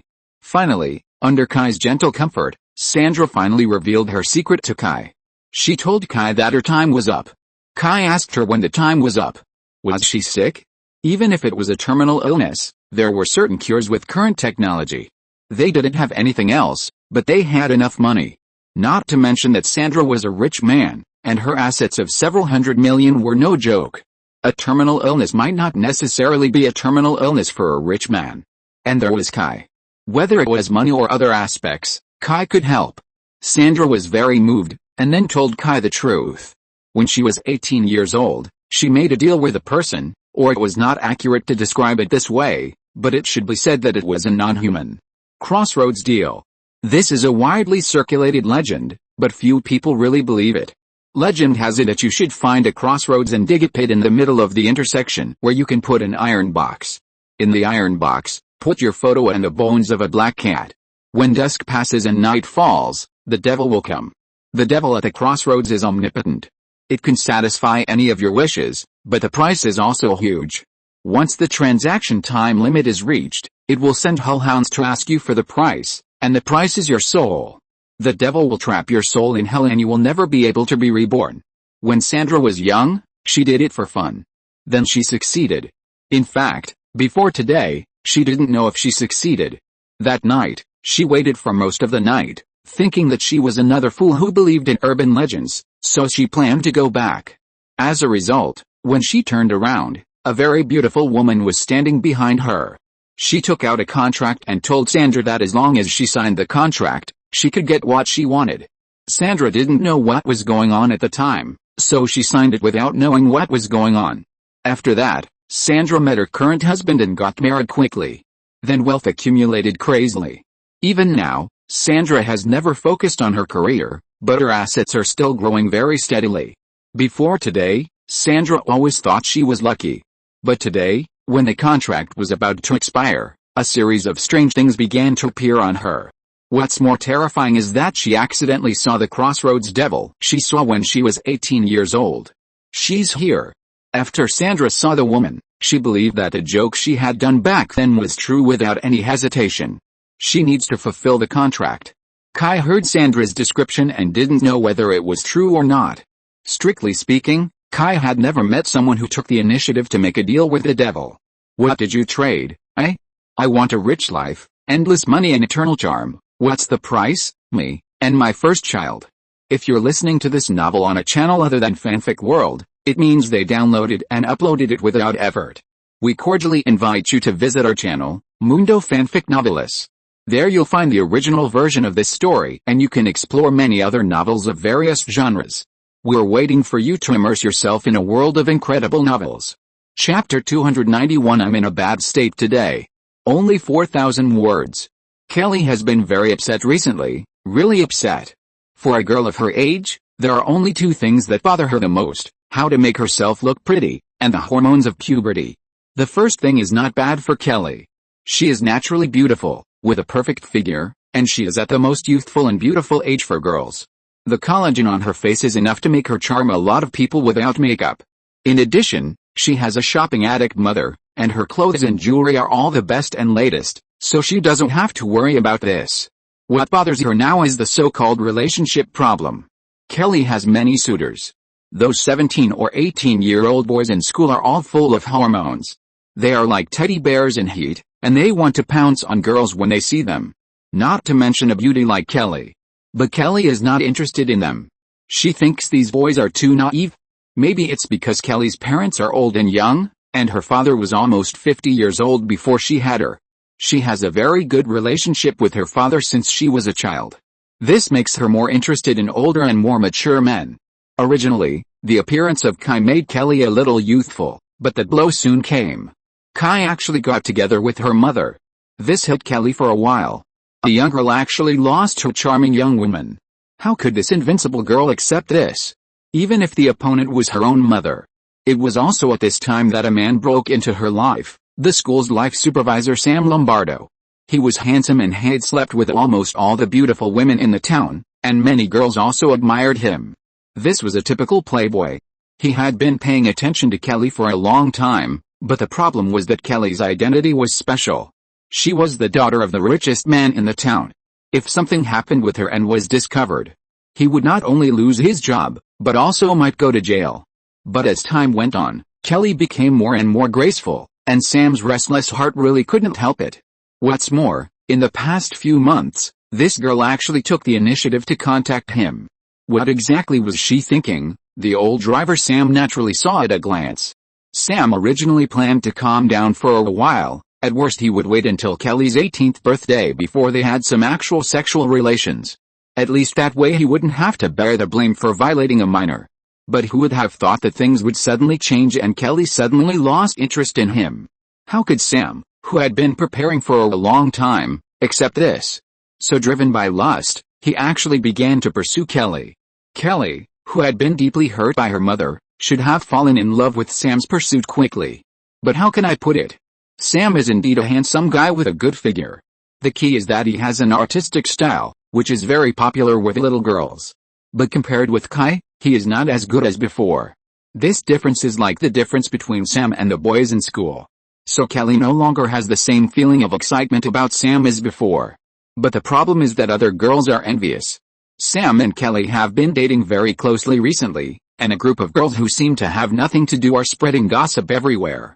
Kelly is also a girl, so she is naturally not immune to the envy and jealousy of others. She feels very good when facing the envy and jealousy of others. So even though she didn't feel anything, she was getting closer and closer to Sam. Originally, this was what she wanted, but the problem was that every time she saw her mother and Kelly being affectionate over there, she lost interest in this matter and felt it was boring. Just today, Sam wanted to ask her to go to the lake to play in the water, but Kelly was not interested at all. Then Sam spent the whole day looking for opportunities to persuade Kelly to go with him. Hey, Kelly. Sam himself didn't understand why Kelly had been hot and cold towards him recently, which made him, who considered himself a master in the love field, very uncomfortable. Mr. Lombardo, but when Kelly used honorifics, it usually meant that Kelly didn't really want to pay attention to Sam's meaning. This made Sam's face stiffen. As a master in the love field, Sam quickly adjusted his mood and showed a charming smile, pretending that he didn't hear what Kelly meant. Kelly, didn't we agree to go to the lake together this afternoon? What's wrong? Is there something going on here? Sam had already thought of a plan.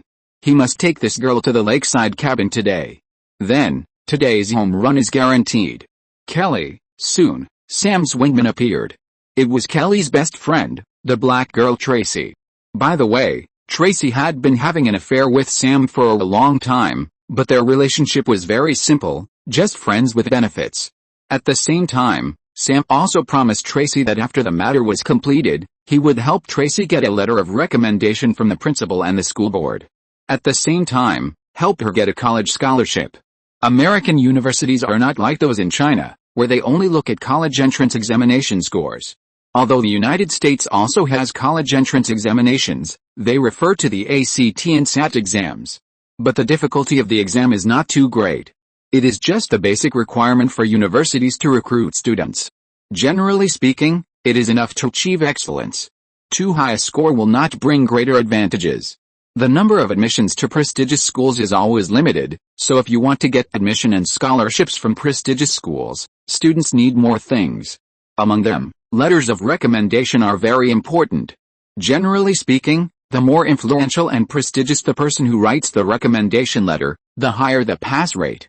If Tracy could get a recommendation letter from the governor of Minnesota, she would be sure to be admitted to a prestigious school. But this is impossible, so she can only settle for the next best thing. Although the recommendation letters from the high school principal and the school board are less influential, as long as the recommendation letters are detailed and rich about her performance in school and give a high evaluation, the effect will be very good. In addition, Sam himself is from a prestigious school and has some connections with some university admissions agencies. With his help, the success rate of scholarships will be higher. The tuition fees of universities in the United States are very scary. The tuition fees of prestigious schools for 4 years are as high as $180,000 to $200,000. Compared with domestic universities, domestic college students should be happy, although Tracy's family is not poor. It is still a bit difficult to pay the high tuition fees. If she doesn't want to take on student loans, she can only hope for scholarships. So for these things, Tracy betrayed Kelly without hesitation. Of course, in Tracy's view, this is not a betrayal. After all, Sam is not bad no matter how you look at it. Kelly, let's go. We haven't been to the lake for a long time. Today is a nice day. Let's go and have some fun together. You promised me last night. Kelly didn't go home, but stayed at Tracy's house. She doesn't like going home much recently. Tracy knows Kelly too well. Although she looks like a white lotus, she is actually no different from other girls. She is also very face conscious. As long as she persuades, she will definitely agree. As a result, Kelly was indeed shaken by Tracy's persuasion. Instead of going home to see Kai and her mother being affectionate, she might as well go out and relax. Seeing Kelly wavering, Sam was immediately overjoyed. But just when he was about to make an effort, a Chevrolet Suburban police car drove into the school. Kelly looked at Kai sitting in the driver's seat in surprise. Although Kai would take her to school every day, he had no time to pick her up because of work. So she rarely saw Kai during this period of time. But this is not important. The important thing is that seeing Kai come to pick her up on purpose, Kelly's mood suddenly improved. So she didn't go to the lake, and her teacher and best friend were left aside. She happily opened the car door and sat on the passenger seat. How come you have time to pick me up today? Kai smiled. I have something to do, so I picked you up in advance. This matter was too magical, and Kai couldn't say it in public. Oh, in fact, Kelly didn't care much about the reason. Anyway, she was very happy to see Kai. Sam stared at Kai in a daze. He didn't understand why it happened. It was obviously just one step away. The strong sense of gap made Sam walk to Kai's car door, grab Kai's car window, and ask with a little anger, Sheriff Kai, what right do you have to take Kelly away? Kai was asked inexplicably. Mr. Lombardo, what's the problem? He knew Lombardo and knew that this guy had the same name as Sam. And he also knew this guy's reputation. But Kai didn't comment on what kind of person he was. It's not the police's business to have problems with private life, especially here as the United States, and the police are not qualified to care about other people's private lives. But Kai never expected that this guy would actually set his sights on Kelly. After all, he is a teacher. If a teacher and a female student were together, it would be enough to be on social news in China, and it would definitely ruin a person's reputation. You can't take my student away. Sam couldn't have any problem. Of course he was unwilling. He was not an idiot. When he saw Kelly's lustful look, he knew that Kai was here to snatch food from the tiger's mouth. This was unbearable. It was obviously May 1st. As the sheriff of the town, Sam certainly knew Kai. He also knew that Kai was very skilled. But he didn't care about this time. He had already been overwhelmed by lust. No matter how stupid Kai was, he realized that something was wrong at this time. He sent Kelly to school every day, and basically everyone in the town knew about it. After all, the little things he and Sandra had done were really hard to hide. Everyone also tacitly regarded Kai as Kelly's stepfather. Although Kai did not plan to marry Sandra, their personalities were too different, and marriage would definitely cause problems. It would be better to be like this now, without any pressure on everyone. But Kai really treated Kelly as a child. Everyone knows this, there is no reason why this idiot still doesn't know it. Isn't it obvious what he means? Thinking of this, Kai immediately frowned. He couldn't say more, because it would have a bad influence. Although Americans don't seem to care about these things, Kai has his own principles. Mr. Lombardo, I must remind you of one thing. Kelly is only 18 years old, the warning was already very strong. At this time, Sam finally realized that the man in front of him was a policeman. Although the United States has the Romeo and Juliet Act that allows minors to eat the forbidden fruit, this law has limitations. If teenagers take the initiative, even if one or both parties are underage, it is not considered a crime. But if one party is an adult, the age difference between him and the underage party cannot exceed 3 years, the underage party must be over 14 years old, the older party must not be the teacher or coach of the younger party, which may use authority to pressure, etc. That would be a crime. Sam got it right. This is not the end, and a bigger blow came immediately. Kai, hi, Susie. The Gothic girl saw Kai's car at the school and immediately ran over to say hello. These days, when Kai was on patrol, he would go to the supermarket where Susie worked. Although the child was still not very obedient, she got along well with the supermarket employees, which made her much better than before. Did you see that she even took off the eye-catching Gothic makeup, leaving only red hair? She looked much better. Those eyeliners, pale foundation, black lipstick, etc., looked awkward no matter how you looked at them. Do you want to go home? I'll take you home. Seeing Susie, Kai wanted to take her home. This child is not easy either. Having a mother is like having no mother. She is alone every day and has no friends. Okay, Susie didn't care. Kai took her home many times, and she could see that others really just wanted to help her, not for any other purpose. People sometimes just lack people to care about them, and Kai's pure concern out of kindness is even more precious. Sam opened his mouth and saw Susie got into Kai's car without hesitation. He was even more depressed. That was his girlfriend. Although he was just playing around, it should be said that he dumped Susie. But he didn't dare to treat Susie the same way he treated Kelly just now. Because Kelly wouldn't hit him, but Susie would. This chick slapped him before and extorted $20,000 from him. If he didn't have a credit card, he would have gone bankrupt long ago. After that, Susie would not give Sam a good face when she met him. But today was strange. Susie almost didn't look at him and got into the car directly, as if he didn't exist. Looking at the police car getting farther and farther away, Sam suddenly felt empty. He thought he was a playboy and he had always been able to get women easily, but now it seemed, that was all. Every woman just wanted to have a spring breeze with him, but there was no nostalgia. Let's not talk about Sam's life experience first, just say that Kai drove the two girls to Susie's house. Kai had something on his mind so he naturally didn't feel like talking, but the two girls seemed to have endless things to say. Originally, the two girls didn't talk much at first because they didn't know each other at all. Susie was a transfer student and was a loner, so naturally she wasn't familiar with Kelly. But the two girls were curious why Kai wanted to send the other off. So they began to chat tentatively. Women have plenty of topics to talk about.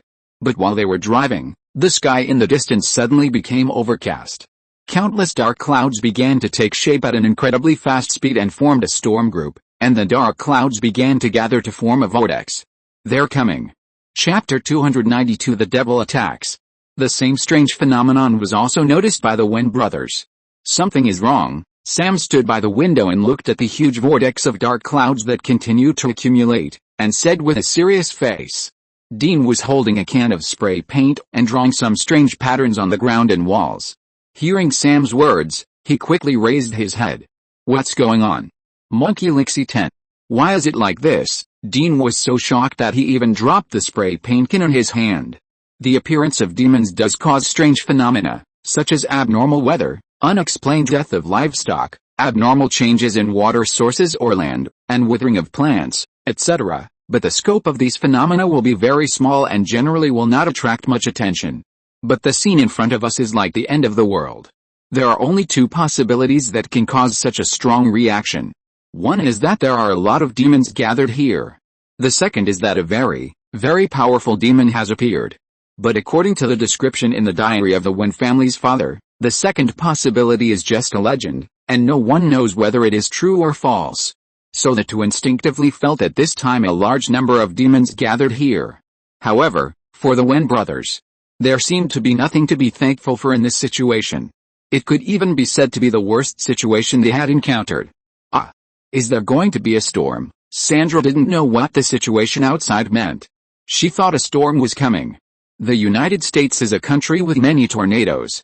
It is known as the home of tornadoes. Every year, there are nearly 1,000 to 2,000 tornado disasters, and the intensity is high. This is mainly related to the geographical location, climate conditions and atmospheric circulation characteristics of the United States.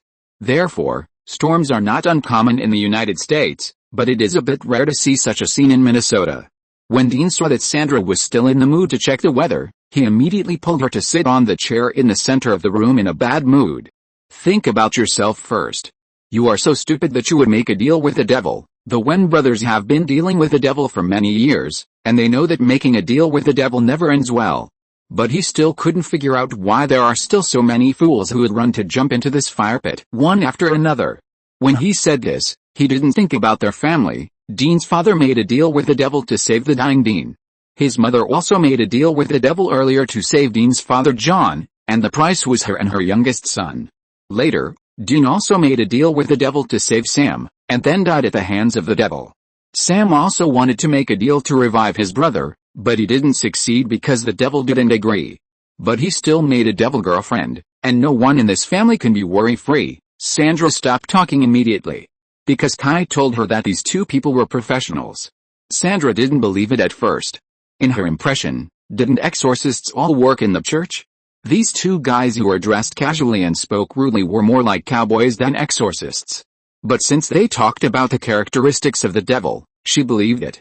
In fact, there was no way not to believe it. She wanted to ask the church for help. But the problem was that the church was too bureaucratic. According to statistics, the church receives at least 100,000 exorcism applications every year, but the actual exorcism needs to be reviewed by the Vatican headquarters before it can be carried out. Therefore, only about 7,000 applications are approved each year, and only a few hundred cases can actually get help. If Sandra wants to get help from the church, she will have to wait until the second half of the year to get a number, not to mention anything else. As for when the exorcist priest will be in place, only God knows. So, even if she doesn't believe the Wen brothers, she will pretend to believe them. After dealing with Sandra, the two brothers began to discuss countermeasures again. The current situation has greatly exceeded their expectations, so they must make some preparations. The group of demon hunters is very special. They wander on the edge of society and even trample on the law from time to time. In addition, the things they have to face are too weird and difficult. Therefore, generally speaking, demon hunters will not have too many interpersonal interactions, and even emotional entanglements will be deliberately avoided, whether it is family or love. In their view, those are their own flaws and weaknesses. Facing those strange monsters, demon hunters can only be safer by reducing their own flaws. But this is very anti-human. Humans are social animals. Demon hunters cannot really isolate themselves from the whole world. So over time, some demon hunters will form some tacit understandings. For example, when they encounter a very difficult case, they will find some people they think they can trust to help. Although the Wen brothers are not very old, they have been in the industry for a long time. They also have a group of trusted companions. I will call Bob and ask him to bring his old friends over. You call Alan. See if there's anyone in the Hunter's Tavern who can help us. Sam immediately took out his phone and assigned tasks to the two. Wait, why did I call Alan? Because you and she are having an affair. I saw you two come out of the room together that day. Hey. Man, when did I? God, she is my dad's. Forget it, I'll call. The so-called Demon Hunter Tavern is actually an intelligence exchange place for demon hunters, located in the desert of Nevada. The relationship between the proprietress of the tavern, Alan, and the Wen family is very special. The proprietress's husband used to be the partner of the Wen family's father, but during a demon hunting process, the Wen family's father killed his partner with his own hands. Although he had no choice, it also created the grievances between Alan and John. But it is undeniable that Alan is indeed one of the people the Winchester brothers trust the most. As mentioned earlier, the relationship between Bobby and the Winchester family is even closer. It can even be said that Bobby is John Winchester's Enlightenment teacher. Later, because of different ideas, the two stopped working together, but Bobby is still the most trusted person of the Winchester family. Dean and Sam lived in Bobby's house for a long time when they were young, and even their shooting and hunting skills were taught by Bobby. Bobby is an experienced demon hunter and is very prestigious in the entire demon hunter circle. He has connections with many demon hunters. The Winchester brothers asked them for help because these two have a wide range of friends in the demon hunter circle and can gather a large group of trustworthy people in a short time. Just when the Winchester brothers were calling for help, Kai encountered trouble. Kai was just about to send Susie home and then take Kelly back to protect him. But just 2 blocks away from Susie's house, the sky suddenly darkened, as if it had entered the night, and then 2 empty cars parked on the side of the road suddenly started and crashed into the police car driven by Kai. Kai saw very clearly that there was no one in the 2 cars. Fasten your seat belts. Get down. Get down. Kai controlled the car while rolling down the window, and fired the Colt Python in his hand without hesitation. Bang! A bullet hit the front wheel of one of the cars. Amidst a loud noise, the tire of the car exploded directly, and the wheel hub was deformed. Then the car ran in a continuous S-shape like a drunk driver, and hit the front of another car, and then plunged into the electric pole. After the front of the car was deformed, the electric pole was broken, and a high-voltage wire just fell into the flipped front cover of the car. Boom! Maybe the electric wire with electric sparks touched the fuel tank or the engine, causing an explosion. The other car was hit and immediately adjusted its direction and continued to chase Kai's Chevrolet. Kai? What is that? What is that? Just before the shot was fired, Kai habitually pressed Kelly between his legs. This was not an attempt to take advantage of the situation, but a proper protective action, to keep the protected target out of the enemy's sight as much as possible. When Kai blew up a car, Kelly could no longer bear it. She was just a little girl, how could she have seen this? The most dangerous incident she had experienced in her life was the last time the red tank attacked the police station. But even then, she quickly moved away and did not participate in the danger. But this time was different, she saw someone driving a car to hit them. Kelly. Calm down. Calm down. I'm here, it'll be fine, it'll be fine. Kai looked at the rearview mirror, paying attention to the chasing car behind, and tried his best to comfort Kelly. Susie was relatively calm. She grabbed the backrest of the front seat and tried her best to lie down. Kai drove with a revolver and shot at the chasing car behind, but the problem was that because he had to pay attention to the road conditions, the shooting accuracy was not high, and the car obviously learned from the previous lesson and kept avoiding Kai's bullets. Even if the bullet hit the windshield and the hood of the car, it would not be so easy to kill the car. Thinking of this, Kai felt that he had to change to a more powerful weapon. At this time, Kai saw Susie, and he found that this girl was very brave.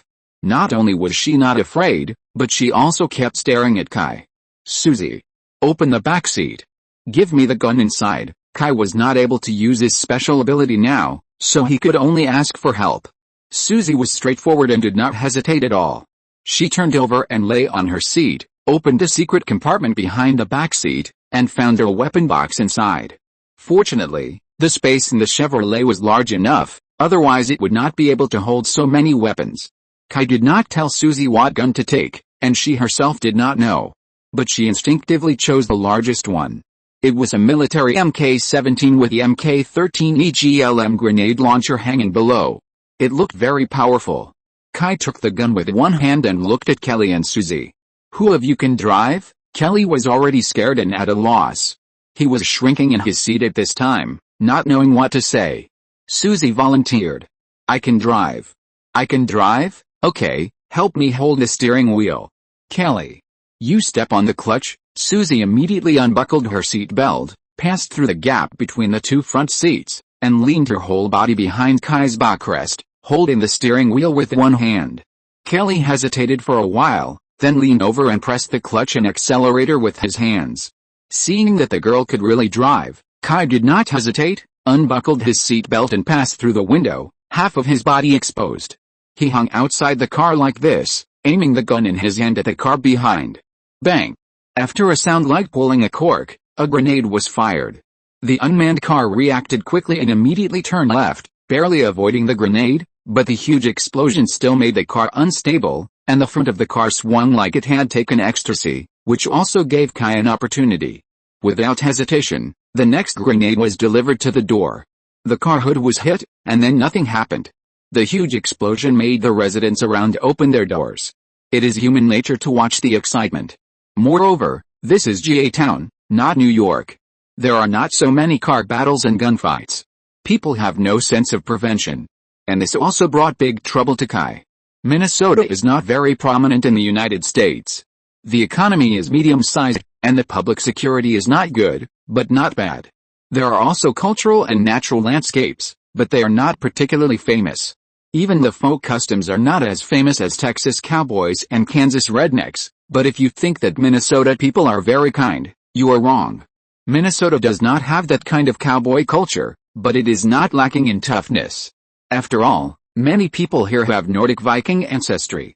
The toughness in the bones cannot be changed, otherwise Hamilton would not have done so many tricks to control the town before. Minnesota men are just not as ostentatious as Western cowboys. Look, seeing two cars chasing Kai's police car, a group of Minnesota tough guys are unwilling. Although the residents have some complaints about Kai because of the Weston family's murder recently, it still cannot affect Kai's overall image in people's minds. They like this sheriff who led people to drive Hamilton out of the town. So many men in the family came out with shotguns. But what they didn't know was that they were not dealing with humans. Just when some people were about to support Kai, suddenly several black smoke rushed out of the dark sky. These smokes gathered together and flew freely in the air as if they were alive. Others also noticed this scene. They looked up at this strange weather phenomenon. Then, they suffered. The smoke rushed into their mouths, and then, they were no longer themselves. Fuck, Kai immediately shrank back into the car and asked the two girls to sit down quickly. In order to prevent accidents, Kai also cast a protective spell on them. Before Kai could turn around, the gun over there rang. They were the ones who were originally going to help. Now they have become something else. They have malicious smiles on their faces, their eyes are extremely dark, and they exude a cold and tyrannical aura, as if some evil beast has been released from a cage. Those are demons, different from the demons Kai has seen before. These demons are of another species. But this is not surprising. In the demon plane, there are all kinds of demons. According to the Wen brothers, the demons the hunters deal with are all of this type. As for other demons, they only exist in legends and they have never seen them. This kind of demon has no entity. It looks like a puff of black smoke. It can enter the human body through the mouth, nose and eyes and manipulate humans. The manipulated humans are no different from ordinary people. When the demon does not hide itself, you can see that the color of its eyes is completely black. It is afraid of salt. It can be expelled by reciting exorcism spells in Latin, but they cannot be killed. At least the Wen brothers do not know how. When they expel demons, they usually catch the mortals possessed by demons and torture them in various ways first, because demons and humans share the same body and suffer the same pain. Torture to a certain level, combined with spells, can better expel them. Often after this operation, the mortals who are possessed will be left with permanent disability and great psychological trauma at best. More often, the victims cannot resist the injuries and die directly. Because of this, demon hunters almost all carry human lives. And the methods are extremely cruel. However, this is a must for demon hunters, because if they are soft-hearted, the victims will not only be the possessed people. Demon hunters often choose between killing one person and saving more people. Because of this, Kai can't fight back now. He can't kill the residents of the town. Now all he can do is to quickly reconcile with the Wen brothers. Because the situation in front of them has deviated from their initial expectations. There are too many demons. This is very abnormal. Under normal circumstances, the demons who come to take Sandra and Kelly's souls will only be the demons who signed a contract with Sandra. Other demons will not intervene at all, and demons have no spirit of cooperation. Of course, there is another possibility, that is, these demons are not coming for Sandra and her daughter at all, their target is Kai. Or Adam. The Winchester brothers once said that the demon who killed their parents was a very special demon, whose pupils were different from those of ordinary demons, and were yellow. He had the ability to dominate and control other demons, and only he was so interested in the Winchester family. Chapter 293, Ruthless Character. Facing those people who were holding shotguns and possessed by demons, Kai would not kill them at will unless it was absolutely necessary. If Kai shot and killed those people, let alone what would happen to those demons, those innocent people would really die. Killing people is not unfamiliar to Kai. After crossing, the number of people he killed could at least form a reinforced company. But Kai has never killed an innocent person. This is his bottom line. Power is a good thing, and everyone likes it. But when he really gained power beyond ordinary people, Kai began to be afraid. The stronger the power, the less things that can restrain him.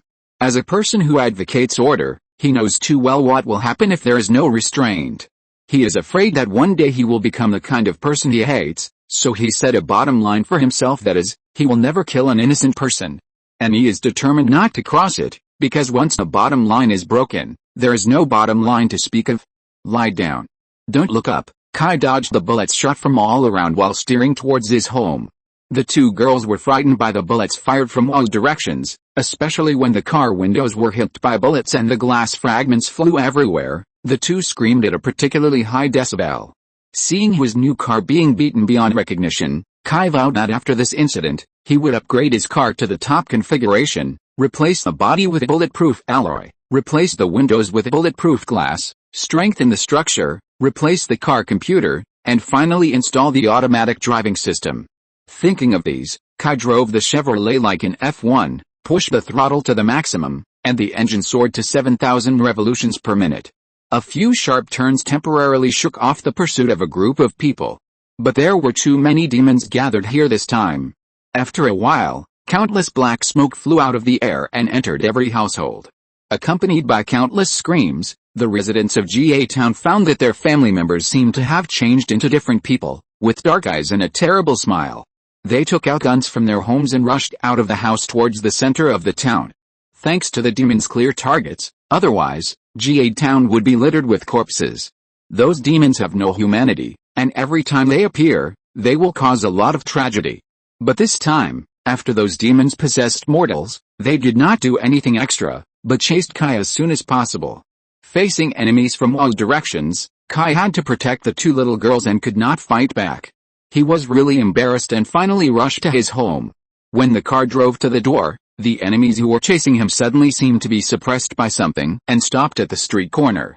Kai took the two girls out of the car and saw a group of men, women, old and young, who were crowded and blocked the surrounding street corners tightly. There was black smoke everywhere in the sky. But no matter those men, women, old and young, who were possessed by demons, or the black smoke flying everywhere in the sky, when they approached Kai's house 100 meters away, they were immediately bounced away by an unknown force and could not get close at all. At this time, the Wen brothers also rushed out of the house. A group of people were also shocked to see a large group of people possessed by demons outside. "Who is she?" Dean asked immediately when he saw a girl behind Kai. In this case, the fewer people involved, the better. In fact, one of the rules of the demon hunters is to keep ordinary people away from what they do. Because there is a very strange rule in the supernatural world, that is, when you know too much about the truth of this world, then those monsters hidden in the dark side of the world will also find you. There is a saying, when you see them, it also means that they see them. It is best for ordinary people not to know the existence of those monsters, because once this happens, it is very easy to drag ordinary people into those events that cannot be explained by science. Now many demon hunters in the United States have come into contact with these things by chance, and finally embarked on this path. And most of the beginnings are tragic. For example, John, he embarked on the road of demon hunting after his wife was killed by the demon. And their old friend Bobby also embarked on the road of demon hunting because his wife was killed by the demon. So among the demon hunters, it is very taboo for ordinary people to interfere in their affairs. Many demon hunters are actually unwilling to add companions, because this basically means a tragedy. Even many demon hunters hope that the demon hunting industry will disappear completely. Because only in this way can it mean that humans will no longer be harassed by those terrible things. Dean is the same. There is no way. We can only bring her back if we meet her. We guessed wrong. These demons are not coming for Sandra at all. Kai first let the two girls into the house, and then stood at the door while observing the demons and said to Dean, "Don't worry about it. Let's hide in it first. As long as we wait for reinforcements, We can fight our way out. Sam is different from Dean. He is not a traditional demon hunter.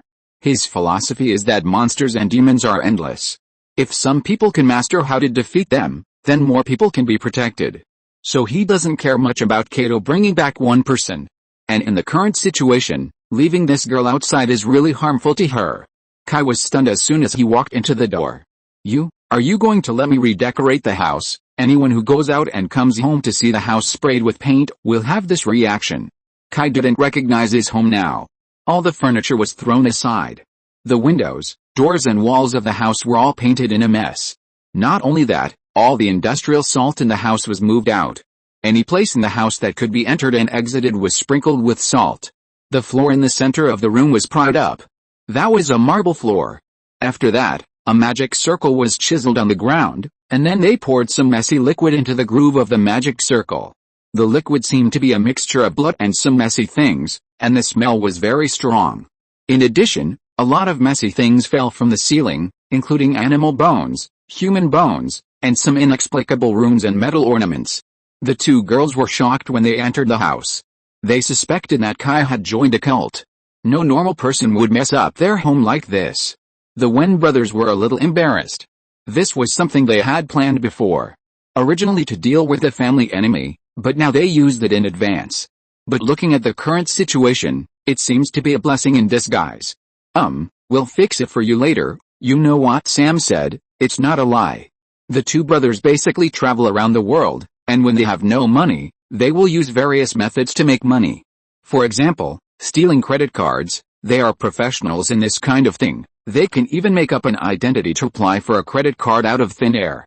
Later, Bobby seemed to have achieved a technological breakthrough and could make credit cards. Anyway, it was the bank's money that they lost, so they felt at ease. But sometimes this trick doesn't always work, so in order to have 3 meals a day, the two brothers have mastered all kinds of skills. Not to mention decoration, they can even build a house. After chatting for a few words, they turned the topic to business. How did you do it? They don't dare to approach here at all. Kai looked at the demons outside the window curiously. These demons didn't seem to be in a hurry, just looking at the house coldly. Looking at those pairs of dark pupils, even with Kai's psychological quality, he felt a little cold. These things seemed to have no emotions, just like zombies. Just looking at them coldly, how awkward it was. We have drawn anti-magic runes around the house. These runes can prevent demons from entering here. In addition, I have also drawn magic binding circles in other places. Once a demon enters the circle, it will be unable to move immediately, Dean said with a little pride. On the other side, the two girls finally met Sandra. Susie didn't know Sandra, so naturally there was nothing to say. She just sat on the sofa and desperately reviewed what had just happened. Everything was beyond her acceptance. She didn't understand why those things were and why they attacked them. What? How could you do this? Are you really my mother? Kelly was about to explode after learning the truth from Sandra. How could a real mother sell her daughter for an illusory wealth? Although Sandra was not a model mother, to be honest, she still loved her daughter very much. So facing Kelly's questioning, she felt very guilty. I didn't know it was true at the time, and I wasn't pregnant with you at the time. In short, compared to that, Kelly, Mom is really sorry for you. Sandra started crying. Seeing his mother like this, Kelly didn't know what to say. After all, even now, Sandra can't be blamed for this. Everyone has been young, even Kelly has done a lot of stupid things now. As a high school student, who doesn't like to die? Every school has such things as running to test the authenticity of urban legends. Sam came over at this time. He sighed and said, "Your mother can't be blamed for this.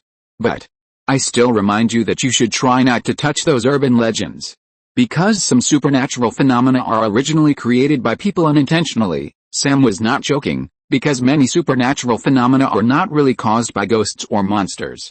It's just that more people believe in it, so it naturally appears. For example, Sam and his team once handled a case. Bloody Mary, that is a widely circulated legend. As long as you say Bloody Mary 3 times in front of the bathroom mirror, Mary will appear in all mirrors and reflective surfaces. At that time, Sam and his team thought it was the vengeful spirit of a local girl named Mary who died. As a result, when they burned Mary's body, they found that it was not the case at all. It was a few young local people who wanted to experiment with the legend of Bloody Mary and really summon Bloody Mary. She was not a vengeful spirit, but a collection of wills. As more people believed in her, she would naturally appear. Even Sam and Dean speculated that there were always some miracles around the world because there were too many people who believed in God, so those miracles really appeared.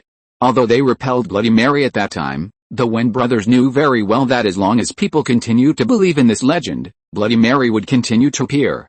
This kind of thing is the most difficult to deal with for demon hunters, because they have no way to erase this legend, and there are always people who like to die to verify the truth of this legend. Of course, Sandra's situation is a little different, because the Crossroads transaction is real, it just depends on whether there are demons nearby. Sam is handsome, tall, and what's rare is that he looks very honest. Don't think that honest people don't have handsome guys. We honest people are not just taking over, don't bully us honest people. So the three women calmed down a little. Look.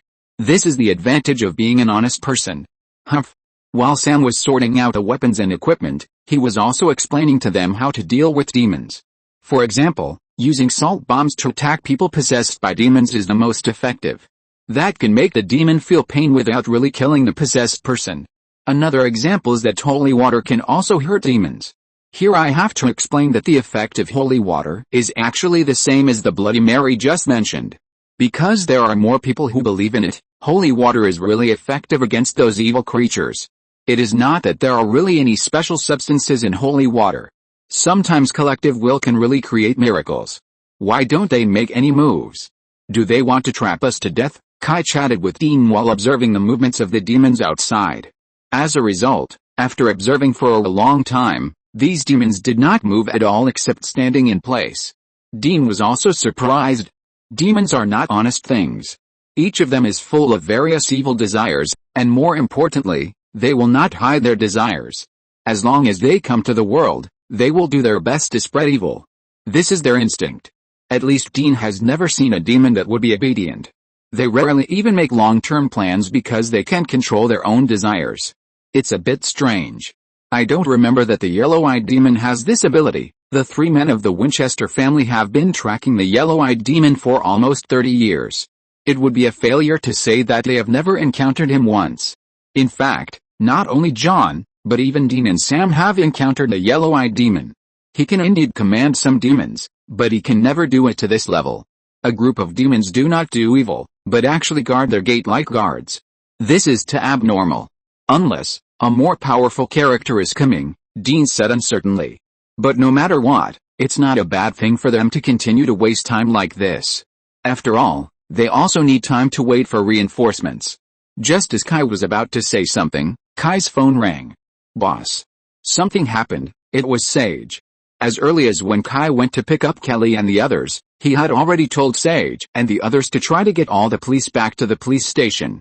The police station must not be in chaos. What's going on? Several brothers have gone crazy. Portman among them. Sage seemed to be very noisy. Let Meatball tie them up.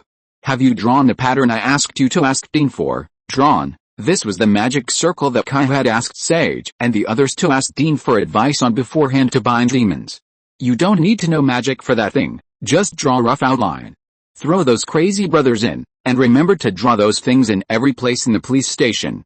When I'm done here, I'll go to support you. Kai hung up the phone and asked Dean anxiously, can our plan work? The police station has been attacked now, and we don't know what other places will become. We must finish this as soon as possible. Click. Before Dean could speak, a flash of lightning illuminated the dark sky. And all the demons outside the door raised their heads and looked up at the sky. Kai and the others also raised their eyes. The huge vortex in the sky had moved directly above the house without knowing when. In the middle of the vortex, an extremely dark hole appeared in the center. The darkness seemed to be able to swallow everything, and the surrounding light was sucked into it. What is that? I don't know, Dean swallowed his saliva and said with difficulty. At this time, Sandra, who had been concentrating on listening to Sam's words, suddenly felt a little uncomfortable. This feeling was like the weakness after mastering the high school. It was not serious, but the body felt a little heavy and had no strength. Sandra touched her back strength and planned to move her body, but the moment she turned her head, a feeling of weakness spread from the depths of her heart. Chapter 294 Attack and Defense. No one else noticed Sandra's abnormality, not even Sandra herself, thinking that she was too nervous, so she became physically immortal. Everyone's attention was still focused on the outside, especially the portal in the sky, as if something was about to come out of it. Huh? It's raining. Sam was loading salt bullets into his weapon when he suddenly saw a few more dirty drops of water on the glass window next to him. Everyone looked up and found that it was indeed raining in the sky, but the rain was a little strange. At the beginning, it was indeed rain, but it was a little dirty, as if there were mud spots mixed in it. But the more it went on, the dirtier and more viscous the raindrops became. In the end, the raindrops completely turned into asphalt. Hoo hoo hoo hoo hoo hoo hoo hoo. The rain was getting heavier and heavier, and the demons that were originally surrounding the house also changed from expressionless at the beginning to a group of demons dancing wildly. After the black viscous liquid fell on the demons were as excited as if they were taking drugs. As the rain got heavier, everything around changed. The first thing was the demons. Their ordinary appearances began to mutate rapidly. Countless disgusting tumors and scales, sharp claws, and horns grew irregularly from their bodies. A few minutes later, the ordinary people who were possessed became disgusting and twisted.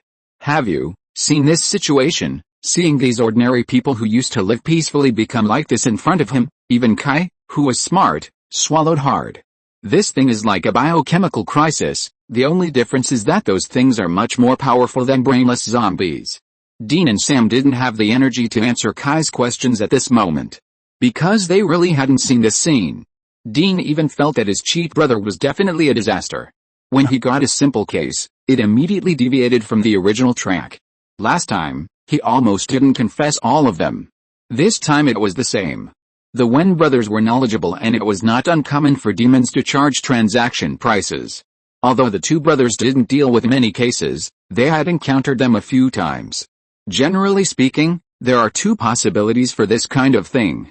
One is that they catch the demon that signed the contract with the victim and force it to cancel the contract. The other is that nothing happens, the demon takes what they deserve, and the victim is left with nothing. But this kind of situation of demons dancing in disorder, let alone encountering it, even heard of it. What should we do now? Sam said a little worriedly. The current situation is thousands of times more serious than they initially guessed. Originally, they thought they only had to deal with a demon and some hellhounds. After all, the execution of the contract by the demon is a very private matter. Generally speaking, the demon who signed the contract will not share his achievements with other demons. But later they found that things had changed. There were too many demons coming, so they thought it was the yellow-eyed demon who came to trouble Kai. But now, they are sure. This is not a commotion that the yellow-eyed demon can make. When they met the yellow-eyed demon before, there were at most a dozen demons following him, not like now. It's not what we should do now, but what others want to do. Kai pointed at the strange things outside the window and said coldly, "Did you notice? The magic circle you drew outside is starting to lose its effect." It turned out that the dark mucus had begun to corrode the magic circle drawn by the Wen brothers outside. Although the magic circles tried their best to resist the invasion of the black mucus, they could not withstand the continuous flow of black mucus and began to slowly melt and dissipate. When the two brothers saw this, they immediately picked up their guns and became alert. Sam threw a bag in his hand to the three women. "Take them, and if anyone wants to approach you later, you must shoot immediately." The three women were dumbfounded when the crowd outside began to mutate. Although they hurriedly picked up the 3 shotguns, their hands were shaking like they had Parkinson's disease. They couldn't even hold the gun steadily, let alone shoot. If we shoot, we will kill people." Kelly is a rich and beautiful woman. Besides being afraid, she is also afraid of killing people. She knew from Sam that those people were possessed by demons, but they were not dead in essence. But if they killed their bodies, it was not clear what would happen to those demons. The possessed mortals would definitely die. Sam had no choice but to emphasize again, that's a salt bullet. At most, it will knock people unconscious, but no one will die. Just when the group of people were in a panic, only Kai was silent and looked at the portal in the sky. I don't know if it was his illusion, but he always felt that there was something in the portal that he had seen before. Of course, more of it was like a countermeasure to meet the enemy. If those things outside were just enemies, Kai would not be afraid at all. What about demons? According to the description of the Wen brothers, unless these demons are possessed, they have little power. As long as the basis for their possession is destroyed, they can only escape. Even the demons killed by Kai didn't even have the chance to escape. But the problem is that the mortals in those bodies will also be killed. This is the crux of the problem. However, in this situation, Kai is not in a hurry. Looking at the door in front of him, Kai is sure that the magicians of Camelot will definitely sense the changes here. Things are so serious that Kai doesn't believe that Camelot will sit idly by. This is not a small fight. If you are not careful, it will easily lead to a group of demons dancing and causing trouble. The problem now is how to ensure your own safety while minimizing harm to those civilians. Ka. There was a sound of something breaking, and the ground with the magic circles painted on it finally completely shattered under the corrosion of black mucus. A series of hissing sounds accompanied by white smoke appeared out of thin air, and all the magic circles disappeared in that instant. Roar. A demon saw that the magic circle could no longer stop them, and let out a roar, and the other demons also rushed towards the house with their hands and feet in the roar.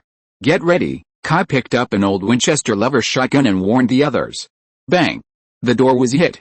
Although the magic array on the door bounced the demons that hit the door away, more demons immediately began to hit the door crazily, regardless of the damage to themselves. The originally solid door began to shake under the constant impact.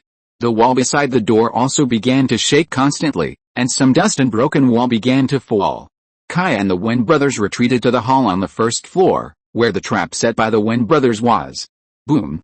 After countless collisions, the door broke open with a bang, and a group of demons poured into the house like a tide. The three women were completely frightened after watching a group of demons rushing into the door. They didn't dare to move at all. The other three men stared at the attacking demons, but didn't take action, but waited for something. The six of them stood in the magic array in the center of the hall. This magic array was a very powerful magic array, and it was also the ultimate trick that their father Wen had obtained after decades of hunting demons. This magic array could completely resist the invasion of demons. The only disadvantage was that it was very expensive. Many materials that make up the array need to be customized by professionals. One array costs at least $200,000.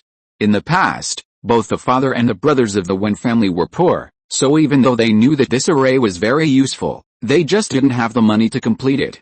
This is also the shortcoming of demon hunters. They have no fixed place to live, and they don't have a fixed income except for some petty thefts and part-time jobs. Usually it's okay, they just need to prepare some weapons and ammunition. Even silver bullets are not that expensive. But once they encounter some cases that require a lot of money and resources, they are at a loss. If the Wen brothers hadn't met Kai, a rich man this time, it is estimated that they would not have many opportunities to complete this array in their lives. So don't look at those demons' aggressiveness, but in fact, when they get close to the array, they dare not cross the line again. Looking at the demons with bared fangs and claws, Dean immediately shouted, "Now!" Sam immediately took out a remote control and hit it hard.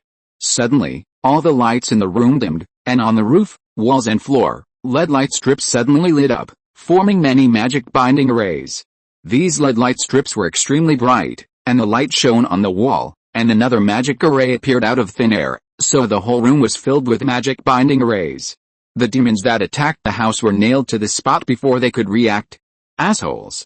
Do you like our gifts? Dean grinned and laughed at the demons, while taking out a well-preserved tape, and then he took out an honest tape recorder from somewhere, inserted the tape, and a spell composed of Latin began to sound. The tape was a treasure obtained by Dean and his friends when they were hunting demons. The tape came from a priest in the church. The priest was a church exorcist priest before his death, and he was quite famous. The priest spent his whole life in the church exorcising believers. Countless demons were exorcised by his hands, and thus he also provoked an extremely powerful demon. The confrontation with the powerful demon was also the priest's last exorcism.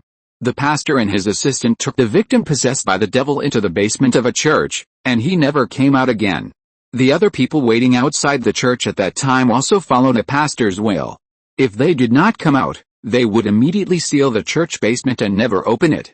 After that, people also forgot about the seal, and then it was the standard opening of an American horror movie, with a group of naughty children opening the sealed basement for fun. Then it was the turn of the Wen brothers to appear. They went through untold hardships and finally expelled the devil with the help of the pastor. It turned out that although the pastor died, his soul still remained in the same place, relying on the tape of the recorder, suppressing the devil.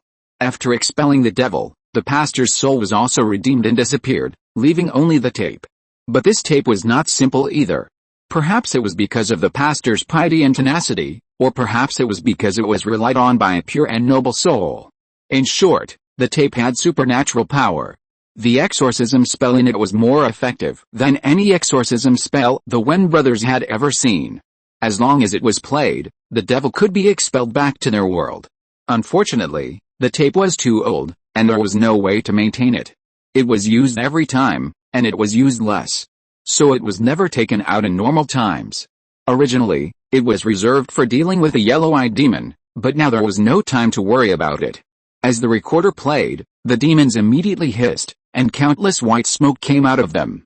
They roared in pain and cursed with the most vicious and earthy words, trying to use this method to cover the sound of the recorder and suppress the exorcism effect. But it was still in vain. The tumors, claws, twisted demon horns and other things that had appeared on the civilians began to slowly fade away until they returned to their original form. Then the civilians possessed by the demons began to vomit. But what they vomited was not some undigested dirt, but something dirtier than those things. Demons. Groups of extremely black smoke were vomited out by the civilians. The black smoke wanted to escape, but under the restraint of the magic circle, they could not escape even if they turned back to smoke form. They could only struggle and be pressed into the void by an invisible force. They were being expelled. Unfortunately, some people are unwilling to let these demons go. The reason why demon hunters and church exorcists only expel demons instead of killing them is that they cannot kill these things. They are tangible but not real. Many known methods can only hurt them but cannot really kill them. But Kai is different. He can kill these things. With a swish, Kai took out his devil swords from the king's treasure, and then it was simple. After a technical hack and slash, the demons that turned into black smoke completely dissipated in the light and flames. The only thing they left in the world was a pile of dust. The three women were all dumbfounded. However, after seeing those demons just now, their acceptance level became much higher. At least they did not scream miserably. After all, there are demons, and it is no big deal if something unreasonable appears. But they still can't believe that a small town sheriff can actually draw two long swords from a ball of light, and as a sheriff, he can not only catch bad guys, but also eliminate demons. Of course, there's more joy. No matter what, they see the hope of survival. As the demons were expelled from the body, the possessed civilians seemed to lose their support and fell to the ground one by one, unconscious. Seeing the civilians on the ground, Kai immediately went up to check on their condition. Don't worry, they are fine, at most they will be left with some psychological trauma, Dean said lightly. Dean's statement was indeed very light. Demons are a group of irrational and inhuman monsters. The side effects of being possessed by them will be very large. Generally speaking, mental disorders and neurasthenia are the most common outcomes. Even worse, they will suffer permanent mental and physical damage, such as stroke, epilepsy, mental retardation, etc., and can only stay in a mental hospital or bed for the rest of their lives. But compared to those who died from torture, the very few survivors are indeed lucky. After Kai checked a few civilians and found that they were just unconscious and not in any danger of life, he immediately stood up and used magic to move these civilians aside, waiting for the next wave of demons to attack. Demons are not brainless. On the contrary, this group of guys who are used to hiding themselves and like to use conspiracy and tricks to play with humans are quite smart. After seeing the traps prepared in the room, they did not rush into the house foolishly. Instead, they looked around. When they found the nearby electric poles, they immediately rushed to the poles. Many large cities and towns in the United States use underground cables, but G8 town. You can't expect the infrastructure of a remote town to be very good. So in just a few moves, the electric poles were pulled out by the demons and torn into pieces. Bang! After the sound of the switch disconnecting, all the lights in the house went out.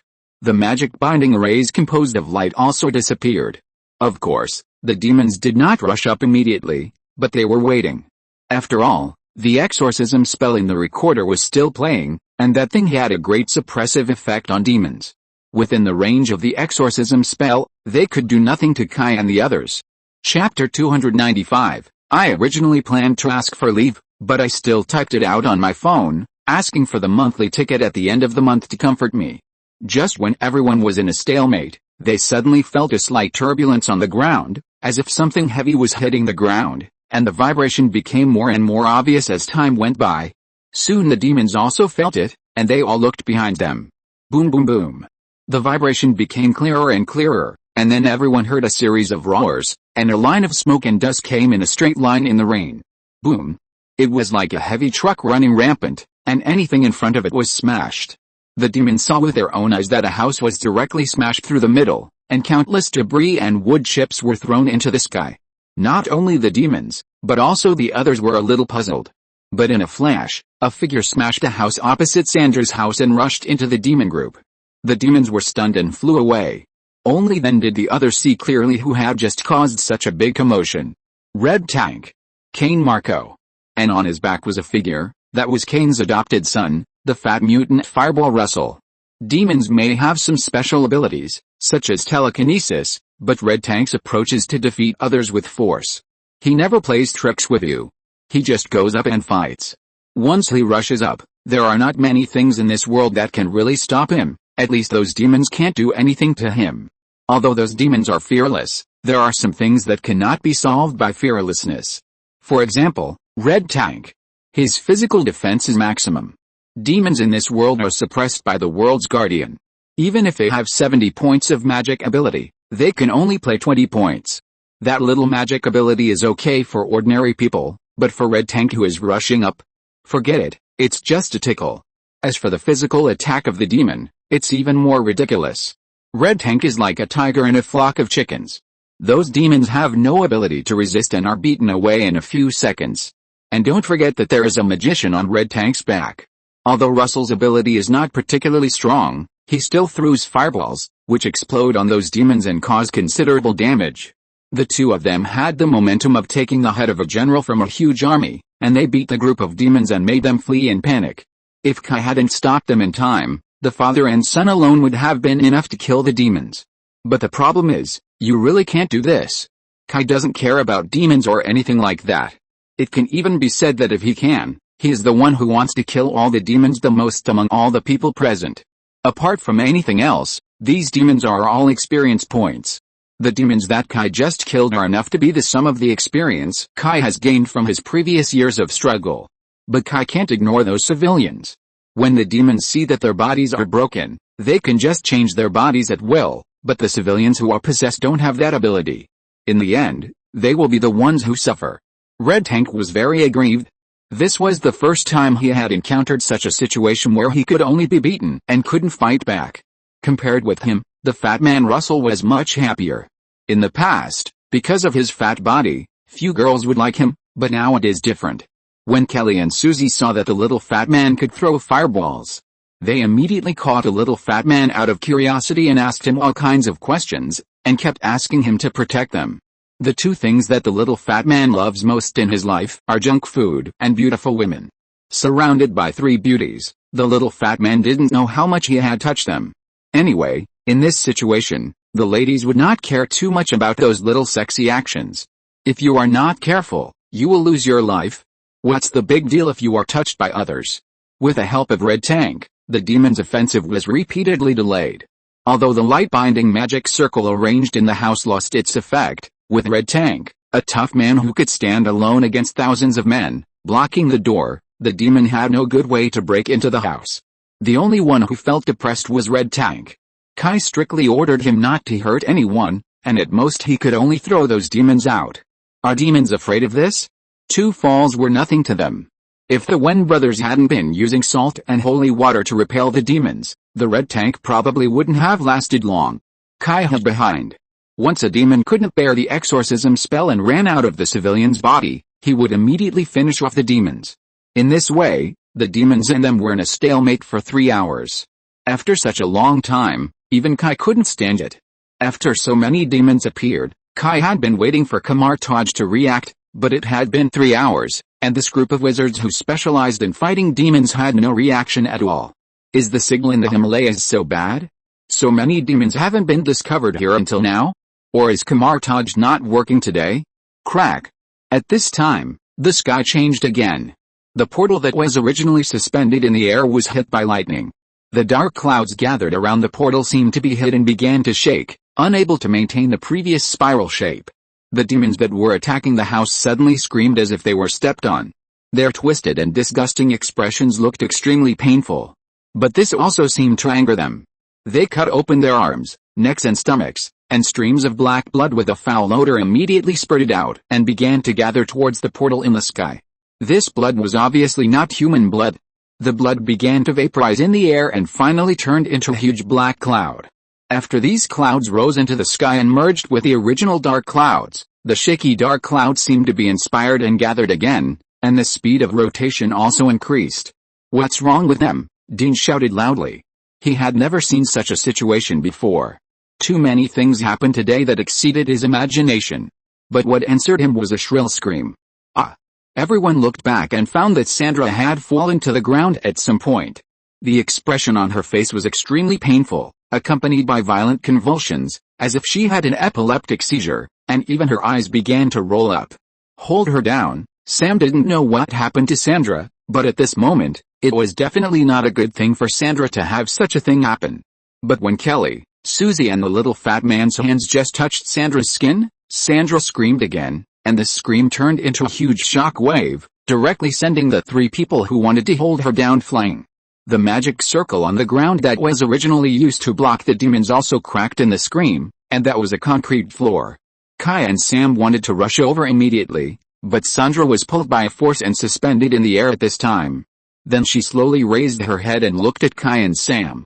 Now Sandra's eyes were all white. The white eyes looked at everyone in the house, and then Sandra's beautiful face showed a weird smile. The smile was full of malice and ridicule, and with the white eyes, it was both scary and ugly. Along with the scary and hideous smile, a gust of wind appeared out of thin air, smashing all the peelings in the house and rushing into the house. All the magic circles, ornaments, and runes used to deal with demons in the house began to decompose into powder and scattered in the air. Kai and Sam were also pushed back by the strong wind, so that they could not move forward at all. "Stop her," Kai shouted to Red Tank while trying to get rid of the power that controlled him. Red Tank heard Kai's shout, and with his hands, he threw away all the demons that were entangled with him, and then rushed towards Sandra with his head down. Red Tank's power was no joke. The power that originally made Kai unable to move could not stop Red Tank's impact at all. But before Red Tank ran a few steps, Sandra stretched out her hand to him with a weird smile and shook it from a distance. Red Tank, who was running, was immediately fixed in his body. Red Tank felt that every part of his body was bound. He was unwilling to be controlled and immediately wanted to break free from the restraints on his body. He clenched his teeth, his face was flushed, and the blood vessels on his body burst. As Red Tank exerted all his strength, his body began to tremble slightly, and Sandra's empty palm was also stretched open little by little. Red Tank's struggle worked. This made Sandra, who had been confident of winning, stop smiling and reveal a sinister expression. She loosened her hands. Red Tank immediately felt the pressure on him lighten and rushed forward. The others were similar. Just when the others thought Red Tank was about to succeed, Sandra's mouth opened wide and her jaw suddenly fell directly onto her full chest, as if it was dislocated. Seeing this, Kai's face changed and he threw himself at Sam beside him. Then a scream that pierced the sky and cracked the rocks came out of Sandra's disgusting mouth. Ah! The sound wave hit Red Tank like a cannonball. The sound wave seemed to be wrapped in a sharp blade, messing up Red Tank's clothes and knocking him out. Red Tank's body hit the wall, but the sound wave after wave actually nailed the 2.89-meter tall Red Tank to the wall. At first, Red Tank could still withstand the damage of the sound waves, but soon, some scars began to appear on his skin, and blood slowly seeped out and was turned into powder by the sound waves and disappeared in the air. This is actually nothing, and the real damage is invisible to others. Although those sound waves seem to have only caused some skin injuries to Red Tank, in fact, it is Red Tank's internal organs that are really hurt. Those sound waves can ignore Red Tank's defense and directly hurt Red Tank's body. Red Tank now feels that his heart, liver, spleen, lungs and kidneys have been thrown into a meat grinder and minced into minced meat. Blood keeps flowing out of Red Tank's eyes, nose, mouth and ears. On the other side, Kai pounced on Sam and saved the boy's life. Otherwise, even if he was just affected by the sound waves, Sam would have to wear hearing aids in his next life, or even have no chance to wear hearing aids. But even so, Sam and Dean still made sure their heads rolled on the ground, but Fatty and Kelly were not affected because they fainted during the first wave of attacks by Sandra. Kai looked at the blood coming out of Red Tank's 7 holes and the miserable state of others, and knew that he could not be soft-hearted anymore, otherwise everyone would die. He didn't know if this counted as harming innocent people. But he knew that if he hesitated now, it would kill others. Kai gritted his teeth and raised his arm. A ray of lightning gathered in his hand. Lightning column. With a click and a thunder, Sandra immediately changed her target and aimed the sound wave at Kai. It was also at this time that the thunder column was thrown out by Kai. Boom! The sound wave and the thunder collided, producing a huge explosion. But fortunately, it interrupted Sandra's scream. Cough cough cough. Kai climbed up from the broken wall and looked around. Red Tank had fallen from the wall, but his current condition was not good. Blood was constantly oozing out from under him. He was still struggling, but he could no longer get up. Others simply fainted. And Kai did not escape the attack of the sound wave. After all, the sound wave was invisible and pervasive, and it was impossible to block it. Didn't you see that even a top MT like Red Tank could resist the damage of the sound wave? So even if Kai used magic to offset part of the sound wave attack, Kai was still injured. Kai had just climbed up from the rubble and debris when he felt his neck tighten, as if someone had grabbed his neck with his hands, and then his body was pulled up. The smoke and dust dissipated, and Sandra was floating in the same place intact. And, this was the first time Sandra spoke. Her voice was hoarse, as if 2 pieces of fine iron were rubbing against each other, sharp and piercing. Kai kept scratching his neck with both hands, as if he wanted to pry open the hand that was pinching his neck. But it was in vain. Give up your fearless struggle. Sandra was obviously dissatisfied with Kai's counterattack just now. She had been exiled for 100 years and was full of resentment. But she didn't expect that just after returning to this world, those tiny humans dared to obstruct her beyond their ability. They even almost ruined her good deeds. Back then, she planned to lead her army into the human world to harvest souls, but was stopped by Camelot, and she almost died. If she hadn't been careful enough and left enough means to save her life, she would have been wiped out long ago. But even so, she had a hard time these years. She was exiled to the cracks in space, and suffered the pain of space tearing and squeezing all the time. In order to get out of the predicament, she finally used her last strength to send a clone to this world, seducing a group of low-level demons to work for her, looking for a carrier suitable for her to descend. This plan lasted for 20 years before she finally waited for the carrier to mature. But because of these mortals, she almost failed. The original plan was very simple. Those demons she charmed found a woman who signed a contract with her, and used the woman's child as a carrier to let herself descend. Once the plan was completed, she could use that body to hide in the human world, slowly harvest souls and accumulate strength, and then return to her own world. As for why she didn't go back to the demon world directly, in her current state, she would die faster if she returned to the demon world, and other demon lords would not miss this opportunity. But things went wrong at the last minute, and these mortals blocked her for 3 hours. What's more terrible is that her advent plan still attracted the attention of Camelot. Before, she was almost beaten back into the space crack again. There was no way. Those low-level demons were unreliable, so she had to come by herself. She was forced to split her soul and occupied Sandra's body with the original contract as a medium to perform the Advent ceremony in person. The cost of doing so was huge, because the soul invested in Sandra's body would completely disappear. But if she didn't do this, she didn't know if she would have a chance to get rid of the space crack. Sandra was the mother body she carefully selected. She put her power into Sandra's body as a seed, so that she could help herself breed a body that could withstand the Advent. She was originally a demon lord. Although she was severely weakened, it was not something that an ordinary human body could withstand. Even if she was forcibly occupied, it would cause the body to necrotize and rot. Only a specially cultivated body like Kelly could perfectly withstand her power. More importantly, Kelly was carefully built to allow her to avoid the detection of Camelot and hide perfectly in the world. If she misses this opportunity, there will be no chance in the future. So no matter what, she must try it, even if she loses half of her soul. It's great, just stay in this world for a while longer. This world is full of humans, and she doesn't worry about not having food to restore her strength. I originally asked for leave today, but I always felt a little uncomfortable lying in bed, so I just typed it out on my mobile phone, and my hands were numb. I asked for a monthly ticket to comfort me. Chapter 296, Rescue arrives at the critical moment. Kai struggled for a moment, and actually gave up, as if he really listened to Sandra's advice. Seeing Kai give up struggling, Sandra pulled up the corner of her mouth, and a cruel smile appeared on her beautiful face. She was satisfied with the ants giving up. Isn't this what humans should be like? In the world of the universe as numerous as morning stars, the demon world happens to be adjacent to the earth, and humans happen to be the favorite food and energy of demons. What does this mean? This means that this is fate. Demons eat humans, and humans are eaten by demons. It is all arranged by fate. This is true for humans and demons. If this is the case, why should humans resist when facing demons? Since it is fate, why not just accept it honestly?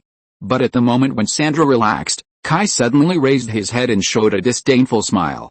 Lilith, Sandra suddenly heard someone calling her real name, and was startled, and raised her head to look at Kai. But it would be better if she didn't look at it, but she was shocked when she saw it.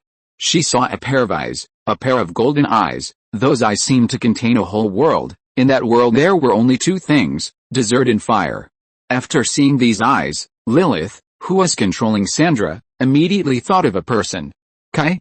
To be honest, Lilith herself had not really fought with Kai, but the problem was that her servant, the demon monk Gregory, had personally seen this human hero who had returned from ancient times. Gregory's soul was in Lilith's hands, and he could not hide anything from Lilith. Gregory had personally seen the shocking battle between Kai and the god of war Ares, which was equivalent to Lilith herself having seen it. So the Blessed Mother had a very deep impression of Kai. At the beginning, her original plan was to let the god of war Ares and the guardian of the human world fight each other to a draw, and then she would take advantage of the opportunity to enter and catch all those gods and ghosts. At that time, she would make a fortune. To be honest, in the demon world, up to now, there has never been a demon that has eaten the soul of a god. But no matter how good the plan is, it can't withstand too many variables. Kai's sudden appearance blocked the strongest god of war Ares alone, and then the others took action to seal the army of the god of war Ares, which made Lilith's original plan fail. She was also tricked by Camelot and almost died in just a few shots. Now she finally escaped from the Jedi, but she didn't expect to meet an acquaintance. It was also at this moment that Lilith's mind was lost. She was completely scared by herself. Kai was indeed a breeze at the beginning. With a ring of Camelot and the recognition of the guardian of the world, he was a complete body at that time, and his strength was definitely not the same as it is now. Now Kai, to put it nicely, is only 1/10 of his strength, but the gap between this and that 10 is really huge. At least most of the spells that Kai used to be good at are still unusable, and even the second form of his life and the treasure of the king can only be used with difficulty, let alone other things. In addition, in order to deal with those demons before, he used 2 holy swords, which also consumed a lot. Don't think that the holy sword doesn't need to consume mental power. In fact, even the lowest form of the holy lance still needs to consume mental power. It's just that the consumption in the past was basically negligible, but it's different now. So when facing Lilith, Kai was not strong enough. So Kai could only play tricks. At the moment when Lilith lost her mind, Kai's eyeballs suddenly turned into 2 balls of flames. Lilith, who was originally sure of winning, suddenly covered her head and screamed in pain. At the moment when Lilith lost her mind, Kai mobilized the little mental power left and used the power of the desert flame to directly attack Lilith's soul. The effect of the desert flame on the soul is outstanding, and Lilith was hit by it accidentally. The pain of being burned by the divine fire is unbearable, even for a demon lord like Lilith. Naturally, she had no spare energy to suppress Kai. Bang! Kai's body hit the ground hard. Whether it was the physical pain or the backlash brought by the mental power, Kai was in great pain. But he knew that it was not the time to relax yet. He had to seize the opportunity and expel Lilith from Sandra's body. But he forgot one thing. Demons. Demons outside the house. Just now, Lilith was so powerful that those demons who were enchanted by her would not foolishly join Lilith's game. But now it was obvious that Lilith could not hold back. How could her subordinates sit back and do nothing? So when Kai stood up, those demons who were just playing soy sauce jumped out and rushed towards Kai. And for Kai, these demons that can occupy human bodies are much more difficult to deal with than those powerful demons. Unless Kai can be ruthless and kill those possessed civilians together, he really has no way to deal with those demons. Before, Sam and Dean used exorcism spells to force those demons out, but after Lilith appeared, A wave of AoE killed all the others, leaving Kai alone to face the terrible scene in front of him. Even the exorcism recorder was destroyed by Lilith. Kai was really helpless. Seeing himself being drowned by the devil, Kai was also a little angry. His heart told himself that he had to do something, otherwise it would not be the people in front of him who would be hurt. Although he didn't know why Lilith, who was supposed to be dead, suddenly jumped out, he knew that once her plot succeeded, the number of people who died because of her would not be just a few or dozens. Just think about it back then, and you will know that this female devil wanted to clean up the world and purge humanity. Even though she is no longer the same as before, Kai would never doubt her appetite. He was weighing whether to care about the civilians in the town in front of him or save more innocent people. At the same time, he was also weighing his own heart. There was always a voice in his heart telling him that he should be decisive. Compared with the disaster that would be caused by Lilith's success, these people in front of him could be sacrificed. Kill one to save 10,000. It's worth it. Even if life cannot be measured by simple quantity, sometimes, in some scenarios, doing so is the most ideal state. When you face this choice, life can be measured by quantity. But another voice was not to be outdone. Your bottom line cannot be broken. You can ignore these lives in front of you today, and you will only ignore more in the future. In the end, life will only be a series of cold numbers in front of you. As a human being, you must have your own persistence and bottom line. The two voices were still fighting at the beginning. But as Lilith finally got rid of the pain of the desert fire, the former voice immediately prevailed. Lilith saw that Kai was actually controlled by a group of low-level demons, and a scornful smile appeared on her embarrassed face. The hero of mankind actually softened his heart. And it was such a pedantic and idiotic woman's kindness. Humans are indeed a weak species. However, Lilith didn't plan to do anything to Kai for the time being, because she didn't have enough time. The people of Camelot were repairing the space gap that Lilith had opened with great difficulty. Once the repair was completed, it would be a foolish dream for Lilith to come again. She no longer had a trump card to extend her tentacles to this world again. So she couldn't care about Kai now, she had to hurry up. She didn't see any movement from her, and Kelly, who was originally unconscious, floated up out of thin air and quietly floated towards Lilith. Then Lilith casually cut her arm open, and countless blood gushed out. The blood was extremely red, and even accompanied by the fragrance of roses, making people unconsciously indulge in it. The unconscious Kelly was like this. Although she was still in a coma, she showed a sweet smile at the corner of her mouth, as if she saw something in her dream that made her feel extremely happy and satisfied. The blood spilled on the ground and flowed automatically, and finally formed a huge and bright magic circle. The moment the magic circle was completed, bright red branches began to grow out of the magic circle, then grew upwards and climbed up. Finally, after reaching the roof, they began to spread rapidly and finally formed a blood-red curtain inexplicably. It was just that the flowing blood vessels on the curtain made people dawning. Sandra looked at the curtain with a sigh of relief. Now the Advent ceremony has been completed. Thinking of this, she turned around and looked at Kai. Behind her, Kelly's body actually swayed towards the curtain and then slowly melted into the curtain. Thunderstorm. Seeing the situation, Kai could no longer estimate the casualties of civilians. If Lilith really waited for her to complete her plan, no one would survive at the scene. Thunderbolts shot out from Kai's body, electrocuting all the demons that pounced on him. Until now, Kai still had room for maneuver. The lightning he just released was not powerful. Although it would hurt people, it should not be fatal. After breaking free from the restraints, Kai's body flashed with light, and a transparent protective shield isolated the demons from Kai. Then he flipped his hands, and the two holy swords that fell elsewhere automatically flew into his hands. Now he could only apologize to Sandra. Kai felt guilty in his heart, but now it was too late to hesitate. Although Lilith was still afraid of Kai, the problem was that the ceremony had already begun. As long as she stopped this man from destroying the ceremony, nothing could hinder her return. In this case, this body and soul were useless. It would be better to make the final contribution and hold Kai back. Throwing away the restraints, Lilith did not play tricks with Kai, and directly let go of her hands and feet to attack Kai. She didn't feel bad for this body, not even for the residual soul in this body. Naturally, she had no scruples. For a moment, she actually blocked Kai. Even if Kai was mentally prepared, he could not help but cut off 3 points of his ruthlessness when he saw the woman who had slept with him in the past. This was not simply because of love, but because Sandra was innocent. But no matter what, Lilith's condition was not much better than Kai's, so although they fought dangerously for a few minutes, Kai began to seize the opportunity to send his sword into Sandra's full chest. The light of the holy sword penetrated Lilith and began to destroy her soul and will. But Lilith didn't feel any pain at all, and even smiled happily. Then the dragon's breath flame came out of her body. After a faint scream, Lilith was destroyed.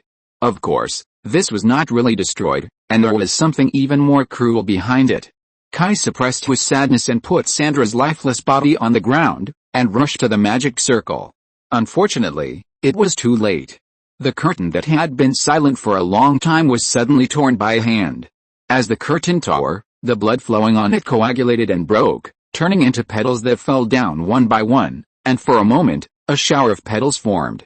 The hand was covered with blood, but the whole hand was bright red, and the blood vessels and bones inside were clearly visible. Then came the body.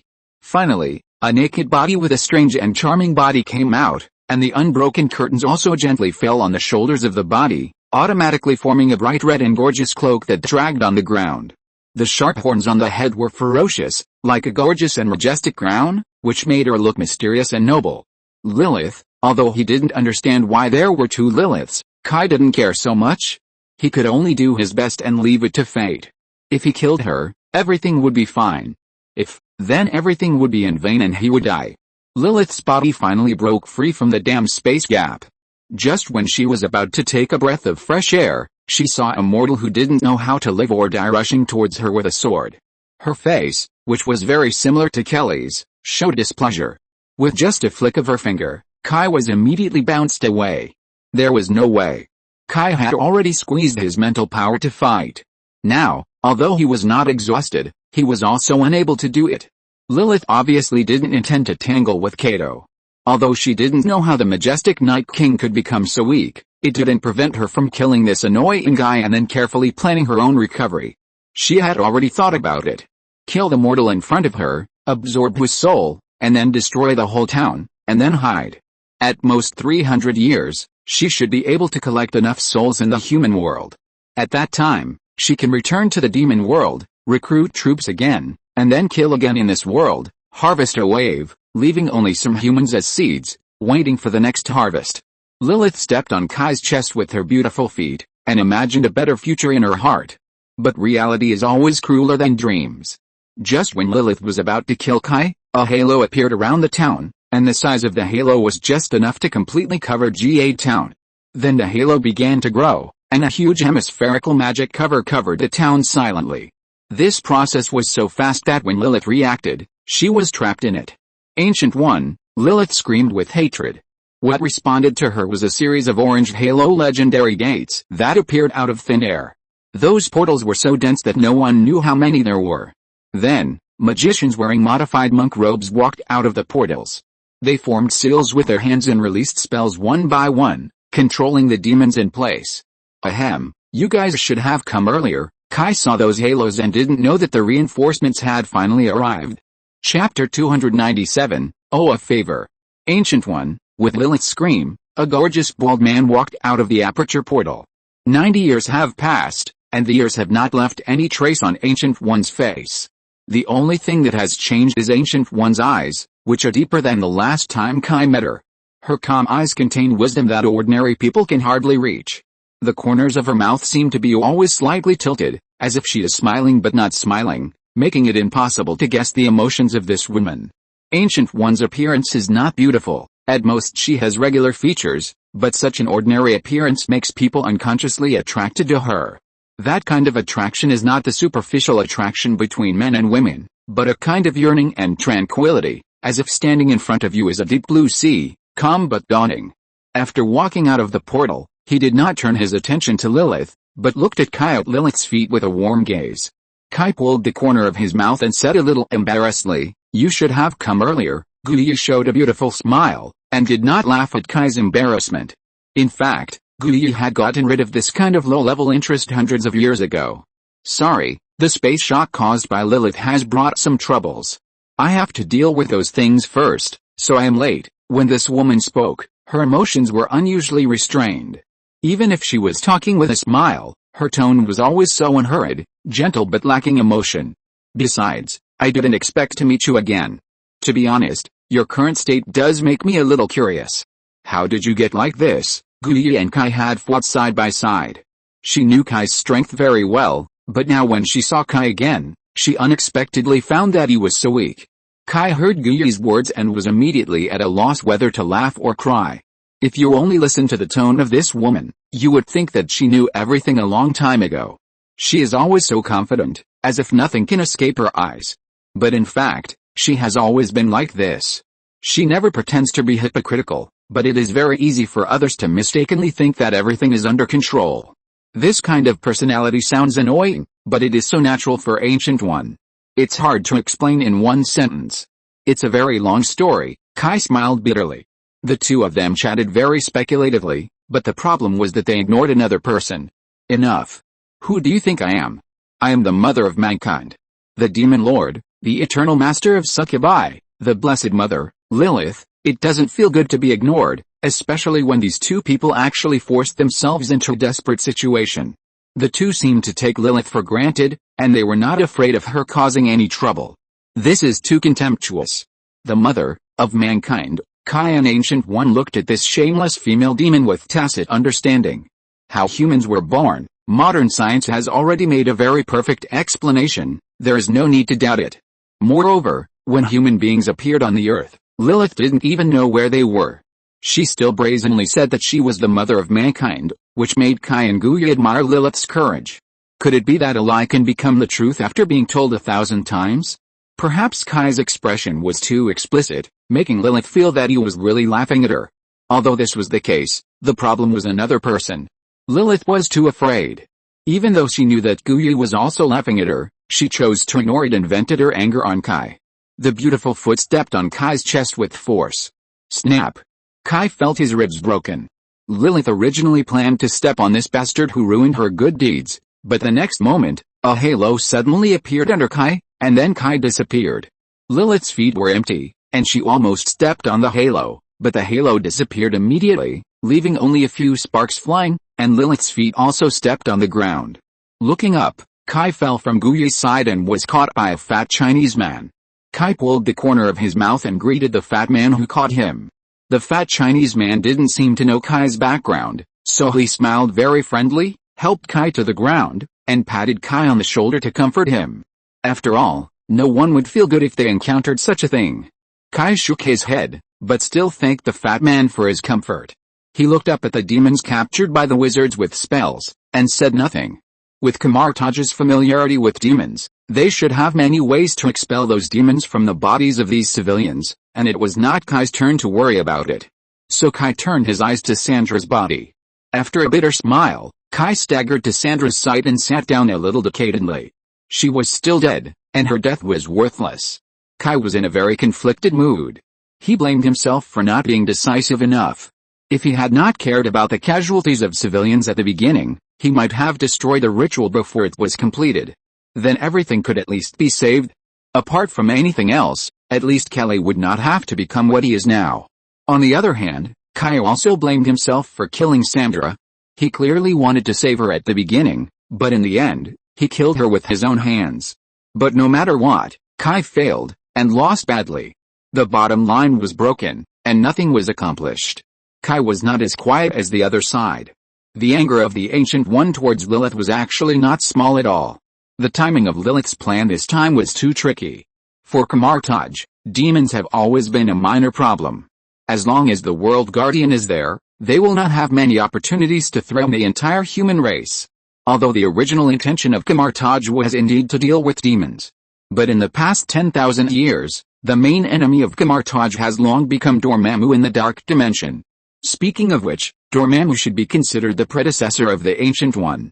He was originally a wizard, but when he was learning spells, he accidentally discovered other dimensions and found a chaotic and disordered dimension, the Dark Dimension. In order to gain more powerful power, he broke the wizard's ban and entered the Dark Dimension. In order to become the master of the dark space, Dormammu abandoned his original body and obtained extremely powerful dark power. His body was also replaced by terrible magic flames, and then he began to conquer other dimensions. He has always been nostalgic for his hometown Earth. It's just that the relationship and distance between dimensions are very complicated. Even Dormammu wants to find the Earth covered by the world's protection in the endless dimension. It is very difficult. In the history of Camartage, Dormammu has only a few records of invasions, and each time he was repelled by Camartage and the Supreme Sorcerer. But don't think you can underestimate this Lord of the Dark Dimension. In short, this gentleman's desire for the Earth far exceeds that of other dimensions. Whenever he has a chance, he will get involved. This time, Lilith wanted to return to the human world by connecting the space rift with a backhand she left in the human world. As a result, this was a signpost for Dormammu, so Dormammu took this opportunity to attack again. Otherwise, how could the huge Camartage react so slowly? Even if Lilith dared to come to the Earth alone in her heyday, she would only be beaten up by Camartage. It was not because Dormammu hit Camartage unexpectedly. Camartage did not expect such a thing to happen, and was not prepared in advance, so Dormammu took a sudden attack, but this time, more than 30 mages in Camartage were swallowed by darkness. Among them was an apprentice that the Ancient One was very optimistic about. It was also because of this that Lilith had a chance to take advantage of. Compared with Dormammu, Lilith can only be regarded as a small problem. Camartage is much more rational than Kai. How can thousands of people be compared with the entire Earth? They are very clear about what is important. But this small problem not only made Camartage flustered, but also lost so many backbone forces. No matter how self-cultivating and self-disciplined the Ancient One was, he was still furious. It was just that others were well-disciplined and did not show it on their faces. After finally repelling Dormammu, Camartage naturally turned around to deal with the culprit. Originally, they thought that after such a long time, Lilith would have run away, but they did not expect that when they came back to their senses, oh, this guy was still there. So a large army came to kill, and Lilith was in big trouble. The Ancient One personally went down to greet Lilith and killed her directly. Kai did not know all this, but he did not complain about the world, thinking that all this was the fault of Camartage. Others were helping voluntarily. Strictly speaking, Camartage is a non-profit organization. They do not collect taxes from the whole world, and others are not obliged to serve the people. They can come because of human feelings, and it is normal not to come. So Kai really never blamed them. But it is impossible to say that he is not unhappy. It's human nature. Kai is not a saint. He can be indifferent to things, but he can still understand the big principles. It can even be said that they can rush here at the most critical moment to prevent other innocent people from being harmed, which is a great virtue. Just when Kai was confused, the other side also decided the winner. In fact, there is nothing to say. If this is the case, Lilith can escape, then Camartage should be disbanded. There is no point in keeping it. Lilith is also miserable. Although Camartage can repel Dormammu, it can't do anything to him. So Lilith became a punching bag. In the end, if Kai hadn't stopped Ancient One, Lilith would probably have died. Why? Ancient One didn't understand. What's the point of keeping this scourge? Kai smiled bitterly and could only tell the whole thing. Finally, Kai looked at Lilith with a ferocious face and said helplessly, I originally promised her mother to protect them. But now, her mother was killed by me. If she. Although it's a bit embarrassing, I think you Camartage should have a way, right? I owe you a favor for this matter. Although Kai and Agamotto, the first-generation Supreme Sorcerer of Camartage, had some friendship, it was all amiss 10,000 years ago. He didn't have much to do with the current Camartage. Even if they fought side by side at the beginning, it was what he should do. He didn't think Camartage owed him anything. And he didn't have anything that Camartage needed. It's not that Kai was reluctant to give it up. Kai did accumulate a lot of wealth, but the question was how many years Kai lived? How many years did Camartage exist? You have to know that in these 10,000 years, Kai has been lying in the mausoleum for more than 9,000 years. And Camartage has existed for 10,000 years. Even if Camartage doesn't care much about wealth, it has accumulated a lot of gold and silver. As for artifacts, they are a wizard organization, how can they be without them? So, Kai can only repay them with favors. Ancient One is also a wise old man, and he can still hear this. However, she did not answer, but smiled, pinched her hands, and tapped on Lilith's head. Lilith, who was leaning on Kelly, immediately felt a force pulling her out. How could Lilith be willing to leave Kelly's body? Before, Kelly's body was an important prop for her to recover her strength. Now it is even more incredible, and it has become her trump card to save her life. She also heard Kai's words. Kelly is her amulet. As long as she stays in Kelly's body, Kai will not allow anyone to hurt her. Unfortunately, a phoenix on the ground is no better than a chicken. Lilith's power is greatly damaged, and she is no match for Ancient One at all. In the end, she was forced out of Kelly's body by Ancient One. Kelly screamed to the sky, and a bright red smoke gushed out from her mouth, nose, and eyes. The blood-colored smoke rushed into the sky and fled into the distance. Lilith would not give up any chance to survive. But someone was waiting for him. 2 golden lights shot out from behind Kai and hit the center of the smoke. Then 2 holy swords fell from the sky and pierced into the smoke. The flames immediately burst out from the red mist, and the red mist burned into a fire meteor in the air, and sparks continued to fall from the air. In an instant, the sky was set off by the fire trees and silver flowers, which was extremely moving. Kai did not care about the rising experience of the Goldfinger, but just felt a little relieved. At least he killed the culprit, right? After exhaling fiercely, Kai turned around and planned to say something to Gu Yi. But Gu Yi spoke first. You owe me more than just this little favor. After saying that, without waiting for Kai to ask why, he directly pulled out a one-eyed amulet from his collar. Under Gu Yi's spell, the eye in the middle of the eye amulet turned for a while, and it actually opened like a real eye. A green gem as an eyeball emits dazzling rays containing endless magic power. The light became brighter and brighter, and finally enveloped everything around. At this time, a rune similar to a dial appeared on Gu Yi's left hand. She gently turned it with her right hand, and the rune dial immediately turned counterclockwise, and everything around her was like a rewind tape, going back. The destroyed houses, the people killed by the demons, the raindrops falling on the ground. All began to recover. Even Sandra began to recover. If you're listening to this novel on a channel other than Fanfic World, it means they downloaded and uploaded it without effort. We cordially invite you to visit our channel, Mundo Fanfic Novelis. There you'll find the original version of this story and you can explore many other novels of various genres. We're waiting for you to immerse yourself in a world of incredible novels. Chapter 298 Farewell. So, it's over, Dean said in disbelief. While saying this, he was still looking around, and even slapped his brother Sam in the face. Snap. Dean. What are you doing? Sam was also confused, but was awakened by a slap. The slap was so crisp that Dean's hand hurt. Well, it's not an illusion. Dean didn't care about Sam's murderous look at all, but looked at Kai, still in disbelief, and said, You said there is really such an organization in this world that has been fighting demons. Kai shrugged, with an expression of belief or not. The Ancient One and the Wizards of Camelot did not stay for long. After they cleaned up the aftermath, they left. As an organization that is beyond the whole world, mystery is a necessary quality for them.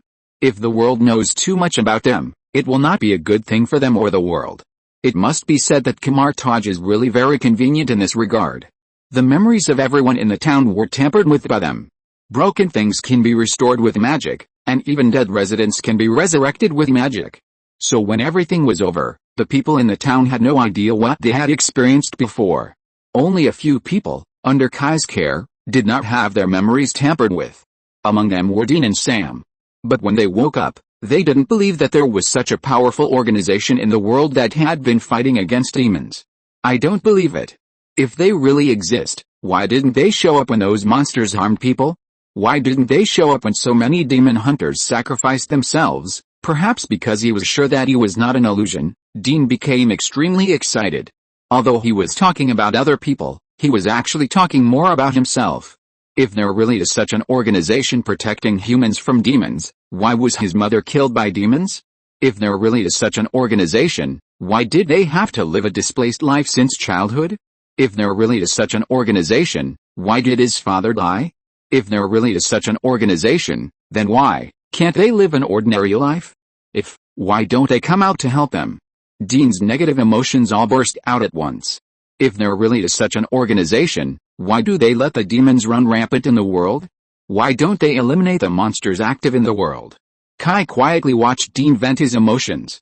After he finished speaking, Kai said, Their existence is the reason why you can still complain now. Although Camelot should not care about people hating them, Kai felt that he should still say something fair. Why do you think the demons don't appear in this world on a large scale? You should know the demons thirst for human souls. Do you think they don't want to occupy the whole world and keep humans like pigs? Of course they want to. They thought about it a long time ago. But because of them, the demons can only think about it. Hearing Kai's words, Dean calmed down a little. They are the first line of defense in this world, and the most important line of defense.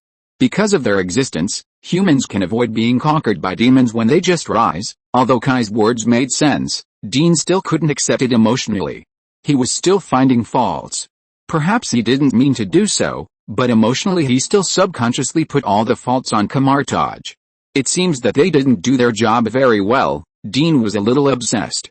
Kai also knew that this somewhat childish man was a very stubborn person.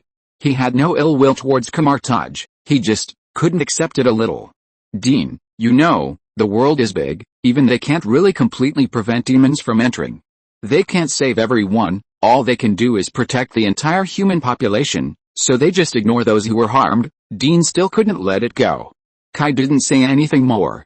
After all, whether it was Dean or Camelot's ideas, there was no right or wrong, it was just a matter of choice. You can't accuse Camelot of caring more about the overall situation and being cold-blooded. You can't accuse Dean of caring too much about individuals and being emotional. Everyone has his own stance. Sam understood a little bit.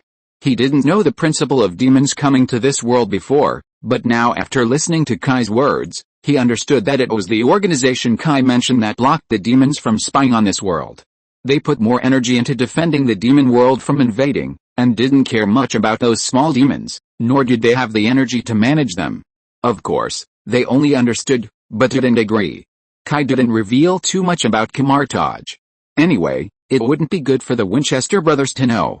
Camelot has its own mission, and they won't interfere too much in the affairs of the human world, so even if the Winchester brothers knew about their existence, they couldn't really get any help from them. In addition, he didn't expect that Dean would be so angry just by mentioning the existence of such an organization. So he simply didn't talk about many things. Most of the endings of the matter were handled by Camelot, but the two professional demon hunters of the Winchester brothers seemed to have nothing to do. Anyway, these days, they didn't seem to have done anything except playing soy sauce. Sometimes Dean and Sam felt a little embarrassed when they thought about it. They originally planned to help their younger brother, but after they arrived, they found that their younger brother was much stronger than them. They were also curious about why Kai had so many strange abilities, but Kai just smiled mysteriously and did not explain too much. Since Kai did not need their care, they thought about leaving. Demon hunters are homeless. Although they live very well with Kai, life is definitely not like this for them. Their life is to hunt demons, so they plan to leave. But before that, they still have one thing to solve. That is Kelly. After Lilith was expelled from Kelly's body by the Ancient One, Kelly fell into coma. But as she fell into coma, strange things happened around him one by one. First, at night, Sandra saw people floating around Kelly. Since Sandra was rescued by the Ancient One, she has seen the world, but she was also scared by those ghosts. So Sandra hurriedly called professionals like the Wen brothers and Kai. The Wen brothers were shocked. There are too many ghosts. The ghosts gathered around Kelly were even more than those gathered in those famous haunted places. This situation was too weird. Dean and Sam asked all the demon hunters they knew and searched any relevant books they could find, but they couldn't figure out what was going on. Kai seemed to have discovered something, but he was a little uncertain. At night, the ghosts arrived as expected. The Winchester brothers and Kai spent a whole night trying to kill them all. Those ghosts came one after another, and no one knew where they came from. Later, Kai and the Winchester brothers were too lazy to do it. Because there was no need, those ghosts seemed to be attracted by something and just acted on instinct. They would not hurt Kelly, and even when they came into contact with Kelly, they would immediately turn into ashes. On the contrary, if they took action against those ghosts, they would provoke the ghosts' attacks, which was a waste of time. So, they simply stood by and watched those ghosts fly into the fire. If they didn't bother the ghosts, they wouldn't do anything but approach Kelly and then disappear. This situation lasted for 3 days. During these 3 days, the Wen brothers roughly counted that there were at least 5,000 ghosts flying into the fire. After 3 days, the ghosts stopped appearing, but the strange things didn't stop. Instead, they became more serious. First, the things in Kelly's room moved inexplicably. It was as if someone had moved them. At first, everyone thought it was a ghost, but the more time passed, the more messy the items in the room became, as if they were blown by a storm, and there were also violent noises. Later, everyone realized that it was not a ghost at all, but Kelly herself. One night, all the objects around Kai would float up automatically without wind. This was Kelly's subconscious use of telekinesis. And the situation became more and more serious. In the following days, Kelly's telekinesis became stronger and stronger, and even the walls cracked under her telekinesis. There was no way Kai could only move her secretly, otherwise Sandra's house would definitely collapse. They found an abandoned farm warehouse to house Kelly, so that her abilities would not run wild and harm innocent people. In the days that followed, Kelly's changes became more and more bizarre. She would suddenly grow some organs that did not belong to humans, such as devil horns, shiny black wings, a hooked tail and scales. There was another change, and I didn't know whether it was good or bad. Kelly became more and more beautiful. Although there was no change in her overall appearance, her whole body had been slightly adjusted, making her look perfect. This made Sandra very envious. But the Winchester brothers didn't think so. The two brothers even wanted to kill Kelly at one point, because Kelly's changes reminded them of the devil. Fortunately, Kai stopped them. Kai is now sure what Kelly has encountered. Blood awakening. Kai has seen this phenomenon on his fiancée before. Morgana was in this situation back then. Morgana has the blood of the triphase goddess. She has excellent spellcasting and foresight talents. Generally speaking, this situation occurs because the power contained in the blood is too strong. People who have awakened their blood cannot master these powers well, resulting in power leakage. This is not a bad thing. If King Uther had not hated magic, Kai would not have suppressed Morgana's blood awakening at all. So for Kelly's changes, Kai just waited and saw. Just like the Wen brothers said, after being exposed to those invisible truths, you are destined to be involved. What's more, the events that Kelly experienced are definitely beyond the imagination of ordinary people. It is unlikely to let her stay out of it completely. What's more, Kai can't stop the changes in Kelly at all. After all, Kai has never been in contact with demons before, and the blood awakening they bring is completely different from the system that Kai originally studied. You can't let a mechanical student go to repair computers. Although the thing is also considered a machine, true story, our boss's computer broke down, and he asked me to fix it. How can I fix a computer except reinstalling the system? Although it was fixed in the end, it was because he loosened the power cord of the computer case, so we could only let it go. After all, Lilith had been killed, so nothing bad should happen. Kai was indeed right. A month later, Kelly finally woke up. Nothing happened. Except for becoming more beautiful, her appearance did not change at all. She was still the same, and her memory still stayed on the day when she was besieged by demons. After that, Kai conducted a detailed physical examination on her. Well, very informative, very good. There was nothing wrong with her at all. Even the most professional doctor would give the same answer. Her physical fitness was comparable to that of a top athlete. There was no hidden danger or damage in her body, and her organ functions were perfect. Kelly was both happy and scared about the changes in her body. She was happy because she became more beautiful. As a man, Kai could not understand Kelly's ecstasy. He only felt that Kelly became more beautiful. As for what was different from before, he could not say, but Kelly observed very carefully. Her skin became better. Freckles and large pores that were common in Europeans and Americans disappeared completely. She used to think that her calves were a little thick, her legs were not beautiful, and her buttocks were not perky enough or plump enough. But after waking up, she found that her figure was better than those supermodels and hit models that were photoshopped with computers. And her figure was hotter than before. The facial features were also challenged. I am so beautiful.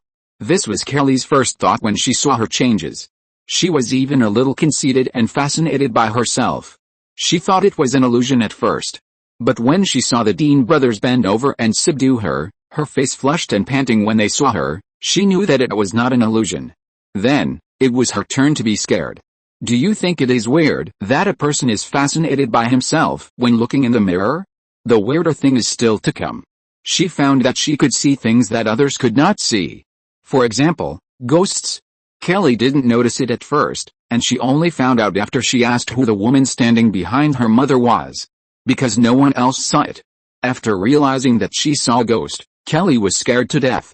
Then something even more terrifying happened. Her body began to change rapidly.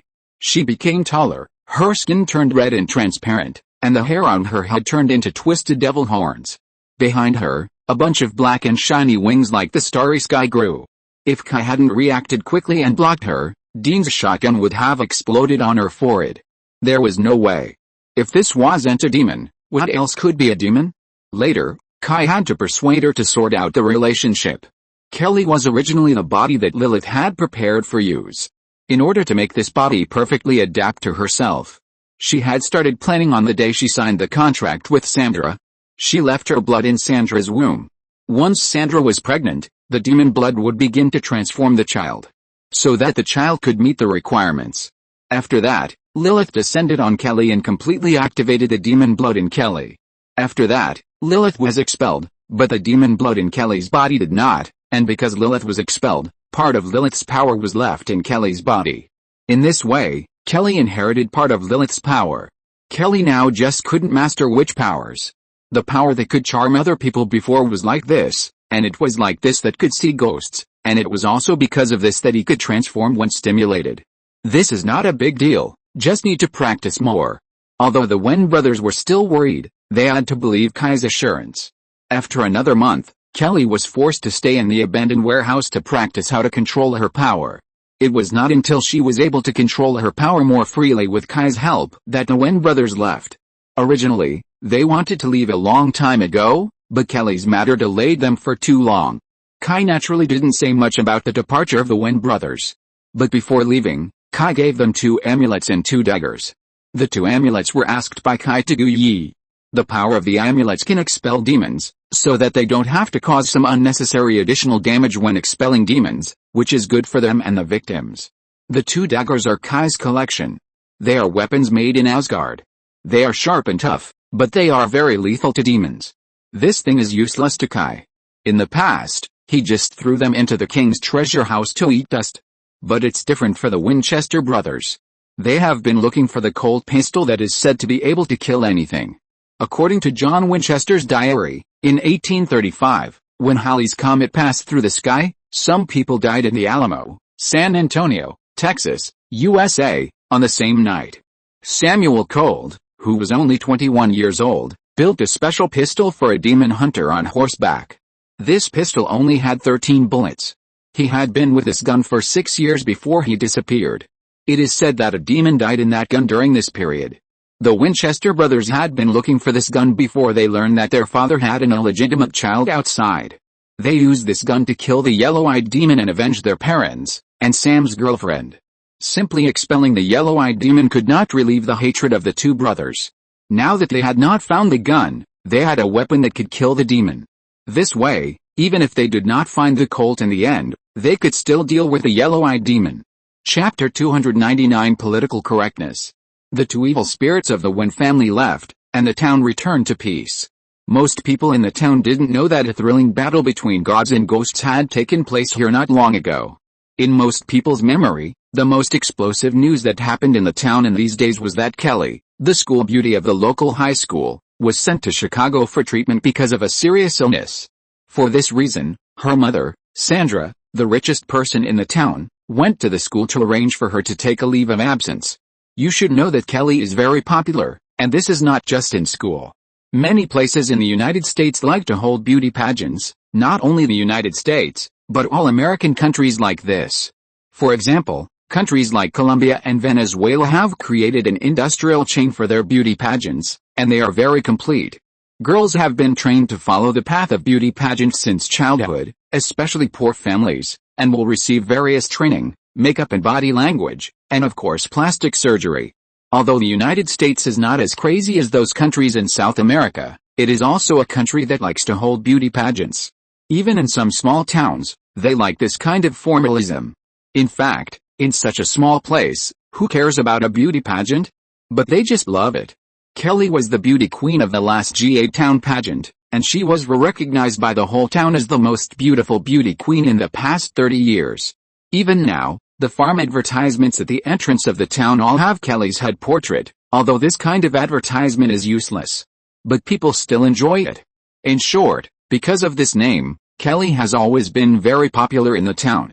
Now that she has suddenly gone to the big city for treatment due to serious illness, many people are very worried. For this reason, some idle people ran to the entrance of the high school to put Kelly's photos, light candles, and put some flowers to pray for her. This is a good intention, but the problem is that the people who do this are absolutely stupid. This is not praying, it is completely mourning. When Kelly returned to school, after seeing such a large area of photos, flowers and candles at the entrance of the school, she almost couldn't maintain her young lady's personality and cursed. "I'm not dead yet." Kelly basically lived a life worse than death this month. She was a rich lady, but she was locked up in a broken warehouse with leaks everywhere, a mess, and rats and cockroaches everywhere, and she had to undergo cruel training every day. That would be fine, but more importantly, there were no cosmetics, no new clothes, no massages or spas, nothing. It was not a life worse than death. Of course, this month was not completely fruitless. At least she discovered one thing. She discovered that Kai had broken up with her mother. They really broke up, she heard it with her own ears. And it was her mother who took the initiative to break up. Kelly was interested in Kai, and everyone around them could see it. But the problem was that Kai and Kelly's mother were together, which was a bit difficult to deal with. Americans are not Japanese, and they don't like parent-child donbury. It's also a very interesting thing to say. The United States is known as the most developed country in the world, and even the so-called sexual liberation started in the United States. Love has nothing to do with gender, age, or race is also very popular in the United States. And what about Japan? It looks like an extremely conservative country. But if you really study it carefully, you will find that it is completely the opposite inside. Japan seems conservative, but in fact, it doesn't care about food or drink. The United States seems to be chaotic, but in fact, the core of American society is extremely conservative. They really don't play that wild. So when Kai was still her mother's boyfriend, even if Kelly really had a crush on Kai, she could only hide it in her heart. This was also the reason why Kelly was unhappy during that period. But now, her mother broke up with her boyfriend. Her chance has come again. What's more, the reason why her mother broke up with Kai was because she felt that she and Kai were not from the same world. After seeing the devil and Kai's heroic battle with the devil, Sandra suddenly felt afraid of Kai. Sandra is just an ordinary person. Her greatest pleasure in this life is to buy, and then enjoy life in a leisurely manner. She does like to pursue excitement, but what happened to Kai is really too exciting. She doesn't want to go home one day and see her boyfriend fighting alien monsters. There are even demons. Is it strange to have monsters? Anyway, Sandra has a clear plan for her future life, which is to eat, drink and have fun until death, and anything that requires her to worry about everything must be excluded. You know, this woman didn't even think about marrying Kai because she was afraid of trouble. Why get married? Being single is not good. It is also troublesome to face a man for a long time. In short, after careful consideration, Sandra decided to break up with Kai. Although she did like this man a little, in the final analysis, she loved herself the most. Kai was very graceful when Sandra proposed to break up. He did not make a big fuss or hold a grudge. After all, he was more of a sex man. After all, the three views of the two were too different. Kai, a pure Chinese in his heart, could not talk to many of these foreigners. Kai even doubted whether he could find a wife he could really marry home in this life. After all, some of his thoughts even in his previous life belonged to the kind of old-fashioned men that girls did not like. However, these were not important to Kelly at all. She thought that her mother was afraid of Kai's difference from ordinary people, but she was not afraid. After all, she herself was different from ordinary people. If you think about it this way, isn't it made in heaven? So even if those days were worse than death, Kelly's mouth corners would still curl up from time to time. But I didn't expect that as soon as I returned to school, I was so teased. Mysterious good mood was gone. But anyway, those who do these messes also have good intentions. As a white, rich and beautiful girl with a kind and generous personality, Kelly still suppressed her desire to complain, and pretended to be touched and hugged and greeted those classmates and friends who came to welcome her. Kelly returned to his normal life here, and on the other side, Kai began to get busy again. It was not a big deal, but some strange things suddenly happened on the farms around the town. Some livestock on the farm were attacked by wild beasts. This kind of thing is not too rare in Jade Town. It is a remote place surrounded by mountains on 3 sides and a lake on 1 side. And there are dense primeval forests around. It is not uncommon for wolves and black bears to run down the mountain to attack livestock. Especially wolves. The state with the most wolves in the United States is Alaska, and the second most is Minnesota. In the last century, the number of wolves was not too large. In order to protect the wolf population, Minnesota and Alaska began to strengthen restrictions on wolf hunting, strictly prohibit poisoning in aerial pursuit, cancel the wolf hunting bounty paid by the government, and control the activities of eating and trapping wolves. Although this protects the wolf population, it also brings many disadvantages. In Canada and northern United States, there have been frequent incidents of wolves attacking livestock in recent years. What's worse is that the government dare not take any too tough measures against them. As for the United States, although they always say that they are smart, in fact, their political correctness is also very scary. Environmental protection and wildlife protection happen to be one of them. Once the government launches a plan to hunt wolves, a bunch of social groups and experts and professors will immediately come out to slap it in the face. That's fine, but the problem is that those Americans who have nothing to do all day really buy into this and follow suit. Politicians need votes, so naturally they can't offend those politically correct people, so they can only muddle through. There is no way. Political correctness is getting more and more fun, and it has even become a new form of verbal oppression. For example, now that the number of wolves has increased, many farmers have been hurt. But those so-called elites are more concerned about wolves than the farmers who have suffered losses. Farmers want to protect their livestock and drive away and kill wolves, but they are actually accused. Where can I go to reason with this? Some people also said that American farmers are all rich people, and the loss of a few livestock is nothing. It is too much to harm wild animals for such a small amount of money. Haha, if those farmers heard this, they would probably have the urge to pick up a gun and kill people. Don't read those inexplicable fake news and public accounts. It is true that there are rich farmers in the United States, but those farmers have thousands of acres of land each. Can they be considered ordinary farmers? It is 100% nonsense to say that American farmers don't need to work, they just need to hire people, and they can drink coffee, read books and wait for money at home. In fact, family farming is the main agricultural method in the United States. Because labor in the United States is very expensive, even if you hire illegal immigrants to work, it is the same, so most farms are basically based on the labor of the whole family. And more importantly, the land tax in the United States also includes farms. Farmers still have to pay taxes, and agricultural products still need to pay taxes. If they encounter pests and diseases, they will be finished, and the bank will still take the land. So losing one or even several livestock is also a huge loss for farmers around GA Town. At first, there were not many cases of wild animals attacking livestock, and the police department took it as a matter of course. This kind of thing is not uncommon in a remote town like GA Town. If the farmers have bought insurance, it is fine. If not, then they have to blame themselves. Kai and his friends can't do anything. Because as long as the wild animals don't attack humans, they are not qualified to shoot them. But the problem is that as time goes by, the number and frequency of livestock deaths are increasing. These farmers are anxious. Damn, what will happen to their loans if they continue like this? Americans are used to taking loans for everything they do, so it is really rare to find a few people in the United States who don't owe money to the bank. That's why it is said that the United States is a country controlled by bankers. The reason why Kai was called over today is also because of this. The cows on the Roberts farm died overnight. And they were dairy cows. The Roberts family is really finished now. Dairy cows are not like other livestock. They are precious. Both the price and investment are higher than other livestock. More importantly, the Roberts family just took out a loan to buy new milking equipment and calves. Now, before the milk is produced, everything is gone. Kai surveyed the scene and found a lot of animal footprints. The scratches and bite marks on the cows, as well as other evidence at the scene, all show that what happened here was at least not done by humans. I think we need to report to the Wildlife Conservation Bureau, Animal Conservation Bureau, Animal Conservation Bureau, Animal Conservation Bureau. What else can those bastards do except pretend? They can't do anything. What I have to do now is to take the shotgun. Those sons of bitches. Robert's father was so angry that he was mentally demented.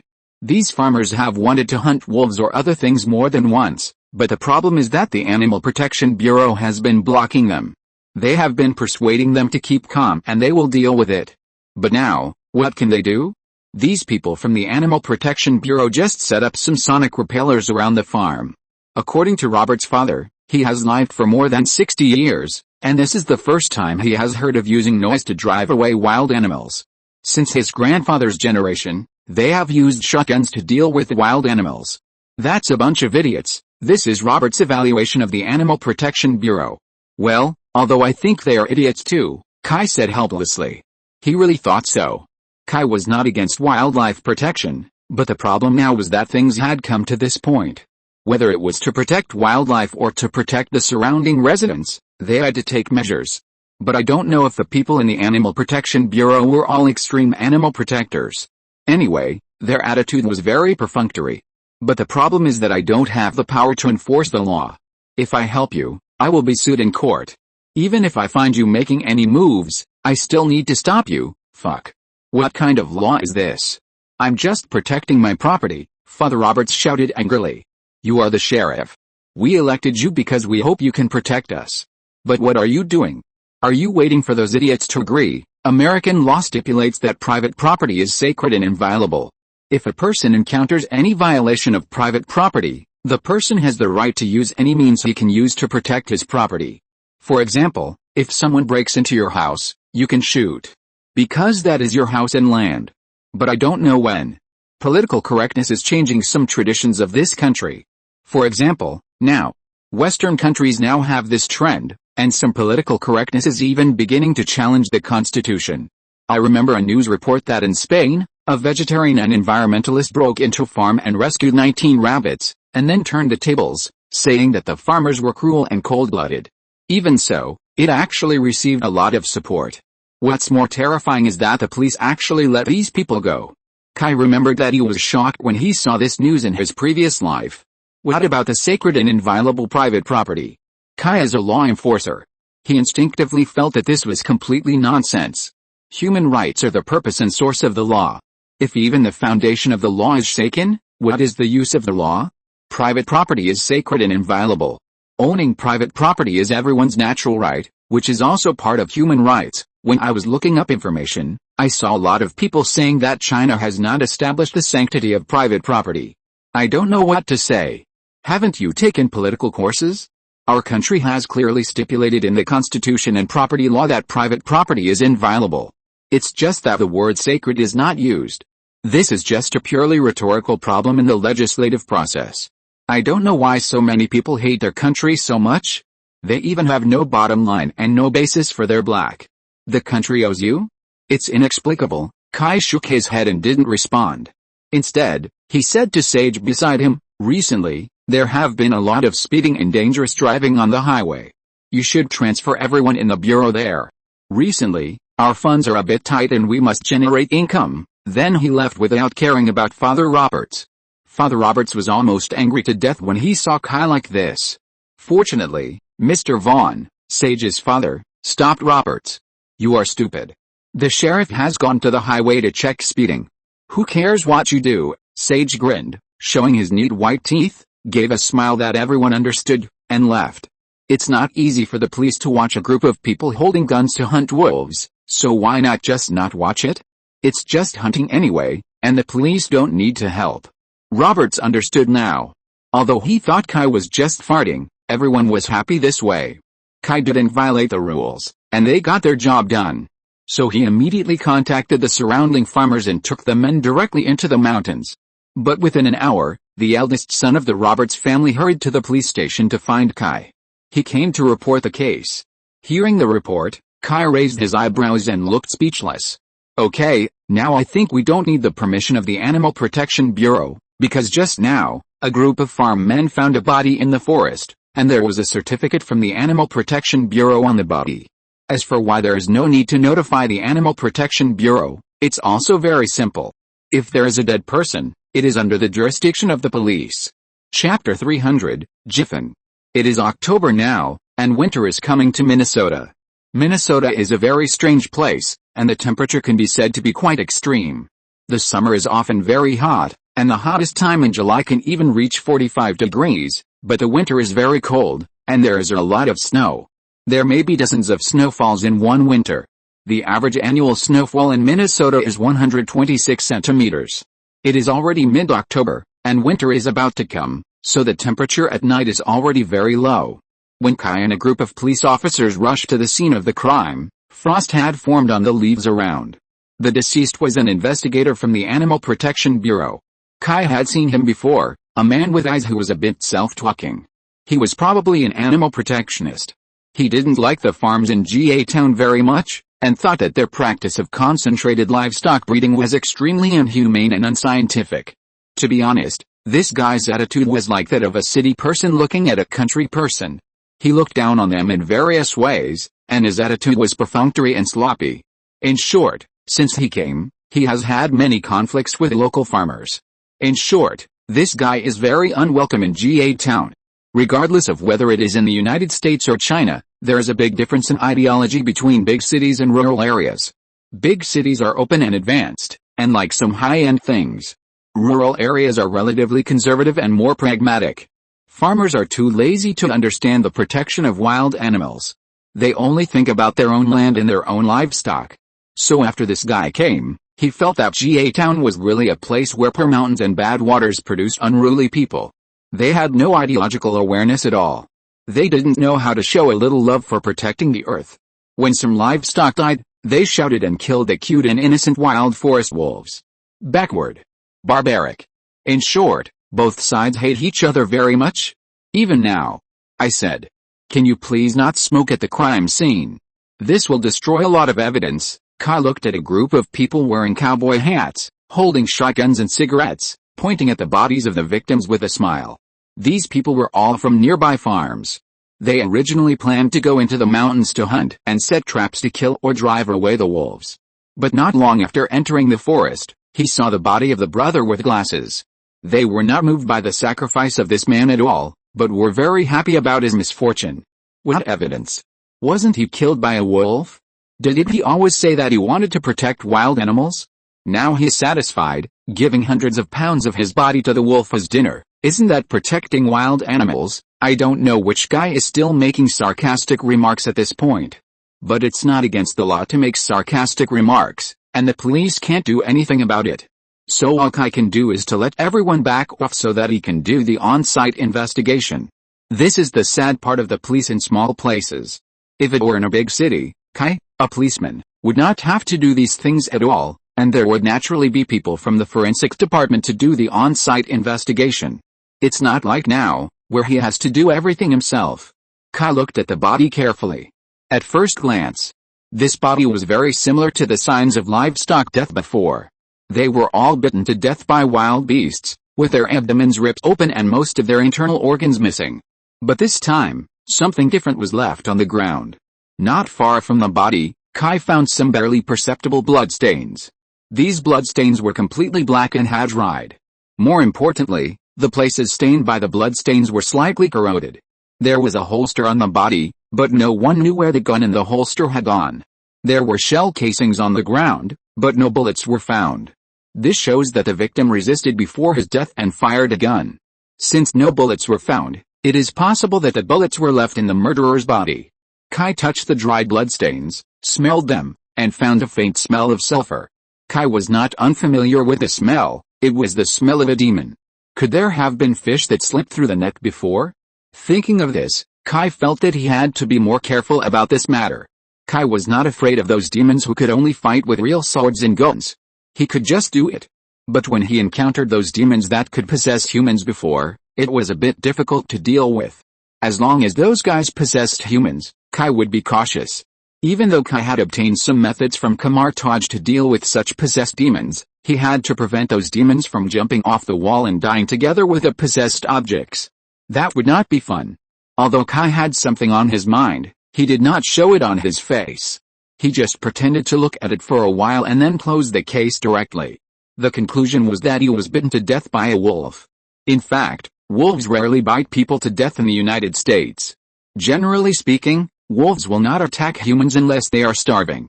But now that the temperature has dropped, it will be a while before the mountains are closed by heavy snow in winter. The wolf pack has no shortage of prey, and the probability of wolf killings during this period is very small. But, who cares? Anyway, he is the boss here, and no one is so idle as to overturn his judgment. This unlucky guy is asking for his own death. He ran into the forest without saying a word, and no one knows what he is going to do. Now he is bitten to death by a wild beast, and no one can blame him. So the case ended so easily. Moreover, in view of the fact that there have been cases of wolves killing people, the police station should protect the safety of civilians who stray into the forest. So at Kai's signal, a group of police officers holding guns and starting hunting with the farmers. Originally, Kai didn't want to get involved in these things, but the problem is that since Kai has discovered the problem, he can't let these civilians wander around in the forest. If they really encounter a demon that escapes the net, it will be really dangerous. Others didn't doubt anything. Now that wolves have killed people, they can't avoid getting injured even if they have guns in their hands. Isn't it better to have the police help now? So a massive wolf hunting operation was launched in GA Town. That night, the wolf pack in the GA Town forest was in bad luck. In one night, Kai led the farmers and police to kill a total of 35 wolves, which was a good record. However, in order to avoid trouble, Kai still asked them to burn the bodies. Anyway, their purpose was to kill wolves, not to show off, so they didn't need to take the wolf bodies back. The others thought about it and agreed. After that, Kai went to GA Town High School. He thought that since it was a demon, he could ask Kelly to help. After all, she inherited some of Lilith's power, so she had some relationship with the demon. With her help, the truth should be revealed. Kai parked the car at the school gate and waited for Kelly to finish school. Kelly's life has been pretty good recently. She was the focus of the school, and she enjoyed this kind of life very much. Now after the awakening of her bloodline, she has become more beautiful. In addition, she was seriously ill before, which made her the focus of the focus. Wherever she went, she was the subject of others' talk. The vanity of the little girl was perfectly satisfied in school. Sam Lombardo, a male teacher who had always been interested in her, now pursued Kelly openly regardless of his status as a teacher. This made the school very dissatisfied. Just this morning, the principal took Kelly and Sam Lombardo to the office for a talk. But the conversation was not good. Sam Lombardo was also blinded by lust and did not restrain himself in front of the principal. If Sam Lombardo's pursuit could make Kelly a little excited before, Sam Lombardo's behavior now made Kelly feel annoyed. She didn't really like Sam Lombardo. What's more, she had a new goal, and she thought that was her true love. After all, Kelly thought that she was different from ordinary humans, and only someone like Kai who was as different from ordinary people as her could be with her. She also didn't think that anyone could accept her who could transform into a demon without any scruples. So she felt offended by Sam Lombardo's nonsense. Children of this age generally have no scruples. They don't consider the consequences, so when facing people who offend them, they will not be tactful or tolerant, but will directly confront them. So Kelly said some very unpleasant words to Sam Lombardo. For example, pedophilia, wishful thinking, self-love and so on. Although Sam Lombardo was not a big shot, he was still proud in his heart. He thought he was charming, at least among women. He was a respected and popular teacher, a playboy, and all the beautiful girls in the town were proud to sleep with him. How could such a proud person accept such humiliation from a girl? What's more, he remembered very clearly that it was this girl who teased her first, but when he responded, the girl turned her face and refused to recognize him. She was really playing with him. So his mentality exploded on the spot. He wanted to grab the girl's neck in anger. If it was the previous Kelly, perhaps Sam Lombardo's anger would scare her or even hurt her. But Kelly now was no longer the previous Kelly. Then Sam Lombardo was beaten up. If the principal hadn't called people in time to track Kai over, this unfortunate playboy would probably have been beaten to half paralysis. After Kai calmed Kelly down, he arrested Sam Lombardo for harassing a minor, assaulting and sexually harassing. The principal and others said nothing about this. Maybe Sam Lombardo was once a good person, but he openly pursued female students, and then wanted to use violence after being rejected. This is simply unjustifiable. More importantly, he is still a teacher. If the school does not choose a good position in this matter, the reputation of the entire school will be implicated. After calling someone to take Sam Lombardo away, Kai picked up Kelly and prepared to take her to the forest to see if she had the ability to find something hidden in the forest. But just as he was about to drive, Susie suddenly ran over and stopped Kai's car. Seeing Susie, Kelly's face immediately changed, and then he said softly, "Bitch, hi, Susie, what's up?" Kai smiled and greeted Susie. Susie smiled and nodded to Kelly, as if she didn't know Kelly. Then Susie asked Kai to have dinner together. If we say that before, Kelly's biggest rival in love was her mother. But now it's Susie. Susie is an ordinary person, so Kai did not keep her memory, but let the people of Camelot delete her original memory. She doesn't know the truth of the world. Some truths really don't need to be known by everyone. But even so, Kai will still visit her when he has time, and will take her to do community work. This child is quite pitiful. She lacks love. If she is allowed to go on like this, who knows what her future will be like? Susie has a high IQ. Even if she doesn't take classes seriously every day, her grades are very good. Perhaps it is Kai's care that has changed Susie's originally somewhat withdrawn personality. She works happily in the supermarket and gets along well with her colleagues. She even became good friends with the employee he once injured. Today is payday. According to the agreement between Susie and the supermarket, she was completely working for nothing, but the boss of the supermarket liked this smart girl very much and decided to pay her a salary. Although it is not high, the hourly wage is only $8, and the working time is 25 days a month, which is only $1,600. This salary is really not high. If converted, it is equivalent to 1,000 yuan in China. But Susie is very happy. This is the first time in her life that she can make money by herself. Her mother is no longer working in GA Town, and has gone to Minneapolis. But the house has not been returned, because Susie does not want to leave here. Her mother did not care much, but just gave her money regularly, and the rest was up to Susie's own wishes. Susie also gave up on her mother, so after making the first money, she decided to treat Kai, who was the best to her, to a meal.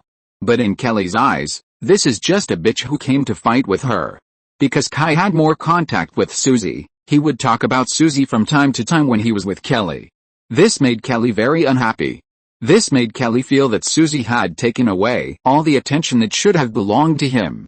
But thinking of her own specialness, Kelly decided to endure it for a while. Although Susie in front of him looked like a strong opponent, Kelly thought that Susie was just an ordinary person after all, and strictly speaking, she was not her opponent. Kai originally planned to refuse, but thinking that this was Susie's first time to receive salary, Kai didn't want to refuse too bluntly, so he said that he had to take Kelly home and didn't have time. But Susie generously invited Kelly to go with her. This was a naked provocation. Kelly felt that as long as she was still a woman, she couldn't be a coward. So she accepted the invitation very generously. This made Kai feel a little embarrassed. He didn't know that the two girls would fight with swords in a few words. In his opinion, these two people were children. And he himself was not a pervert, so he didn't think about it at all. So he thought that he didn't tell Kelly clearly what he was going to do in advance, which caused this situation. But now it's like this, Kai can't say much. Anyway, nothing should happen during a meal. They found a family restaurant, ordered some food and started eating. How should I describe the atmosphere at the dinner table? Kai felt that there was nothing wrong, except that the two girls talked a lot, and some of their words were a bit strange. Oh, and the dinner time was a bit too long. The two girls ate from 5 o'clock to 8 o'clock in the evening. I thought they were having a French meal. In fact, even the waiters in the restaurant noticed a bloody storm between the two girls. Although it seemed that they hit it off and had a good chat, they kept making all kinds of witty remarks and hints and provocations. Women, swearing and fighting are too ugly. The real masters kill people invisibly while talking. Some older waiters saw the confrontation between the two girls and even secretly missed their lost youth. If they were as sharp as these two girls, they would have eaten the bitch who stole their boyfriend alive. After a meal, the two girls understood each other's ill intentions and knew that the other party was not easy to deal with. Susie's mother is a brothel owner. To get by in this profession, she must be smooth talking. She is very familiar with those tricks and rhetoric. Kelly's mother Sandra is not so smooth talking, but Sandra is born with a bitch spirit. She doesn't need to practice these little tricks. These two girls are naturally not really white rabbits after years of teaching by words and deeds. When the two met, they were really a match made in heaven. They fought for 3 hours without a clear winner.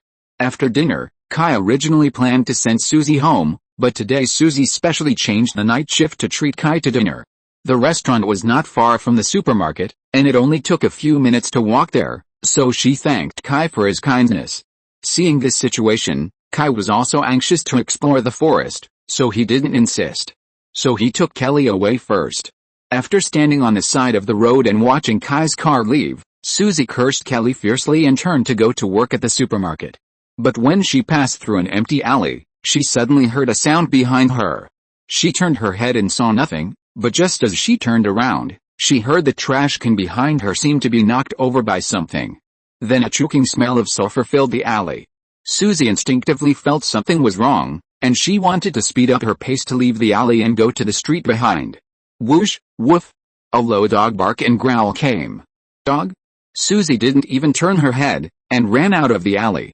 Susie heard heavy panting and the sound of claws on the ground. Something was chasing her. Ah! Susie's scream broke the tranquility of the town. Some people on the street heard the screams and immediately ran into the alley. This is the advantage of small places. People are not so indifferent. When they hear the call, everyone is willing to help. When people arrived, they found that only Susie was lying on the ground, bleeding. Some experienced people immediately saw that this girl seemed to have been attacked by a large canine. Some of the group helped to carry Susie out of the alley. And some immediately called emergency and the police. End of this chapter. Thank you very much for reaching the end. Don't forget to like. Looking for more exclusive content and immediate access? Subscribe to our Patreon. Remember, every like, subscription, or donation encourages us to continue. Thanks to everyone. See you in the next video.